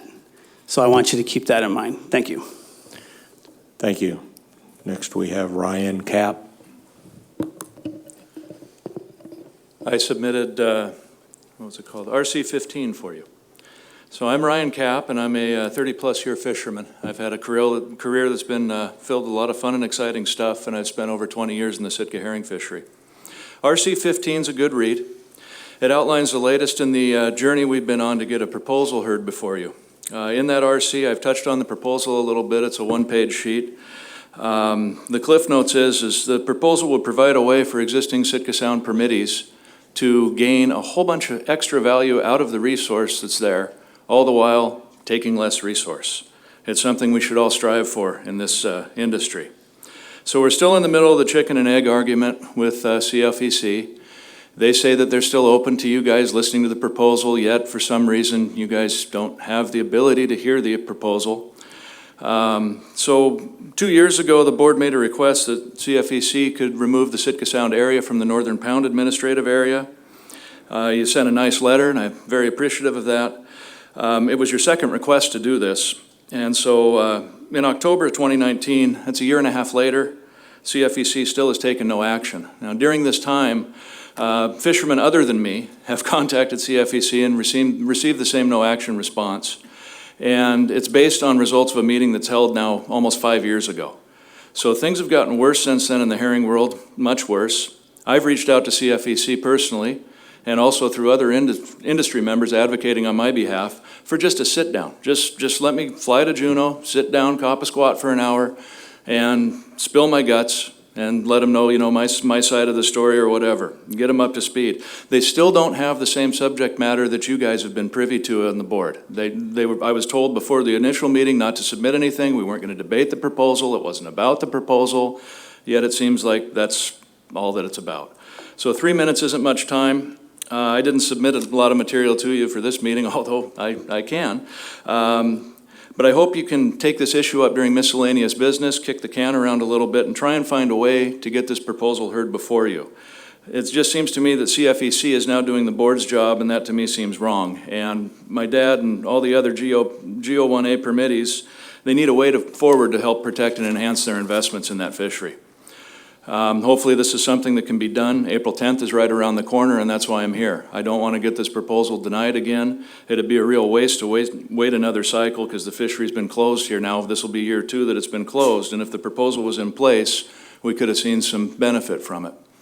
So I'm here for the duration and appreciate any time you have to chat with me about it. I've been told I'm entertaining and informational, so hit me up and I look forward to talking to you. Thank you very much. Thank you. John Hilsinger.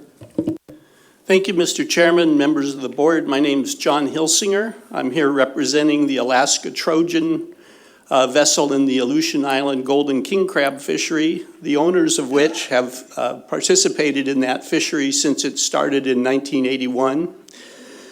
And I have comments on Proposal 266 to change the season for the golden king crab fishery. I'd like to refer you to PC 21 and also PC 25, the comments from National Marine Fisheries Service. As you'll see from the National Marine Fisheries Service comments and also the staff comments, the overlapping jurisdiction of both the state and federal agencies in this fishery makes this a really complicated issue to try to deal with. Additionally, as you'll see in PC 21, changing the season dates can have very different impacts on different boats within the fleet. And so therefore, I'd like to support the recommendation that the proponent made earlier today that you take no action on this proposal. Thank you, Mr. Chairman. Thank you. Board questions? Ms. Carlson-Mandort. Thank you, Mr. Chairman. My question is for Mr. Kent, and I just want to make sure that I understood your testimony. You have articulated concerns about the state of the fishery, I think, but I also heard you, if I heard correctly, you were advocating for that higher exploitation rate and those higher threshold triggers of 10% and 22.5%. Is that correct? Ms. Van Dort, I think that was on the Baird Eye harvest strategy, not Norton Not Sound. king crab. Great, gotcha. Thank you. Mr. Jensen. Yeah, thank you, Mr. Chair. Question for Mr. Hilsinger. Would you submit an RC with a withdrawal on that number 266? The proponent, I think, testified that he was withdrawing support, but I'm not sure if he submitted an RC or not. But I would be happy to do that if you'd like me to. Again, but it's probably more appropriate for the actual proponent. Right, that's correct. Whoever, but it's nice to have it in an RC form. Okay, yeah, I'll talk to him. Thank you. Thank you. Thank you, Mr. Jensen. Thank you for your testimony.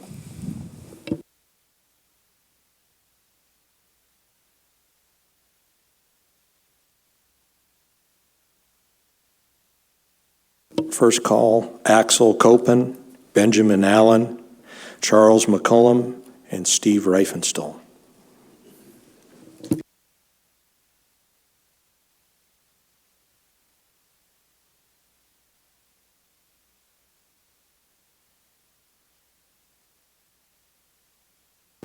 We'll start with Axel Copen. I'll be referring to RC 16 and 17 during my testimony.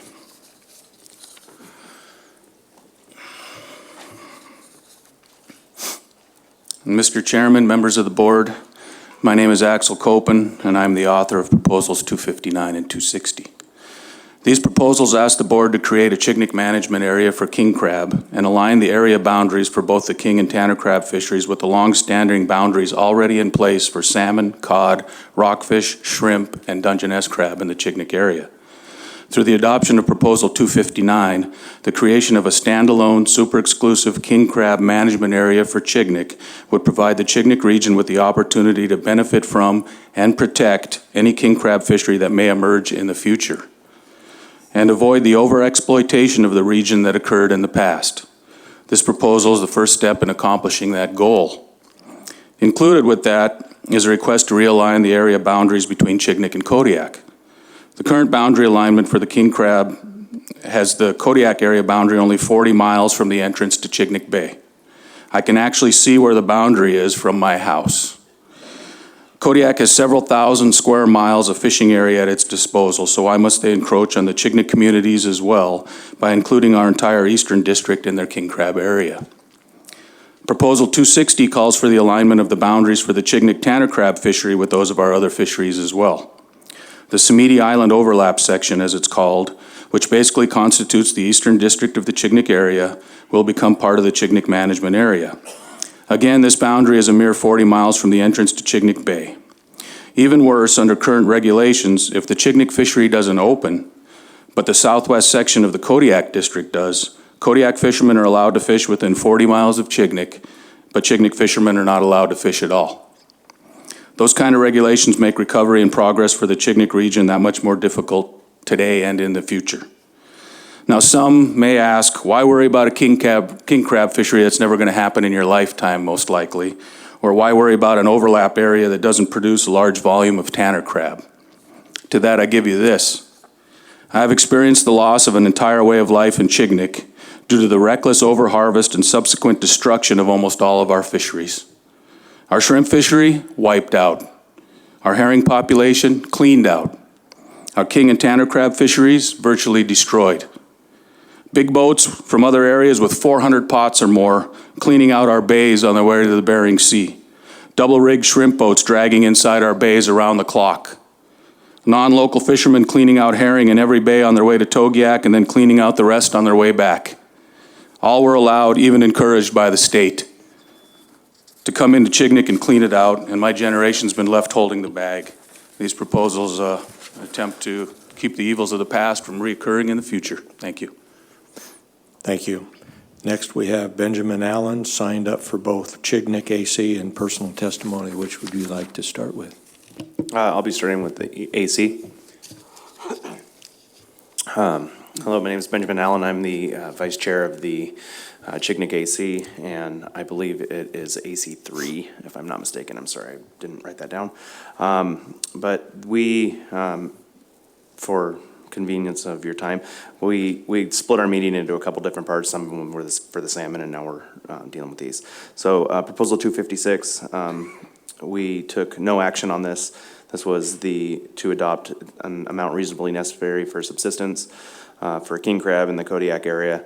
And basically this was viewed as kind of as a housekeeping thing. And one of the members was concerned, though, that the department needs to start incorporating some input of the overall openings of the fisheries, all the crab fisheries, that to complete the understanding of the needs of the actual user groups in the area as well when they're making their numbers from year to year.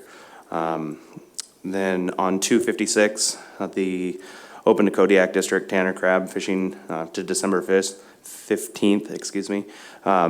We were unanimously opposed. The AC is opposed to this proposal due to the fact that the overlap section that does exist right now would cause a serious issue having date alignment with the two different fisheries, and there could be some serious conflicts of issues, sometimes creating it where Chignik fishermen can fish it during times that we would normally not, or the area being cleaned out prior to us having access to the overlap fishery.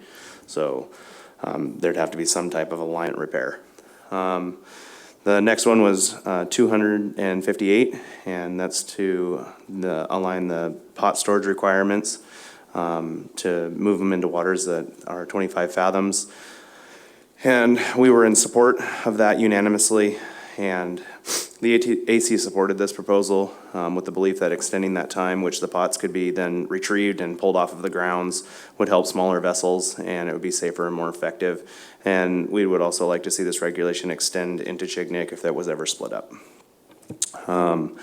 The 259, to create a commercial crab fishery and provide registration, season, size limits, and so on and so forth, we were in unanimous support as well, and the AC is in support of this proposal in that with more fishing area Chignik that produce more fisheries available and reduce the reduction of stocks to local fishermen, giving further opportunity for multiple fisheries.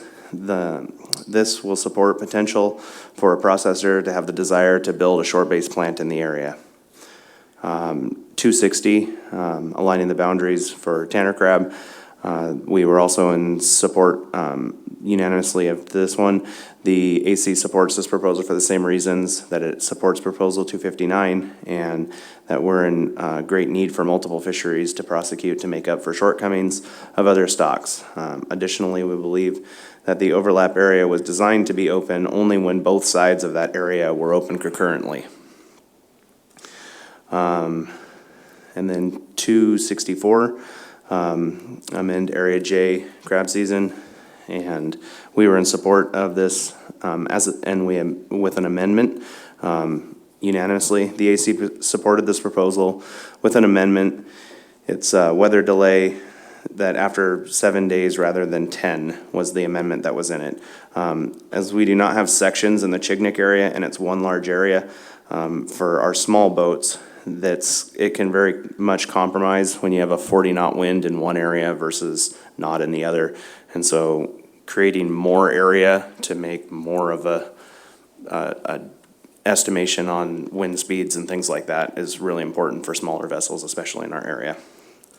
In summary, the AC would like to see Chignik area have a standalone fishery of crab and have all of our fisheries use the same or very similar boundaries, and that would support more income opportunities for local fishermen.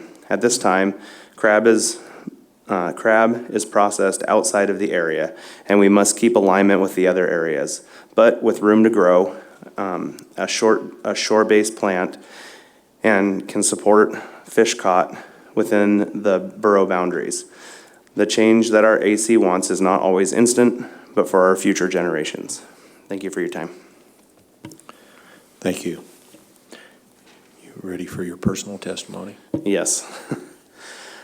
Mr. Chairman, members of the board, my name is Benjamin Allen, and I'm a resident fisherman of Chignik area.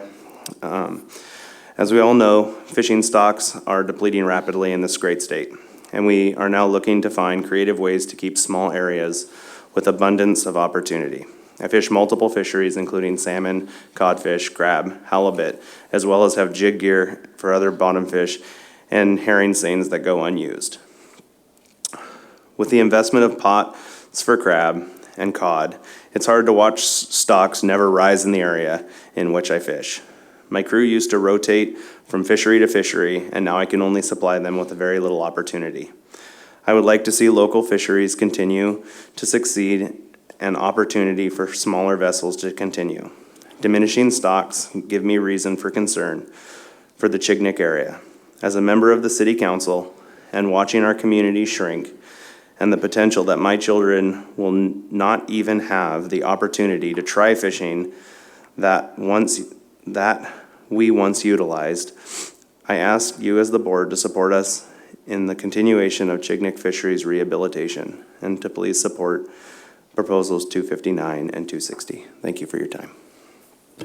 Thank you. Charles McCollum. Mr. Chairman, members of the board, I'm Chuck McCallum.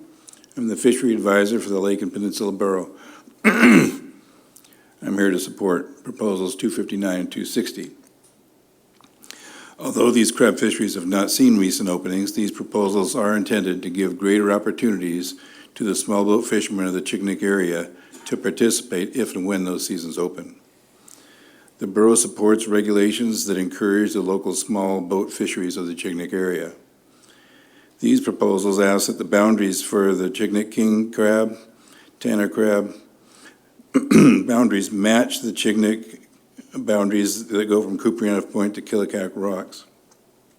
Those are the same boundaries as for the Lake and Peninsula Borough, Chignik salmon, cod, rockfish, shrimp, and Dungeness crab. And the borough has an ownership interest in the new Chignik dock, and they support anything that encourages the development of the small boat fishing industry for the local Chignik residents. That concludes my brief comments. Thank you. Thank you. Steve Reifenstahl. Thank you, Mr. Chairman, board. Given the interest, I wish I were talking about earthworms, but in lieu of that, my testimony will refer to Proposal 277. please refer to PC 27, and it may help to look at the map on the second page and third page. This is a fairly simple proposal. It seeks to allow a troll fishery that targets hatchery chum during the ADF&G August coho closure, which can be 0 days up to 10 days. In 2019, it was 8 days long of closure. There has been an analogous regulation 30 miles to the north in Sitka Sound for the past 25 years. Trollers target hatchery chum during the closure in a defined area in Sitka Sound. The department has reviewed the proposal area in PC 27 and have no conservation concerns. There was a question yesterday that may not have been fully answered. How do you tell how many wild fish are caught in a fishery, particularly a terminal hatchery fishery? All our fish are otolith marked, so in 2019, for example, 2,027,000 chum were harvested at crawfish inlets.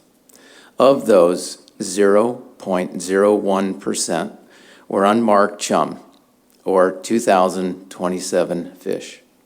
In 2019, of that 2 million fish harvest, 176,000 chum were harvested by trollers in this area. So the trollers may have harvested approximately 176 unmarked chum during their 6 weeks of trolling. Therefore, the troll fishery may harvest 35 unmarked or wild chum in this 8-day closure period, if it is granted. It is important to note that the area we are looking at is managed as a pink salmon directed seine fishery, with harvests of 600,000 pink salmon in 1 year to 100,000 of pink salmon in several years, and in the thousands in many years. And some years, like 2019, there were no pink salmon directed fisheries in West Crawfish. The point here is that a fishery that normally conducted seine fishery will catch far more wild fish in an 8-day than an 8-day troll fishery targeting chum. The pink salmon fishery is typically prosecuted from late July through mid-August, a similar time to the troll fishery. One final point regarding PC 27 is that the requested area for the coho closure period is slightly larger than the original ACR. This is simply to provide, This is simply to provide an area for trollers to turn around 180 degrees in order to stay on the troll drag. The area that the trollers use the day before the closure and the day after the closure encompasses a much larger area. Thank you. Thank you. Board questions? Thank you all for your testimony.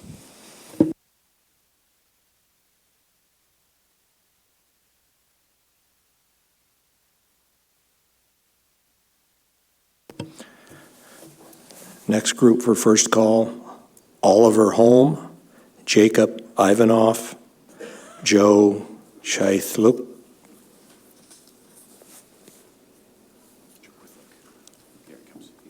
Okay. Please feel free to correct me on pronunciation. We'll start with Oliver Holm, Kodiak AC. Thank you, Mr. Chairman, board members. My name is Oliver Holm. I'm representing the Kodiak Fish and Game Advisory Committee. I have many years of experience with the committee and as a crab fisherman. These are crab proposals, of course. The proposal 256, the subsistence harvest ranges, the advisory committee supported that 9-0. We don't see that it has much immediate impact on regulation, but it is kind of somewhat a housekeeping issue. In Kodiak, we have subsistence crab fisheries for 3 species of crab, I believe: king crab, tanner crab, and Dungeness.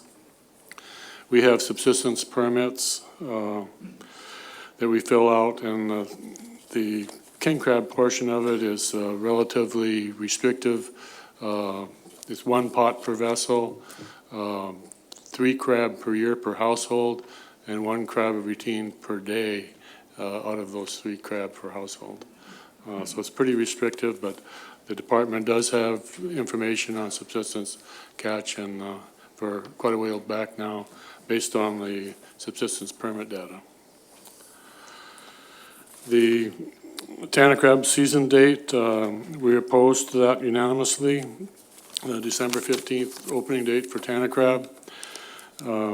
It's the canneries don't have processing workers. That's the typical time for cannery workers to take vacations and travel to meet family and stuff. It's the darkest time of the year. It's pretty stormy. It might be a little warmer than January on average, but it's not a good weather month.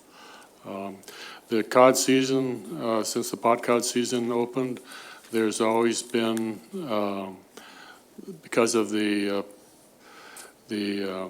not being able to fish pot gear 14 days before the opening of the Tanner crab season, a person has always had to choose either pot gear or fish Tanner crab at the first of the year. So I guess I could only speculate on what the reasoning for the proposed date was, but we're not in favor of that advisory committee. I already talked to you on my personal testimony about the deep pot storage for 72 hours, changing that to a week, so I won't dwell on that. Proposal 259, the proposal, we opposed that proposal unanimously, and it was to create a new king crab area in the Chignik area, a standalone area. In my early career on the advisory committee in the early 80s, I voted with the majority of the Kodiak Fish and Game Advisory Committee to petition the commissioner to cancel that season, which I think subsequently happened. It's pretty controversial, but we wanted to give the king crab every opportunity to rebound, and here we are decades later and it hasn't come back yet. And there's still king crab in the southwest part of Kodiak and a few places, but I don't expect to ever be able to harvest king crab commercially in my lifetime. I'm hoping that my 32-year-old son can, though, somewhere down the line, but that's a long ways out. The Tanner crab proposal 260 to take the Smitty Islands overlap area out of the section, out of the Kodiak Tanner crab district. We're opposed to that unanimously. There's a long history of use of that area by Kodiak vessels.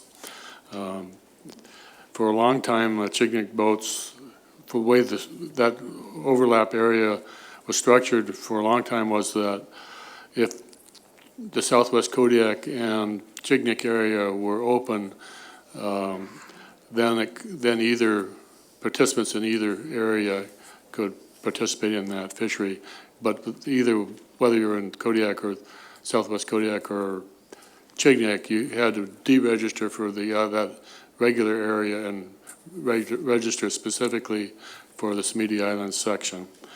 That changed a little bit when it was changed so that that area could open when either or those areas would open the Smitty Islands section, and that meant that if you fished in Kodiak and it was open because of Chignik, but the southwest Kodiak was closed, well, then you couldn't fish in the Smitty Islands section. Then in 2018, the reverse happened, that Chignik was closed and the southwest Kodiak Tanner crab area was open. So a few boats from that had fished in Kodiak could fish in the Smitty Islands section. And of course, in the Chignik area is not a limited entry area, and it's super exclusive, but basically anyone with a boat and that doesn't fish in another Tanner crab registration area could fish in that area, whether it was the overlap area became part of the Chignik district. Proposal 264, the weather language, I put in the original proposal for Kodiak and it was adopted by the board. The language change is pretty inconsequential. We knew that basically we get the the 4 a.m. forecast, if it's good, less than a gale, and the outlook through the evening of the opening day, we get to go fishing. If it's a gale in either part of the forecast, we delay for one more day and try again.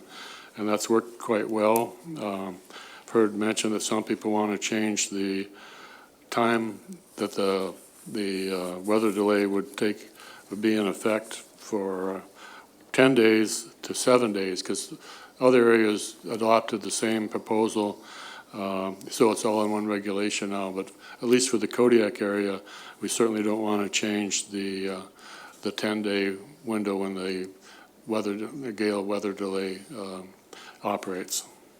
If there's no days less than a gale after 10 days, we have to go fishing regardless, not currently.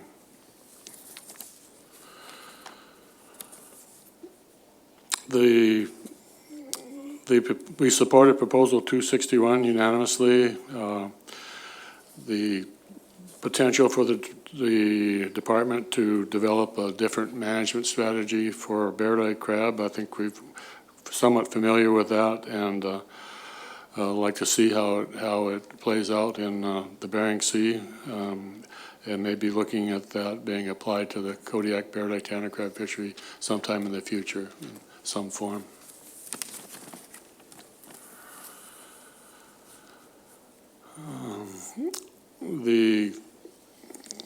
We had some discussions on different Bering Sea proposals, 262, 263, 268, and 269, but we did not end up taking a vote on positions on those. So that concludes my comments. Thank you. Thank you. Next, we have Jacob Ivanoff for South Norton Sound AC and personal testimony. Which would you like to begin with? Can I do our AC testimony? But can I also ask that I have Wes Jones come up and sit with me? He is also an AC member. And I didn't, this is my first time putting in the comments to have him sit with me as an AC. Okay. Alrighty, thank you, Mr. Chair, member of the boards. I will be discussing proposals 273, 274, 5, and 6. And also the meeting that was done on February 20th to discuss the crab management petition submitted by Charles Lane. So for proposal 273, the AC submitted or supports the proposal due to the climate change and the winter crab fishery may no longer exist, and the crab mortality is not good for the population. What was also discussed in the meeting was that with the fishery opening earlier in January and February, the crab freeze when they come up on the ice. This was with normal temperatures back earlier than what we have seen in 17, 18, and 19.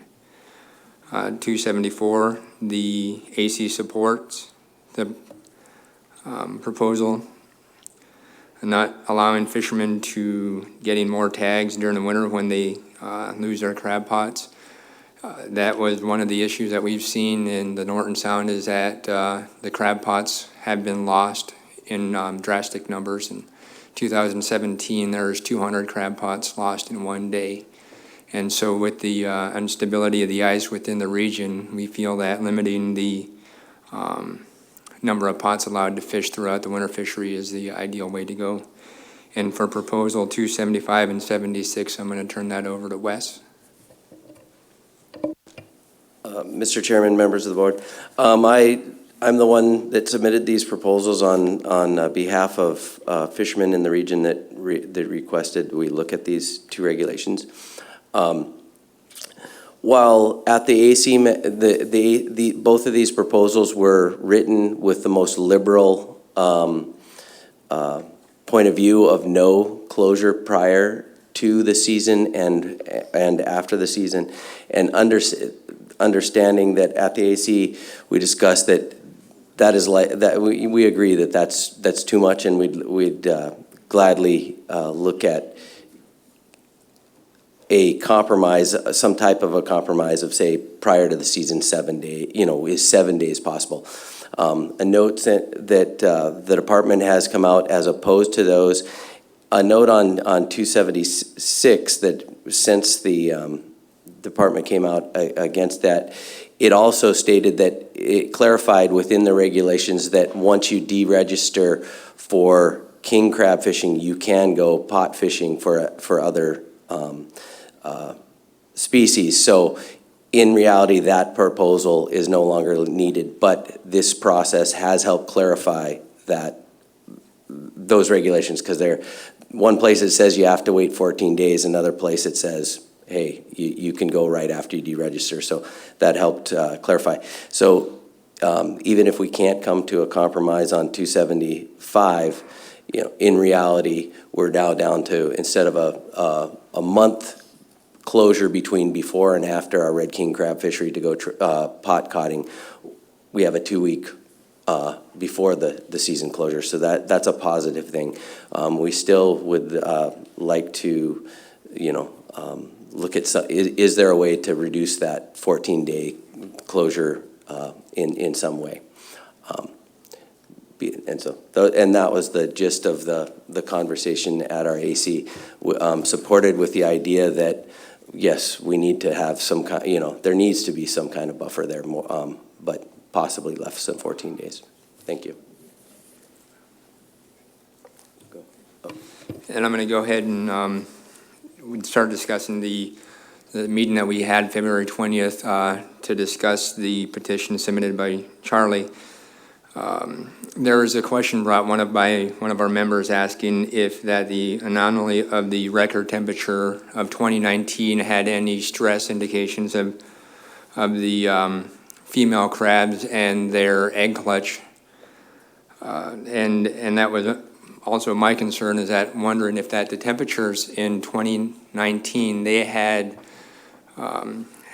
risen from, they were up to they had 40 stations or 60 stations that had double-digit Celsius degrees, and compared to 2014, those were all in single digits, so they had increased anywhere from 5 to 7 degrees in 5 years, and so that's kind of concerning to some of the people. But this year, with the ice that we had in the region, we're not sure if that may be a reason in the female's clutch, but this coming year's trial survey will indicate or let us know if that was one of the situations. But the main thing that we're afraid of is that if we don't allow the crab to regain the strength that it needs in order to maintain this healthy population, is that a lot of the fishermen within Unalakleet that I talked with are willing to sacrifice 1 year of commercial crabbing in order to see that they can continue to fish in the future. And so I think one thing that a lot of I should say 3 of the 5 fishermen that I know within Unalakleet are willing to not fish this summer and are not looking to fish this summer. So I think there's a lot of, and the lone fisherman from Shaktoolik, he has came onto the advisory committees, also stated that he does not intend to crab this summer, just because of the concerns that we had last year. It was a low catch, and as they were saying earlier, when Charlie and Wes were presenting that the CPUE was very low, is that throughout the summer that we were only delivering anywhere to 500 to 800 pounds of crab each delivery, and that was a 2-day soak, and so that's one thing that we're agreeing to have the petition to close down. But another thing is that I was discussing in our meeting is that we would also like to see that the winter fishery is closed down completely. I mean, we don't have any stable ice, or we have not had any stable ice since the early 2000s, is that we have, like you saw that in the pictures that Fish and Game presented in 2017, that there was over 200 crab pots lost during the winter fishery. And if we're going to continue to allow winter fishery, we're having the fishermen fishing on the breeding males that are coming in to breed, And when we fish in the wintertime, we don't get that many females. All we're getting are the males. But when we're just adding more stress on the males when we pull them through the ice if it gets to the sublegals. And so we're putting more stress on the population with the winter fishery. And with, do I have more? So I think that if we can have the crab fishery closed down through the winter, that would probably be the ideal thing for us. If we continue fishing in the winter, we're putting more stress on the stock in the breeding season, and we're increasing the chances of more ghost fishing of pots in the wintertime. As we haven't had any stabilized whatsoever. I mean, we had a lot of ice this year, but it's still moving around. It's not being stayed to the shore any longer. We had ice in Unalakleet that went out about 3 miles, and everybody thought it was going to stay this year, but it went out, and that ice was 3 feet thick. So just the instability of the ice is not a good indication to continue fishing in the winter fishery.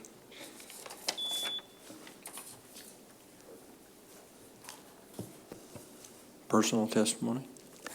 Yes. My personal testimony is as a commercial crabber and a subsistence crabber is last year, like I said earlier, is that we were delivering a low number of crabs, and mid-season, the shell, we started getting a lot of soft shell crabs. Majority of the crabs, male crabs that we were catching towards the end of July were all soft shell crabs. And that was the first time that has ever happened within the region. And I began coming into the 2019 season, I had a feeling that season wasn't going to do good at all. And the indication was that the subsistence crabbers in Unalakleet were having very low catches of crab. My cousins, they set a couple of crab pots, and 2 to 3 crab pots, they'll have anywhere from 80 to 120 crab within 3 days.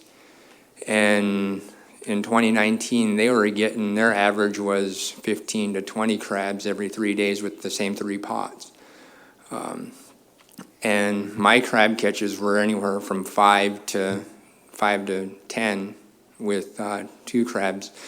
And there was a lot of us that were fishing subsistence, and we couldn't get any crab, and everybody was all the subsistence fishermen in Unalakleet are concerned for the crab. We're not seeing the crab that we have in the past. And one example is that this year I went and set several crab pots, and I haven't gotten 1 crab yet this year. In 2017, it was the first year that I got a winter commercial crab permit, and the reason I got that was that we had ice in 2014, and I was, before I started commercial fishing, I was subsistence fishing, and I was getting 27 crabs every day off of 1 pot. And for me to go out there this year, I tried to set a crab pot, and I didn't. It's not, and so the amount of crab, and it's the same thing in Shaktoolik. It's just they're 40 miles north of us, and they haven't been getting any crabs as much as there's been 2 subsistence users that have been setting crab pots, and they're not getting anything. And in the past, they would pull in, they were saying anywhere from 10 to 20 per pot.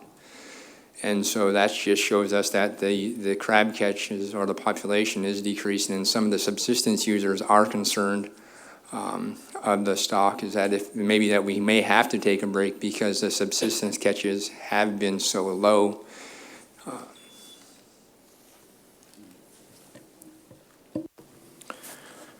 Thank you. Next, we have Joe Chitluk. For the record, my name is Joe Chitluk. It may be spelled a little bit different. What I'd like to do is go ahead and give my Nushagak Advisory Committee short report first, and then my personal testimony afterwards.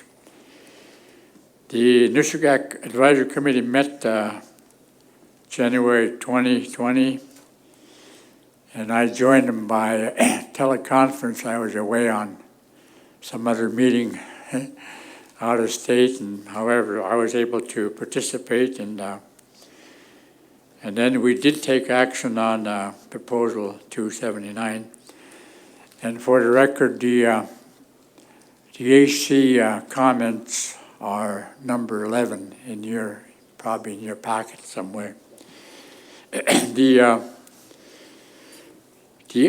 vote, final vote on the proposal was 2 for and 8 against, so Nushagak Advisory Committee failed the action of taking this proposal into consideration. And then some of the reasons given were that they felt that the current regulations, which was just recently passed in 2018, is working well, and there's no new information to merit any change at this time. And then another reason was it does not rise to the level of justifying an ACR, and it's because it's issues like this are better addressed by a more public noticed meeting, which usually takes place when the region is up, like Bristol Bay will be up in a couple of years. So the committee felt that it would be better addressed there. And then another boaters may result in more boats transferring to Nushagak District if this proposal was passed at this time.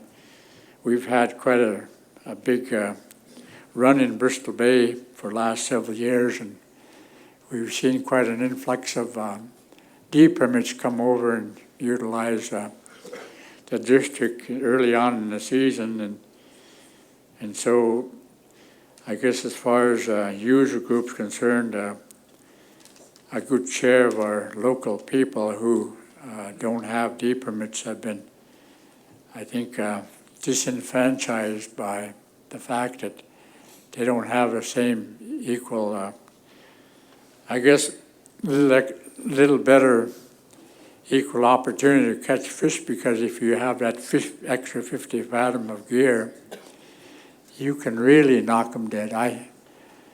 My family has 2 permits, but we also have 2 boats which we fish, and I've had a chance to use D permits a couple of times, and I know that it's very, very more efficient to catch more fish in a given period. So, but anyway, that's just one of the reasons that they gave us the idea that it might result in more boats transferring, and therefore giving less opportunity for local people who just have 1 permit to catch fish.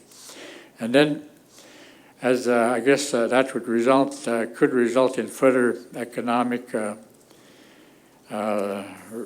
reduction in benefit for local folks and Bristol Bay residents in particular, who own 1 permit, have a single permit.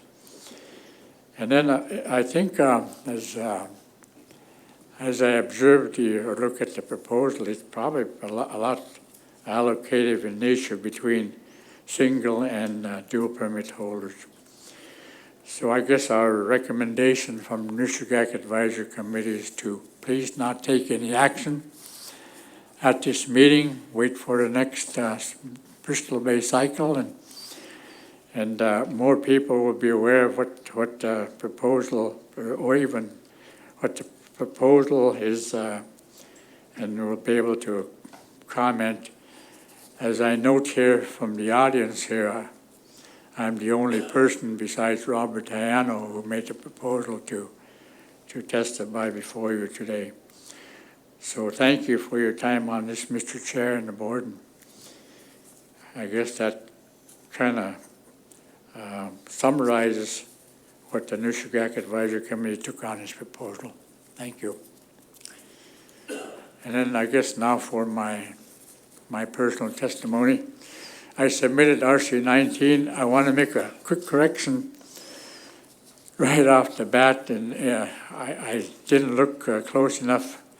I guess in the middle of that RC in 2009, I made a mistake and said that that there was no action taken, but that was the only time, I think second time that the action was taken on proposal. But Mr. Chairman, again, and the board, thank you for the opportunity to give my personal testimony regarding Proposal 279. The topic has been before this board since it was first adopted in 2003 as Proposal 43. And then it's been been brought before the board several times before then. And then I think the whole idea that I want to present is that I'd like to have you not take any action, because the main reason it was given back then was to allow some latent permits that were not being utilized because of the low price of fish to be able to get back into a fishery, because some of the folks didn't have enough money to get started and fix. And so the idea was to allow them to get into a fishery by being an extra permit holder and thus allowing an extra 50 fathoms of gear on a boat. And the second reason was that there was a projection of higher run coming up in 2004. And so the idea was to give these people that hadn't fished their permits an opportunity to catch, get some economic benefit from there. And as I mentioned earlier, there's been about six different times that this proposal has come before the board. 2006 came after that proposal was passed in 2003, and then the board tabled it at that time, then came back to the board in 2009, and I think it was at that time that they made some adjustments to the existing proposal, which was passed in 2003. And then subsequently in 2012, there was also an amendment that was passed. And then 2015, the proposal came against Proposal 51, and then the board failed the action on that. And then most recently in 2018, the Board of Fish proposal came before us in a Dillingham meeting, of which some of you were there. And then your action was 0-5 to support the proposal. So now it's before you again, it's 279. I guess my suggestion to you is that, as I mentioned in the District Advisory Committee, and they agree with me, is to take no action at this time because of the recent action you took. And there's only been one season fished with that new regulation the action you took back, there was no new information.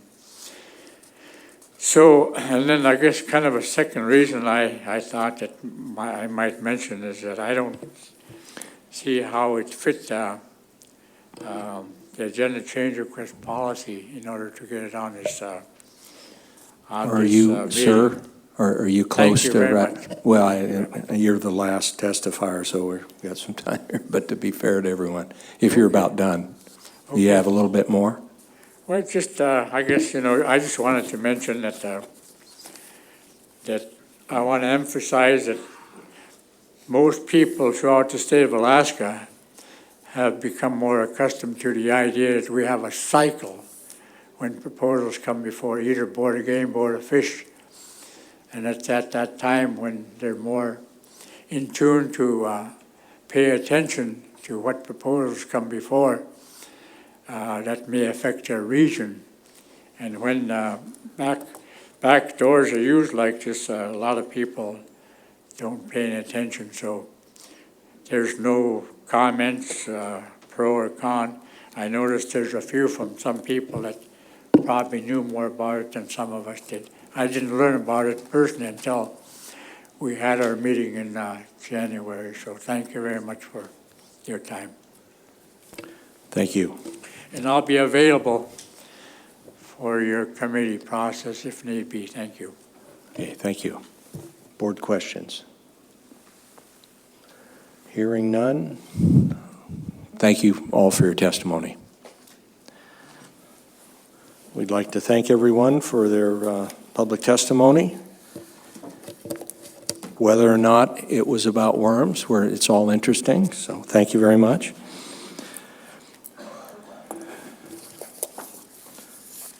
Per our agenda, we will be back on the record tomorrow morning, Monday at 8:30 a.m. Have a good evening. Thank you.